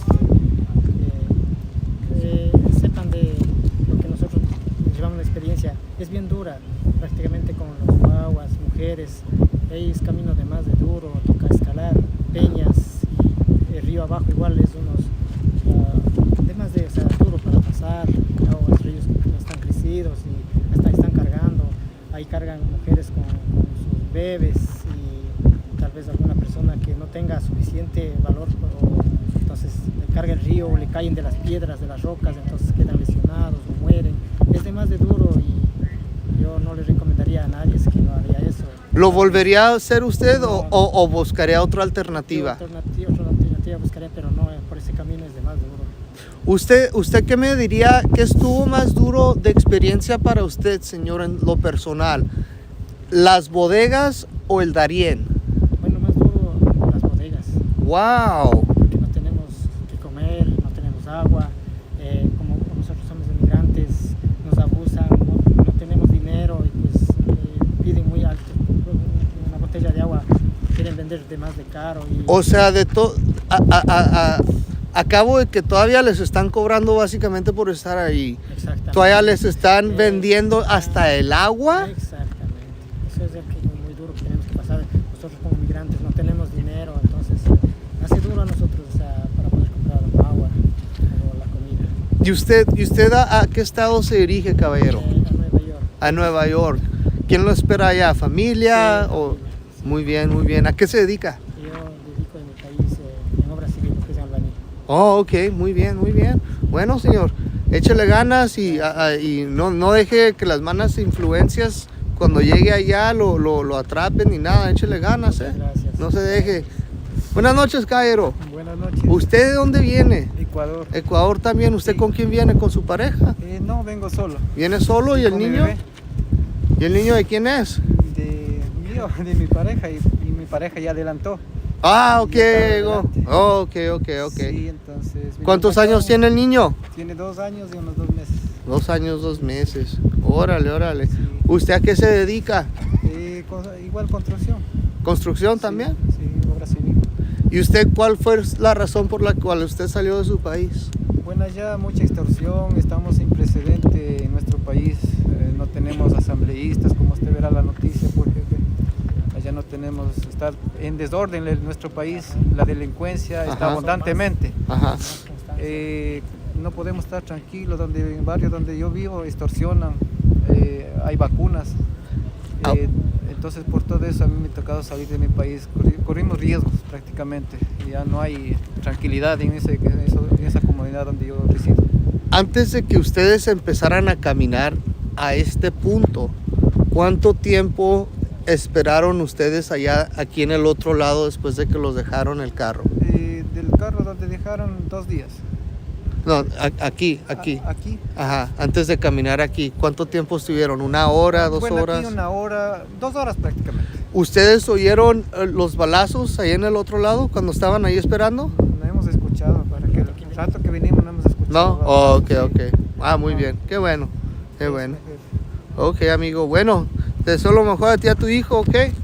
Se portan bien. Gracias. ¿Y usted, señorita, de dónde viene? De Perú. ¿Cuánto tiempo viajó usted de allá para acá? 1 semana. ¿Usted qué nos cuenta de esas bodegas? Bueno, la verdad es muy caro. ¿Muy caro? Muchos estafadores ahí, ¿no? ¿Usted también pasó por el Darién? No. ¿No? ¿Usted cuál fue la parte más difícil? ¿Cuál fue la parte más difícil de su viaje? Aquí en México. ¿México? ¿Mucha corrupción? Sí, abuso. ¿Cuál fue peor? ¿Los ciudadanos o los militares o los policías? ¿O los tres? Los militares. ¿Los militares? Sí. Muy abusones. ¿Usted también la robaron a usted también? Sí, la verdad. ¿Usted a qué estado se dirige? A Utah. ¿A qué se dedica? La verdad soy estudiante. ¿Es estudiante? Era estudiante. Oh, ok. Muy bien. Bueno, pues a darle en cuanto llegue, ¿eh? No se haga como que no me ve, no se haga la santita. Se hace la santita, mira, ya no estoy. ¿Usted dónde viene? Perú. De Perú. ¿Cuánto tiempo viajó usted? Promedio de 3 días. ¿3 días? Rápido, mire. De 3 semanas a 3 días, rápido llegó. ¿Usted también se quedó en las bodegas? No. Bueno, qué bueno. ¿A qué estado se dedique? Se dirige. ¿A Utah también? ¿Y a qué se dedica? Yo tengo allá un negocio de empresa. ¿De empresa de qué? De venta de carne. ¿De carne? Ajá, de carnes allá por mayor. Oh, muy bien. Excelente. Bueno, échale ganas. ¿Qué onda, jefe? ¿Cómo está? Buenas. ¿De dónde viene? Ecuador. ¿De Ecuador? ¿Cuánto tiempo viajó usted? 15 años. ¿15? ¿Y usted a qué se dedica, amigo? Soy constructor. ¿Y su familia? Viajamos. ¿Viene soltero o está casado? La están viendo, lo están viendo. Estoy divorciado. ¿Está divorciado? Órale. ¿Y a qué es lo que... ¿qué son sus metas ahora que ya llegó aquí? ¿Qué son sus sentimientos? ¿Qué siente ahorita? Una alegría por lo que sea. Yo soy una persona mexicana, duro, para adelante. Muy bien. ¿A qué estado se dirige? A Nueva Jersey. Muy bien. Órale, pues, échale ganas, Buenas noches. ¿Vienen juntos? No, usted primero. ¿Usted de dónde viene? De Ecuador, De Ecuador. ¿Cuánto tiempo viajó? 15 días. 15 días. Ah, hijo, usted sí. ¿Y cuánto tiempo usted estuvo en la bodega en la última aquí? 1 semana. Un día. ¿Un día nomás? Ah, qué bueno. ¿Y también le tocó el calorcito ahí adentro?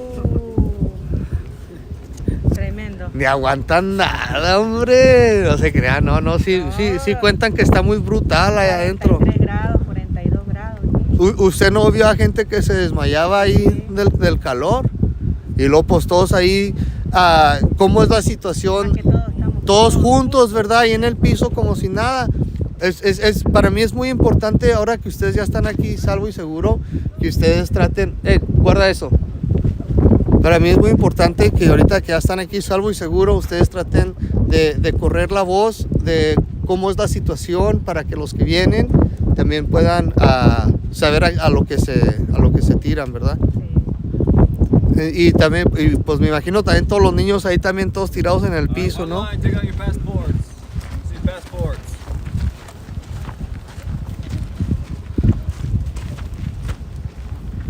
Te lo van a quitar. Apágalo. Y empiezan a quitarse las cintas. Se van a quitar ahorita todas las cintas. Ahorita que suban. Sí. Sí.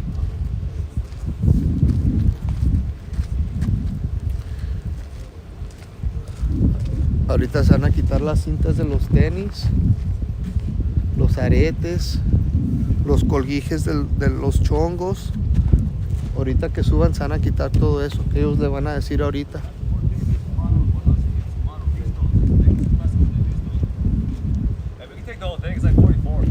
Hey, los celulares, párenlos. Sí, la pago de pagar. Hey, una fila atrás de él, unos. Pásale para allá. Pásale.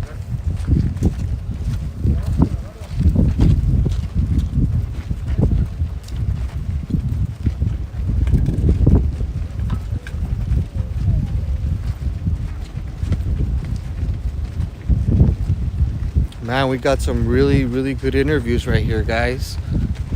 We just got some fantastic interviews. Allá hay basura. Llévense la basura. No tiren las cosas.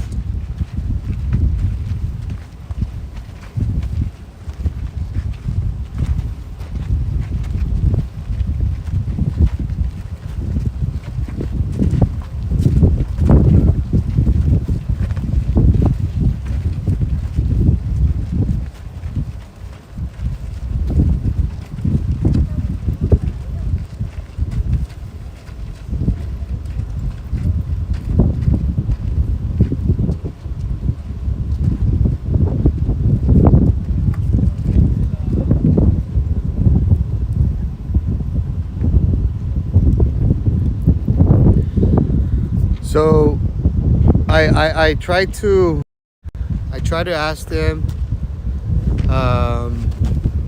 why they left their country, and many of them can't really give me a straight answer. Some of them tell me that they were being politically persecuted and that they were receiving death threats.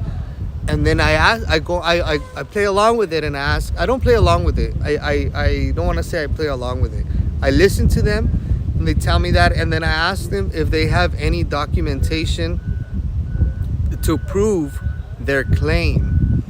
Because if you're making claims like that, you at that point would have already made a police report, maybe filed something, and then brought it with you to show, hey, look, I'm being persecuted, I'm being threatened, here's proof, let me in. When these people come here and they're being coached to say that, but they don't have the actual proof, it makes it hard for them to have credible fear to be allowed to stay here. At which point I don't even understand why they're even allowed to come in wait just to hear a judge basically tell them, no, you don't qualify for political asylum. Now, one thing that we were able to confirm from any of these people is something that I also heard in La Jolla, and it's something that I've been reporting on for several years that still goes completely unreported. The bodegas, that is a huge deal. These bodegas that I was asking them about is a warehouse that they are all stuffed inside of like sardines, with little to no water and little to no food, in which they can no longer leave these warehouses because they are under care of the organized crime on the other side.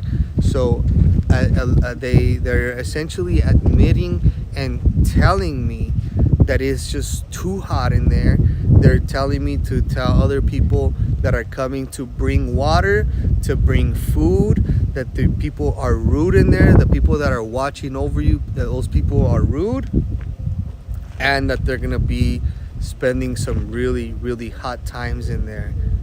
That is what they're deliberately telling us. This last woman that I interviewed said that all the children and everybody's just mixed everywhere all over the floor. So we just got some really, really good information right there. Let's see who else is coming.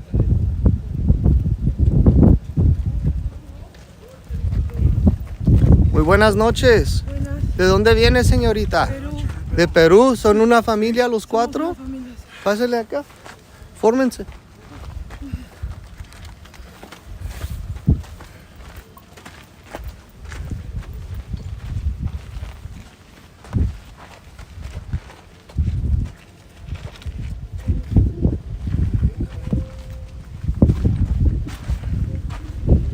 ¿Como cuánta gente viene más? No sabríamos decirle la verdad, venimos solos. ¿Qué le pasó en el ojo? ¿La agredieron? No, es un lunar. Ah, ok, disculpa. No. ¿Y la baby? Durmiendo. No, está bien dormidilla. Sí. Oye, no la puedes negar ni aunque quisieras. Igualita. No, parece que la pariste tú. Bastante amor. ¿Tú también vienes con ellos? Sí. Ok. ¿Cuánto tiempo viajaron ustedes, viejo? Okay. 3 días. Sí. Oh, ok. ¿Y ustedes también se quedaron con todos en las bodegas acá al otro lado? ¿Y qué cuentas para las personas? Dices que vienen solos. Venimos solos nosotros. Ok. Nos hemos perdido. Ay, ¿cómo se hacen? No, nos indicaron por aquí. Tanta gente. Nos indicaron por aquí, la verdad. Y por eso que hemos llevado así solos también. ¿Cómo me tiran rollo a mí si hago yo esto todas las noches? ¿Cómo me van a decir que nomás llegaron aquí ahorita así perdidos? No, ha sido también como su ayuda, claro. Sí, pero... Orientado también. Sí, claro, pero por eso te digo. Uno no conoce y sabe. Nos están contando ahorita las personas que vienen llegando a este grupo que en las bodegas hace mucho calor, hay poquita agua y poquita comida. Y es lo que te estoy preguntando a ti, si eso es verdad. ¿Sí? ¿Tú no pasaste por el Darién? ¿Cómo es eso? Disculpa. ¿Por la selva? No. ¿Tú vienes, disculpa, de dónde? De Perú. De Perú, ok. ¿De Perú volaste a dónde? ¿A la Ciudad de México? Sí. ¿Y de la Ciudad de México a Mexicali? Sí. ¿Y de Mexicali te viniste para acá? Sí. Órale, Sí. ok. Bueno, mira.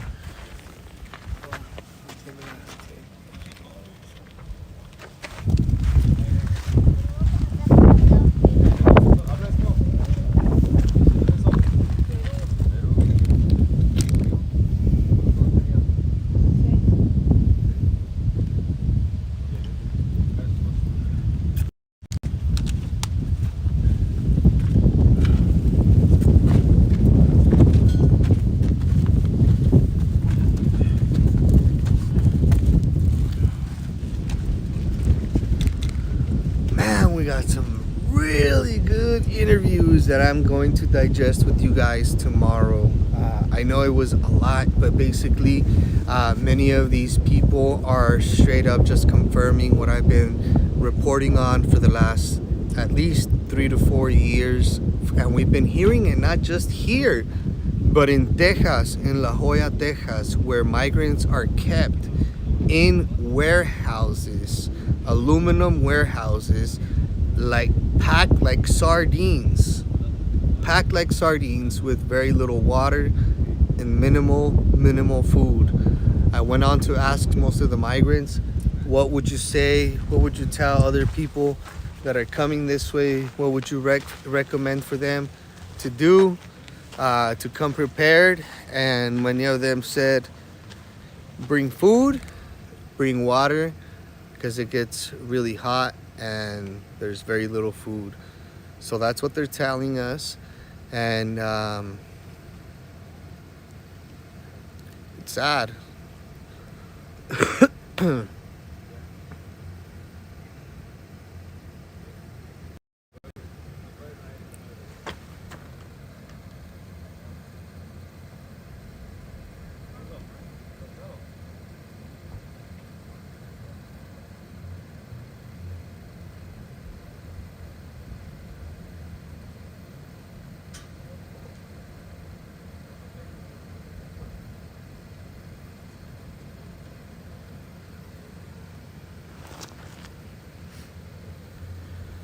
I just feel bad for the kids.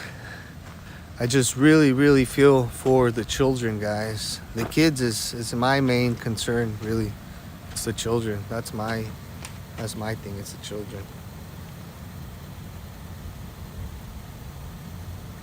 And it should not be our problem whatsoever. But unfortunately, there is a pipeline that is operating, and it's such a well-oiled machine, guys. It's unbelievable how well this machine operates, how oiled and well.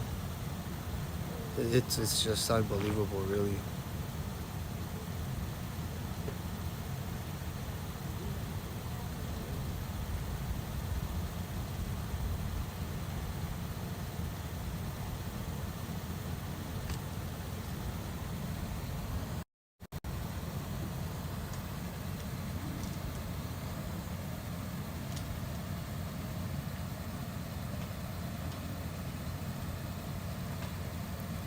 The little unaccompanied boys that we met earlier tonight from Chiapas, man, that sucks. Poor kids. I asked them if they were coming here, if their family members were already here, and they told us no. It was just them. Wish I would have asked them if they had that little piece of paper that they're being sent with.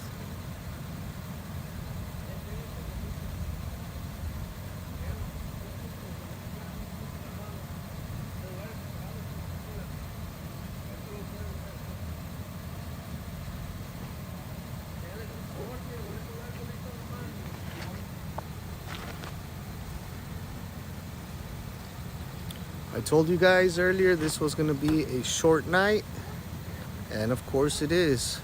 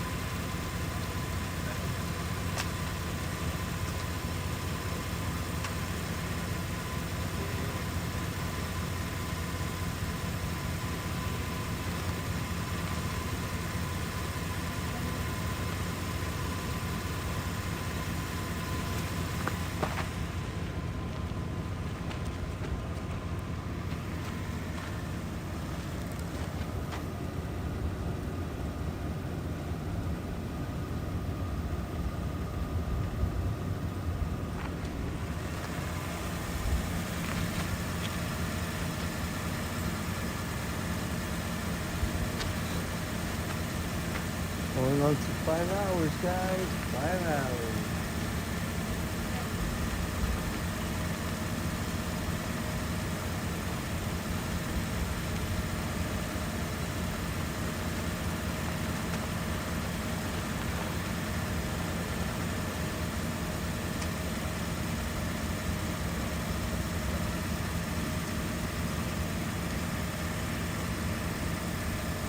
told y'all before the night started it was gonna be 2, maybe 3 bus loads.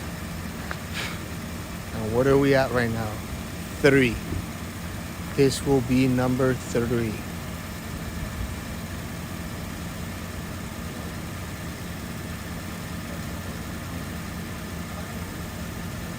We probably hit about 150 people here tonight.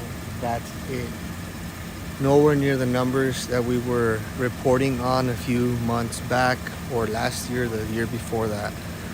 It has definitely dropped drastically on this particular area. However, people are still coming across, basically bypassing this by setting up an appointment, going in through the CBP One app, which is basically them coming up through the legal port of entry and just getting the same process done for them. It just has a actual date for them to show up, a date and a time. But basically, it's the same process. They're bypassing this and the hours out here by just setting up their appointment via app, and then coming out here and just going to the port of entry.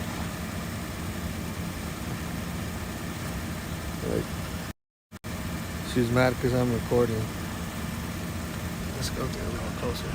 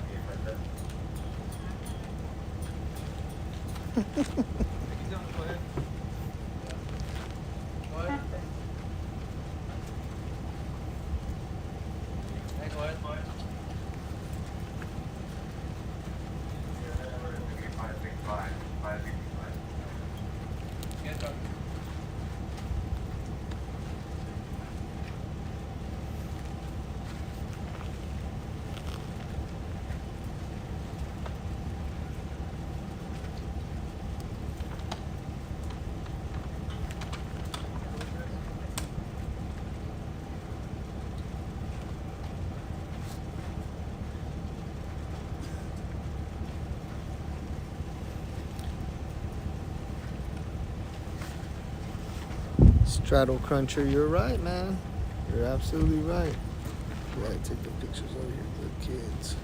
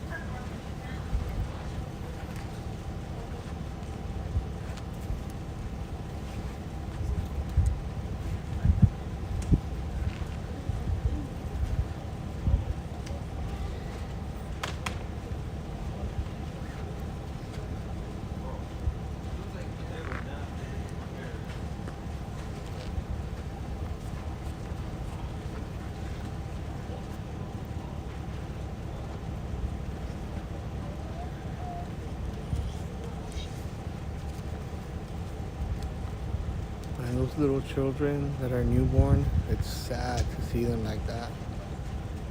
How that little baby's hanging off of that woman over there with her little head all hung to the side.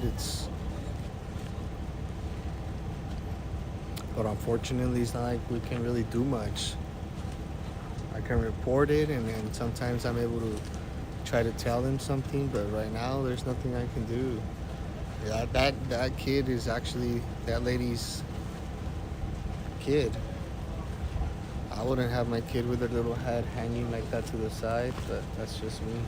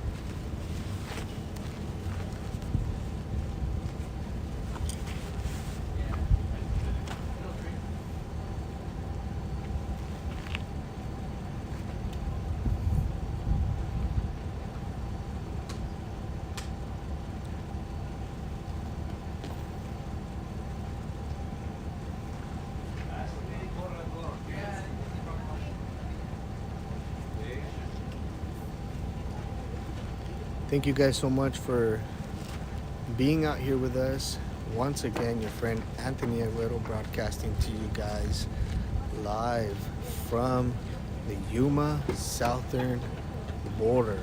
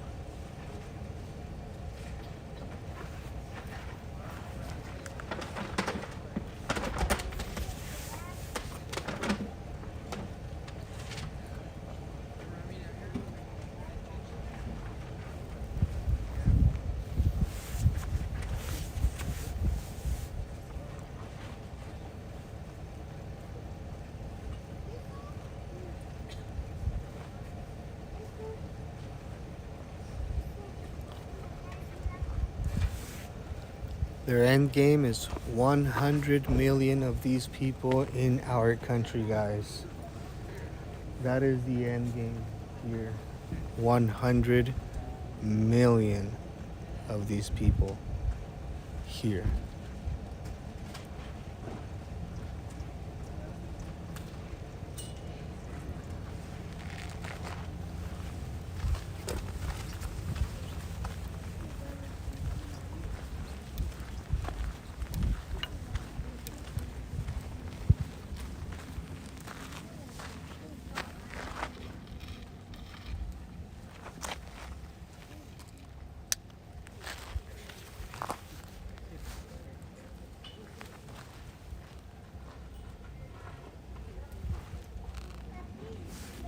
No kidding. Peru's probably Peru and Venezuela are probably pretty empty already, quite frankly. Bet you Venezuela has its population has significantly dropped, guaranteed.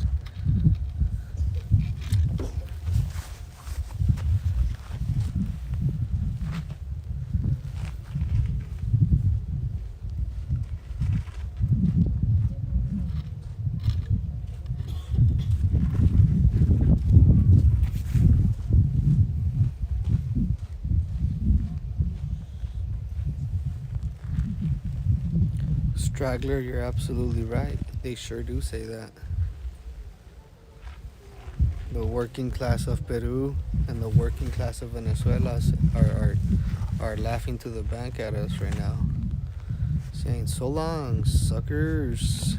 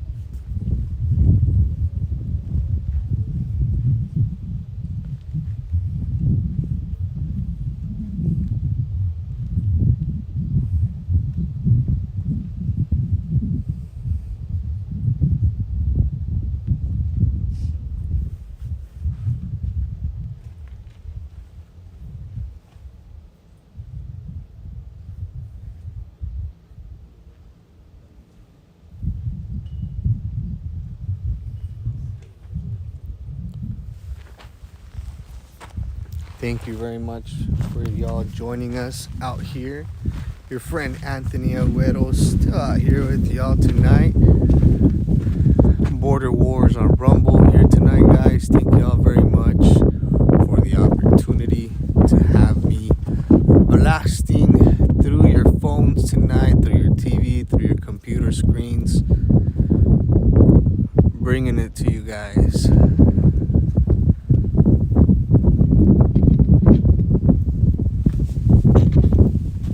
Appreciate all of you guys still in here with us right now.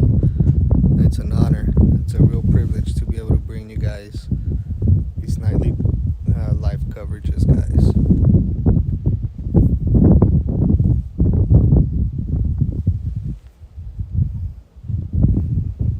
Yeah, that woman looks really nervous. She looks real sketch. Real sus about her. Guys, I want to remind y'all, we are solely funded with and by you guys. If you find it within your capabilities, consider going to givesendgo.com/border wars. If you find value in these live streams or entertainment, please consider going to givesendgo.com/border wars to keep gas in the tank and a place to lodge while we bring you guys more nightly coverage of what's happening down here on our southern border every single night. I really appreciate all of you guys still being on here with us tonight.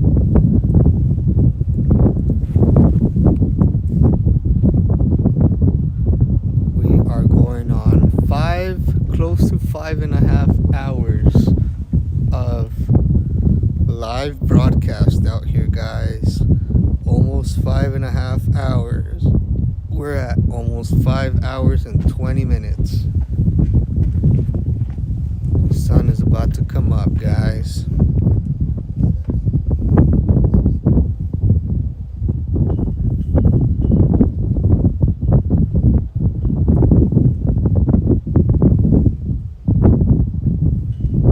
You're right, Max. You're right, Matt.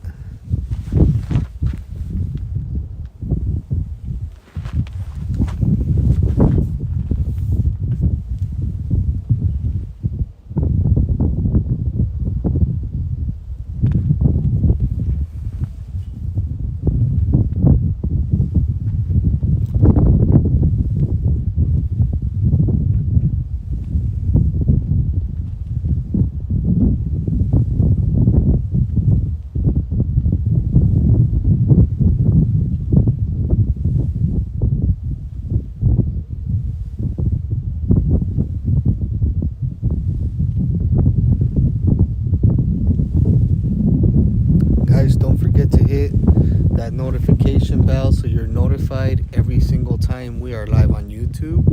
Also, please don't forget to follow our account on Rumble, Border Wars, guys. That's where we're gonna end up being 24/7 is on Border Wars. Everybody is shifting and moving away from YouTube because of the censorship. They do not like us showing this on this platform, so y'all need to expand your horizons. Open a Rumble account.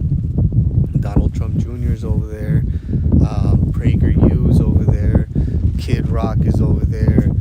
There are so many great people over there on Rumble. I highly encourage all of you guys to open an account and start following your favorite YouTube channels over on Rumble. We're all over there.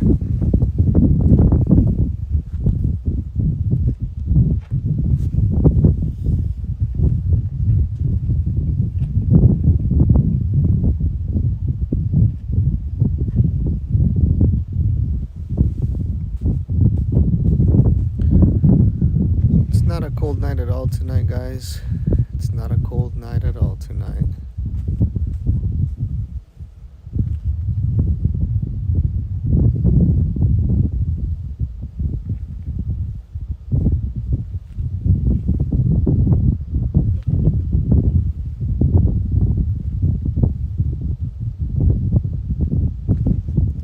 These people here are getting impatient and they're now contemplating. I can tell in their body language I can tell in the way that they're looking into the city. They're contemplating just walking in. 100%. They are contemplating just walking on in.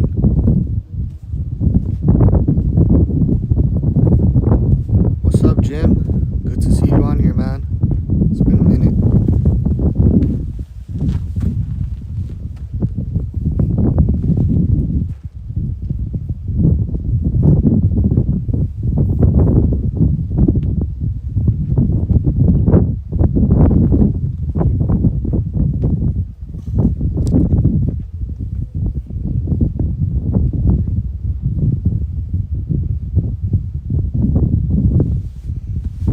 They're trying to figure it out.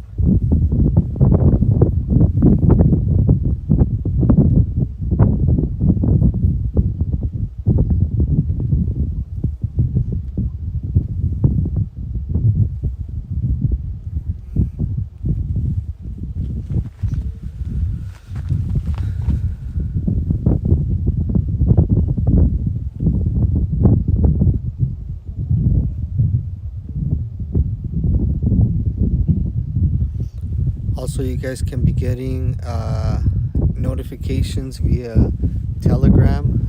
Our moderators are great at notifying you guys with live updates of the border, our live streams, and important border related articles on there. So be sure to follow us on Telegram as well. Real Anthony Aguero, absolutely.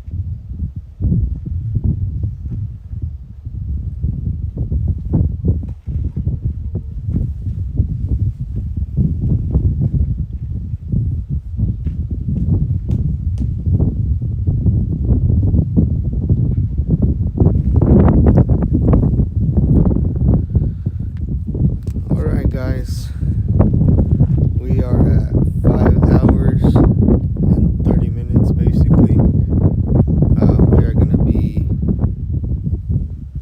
heading on out.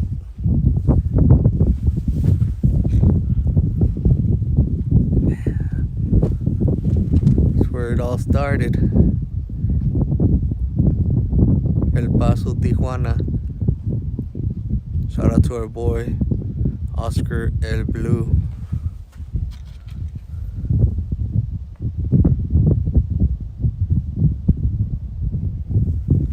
Shout out to our brother Oscar. Alright guys, well, luckily for me, I don't have to wait for the bus, and neither do you.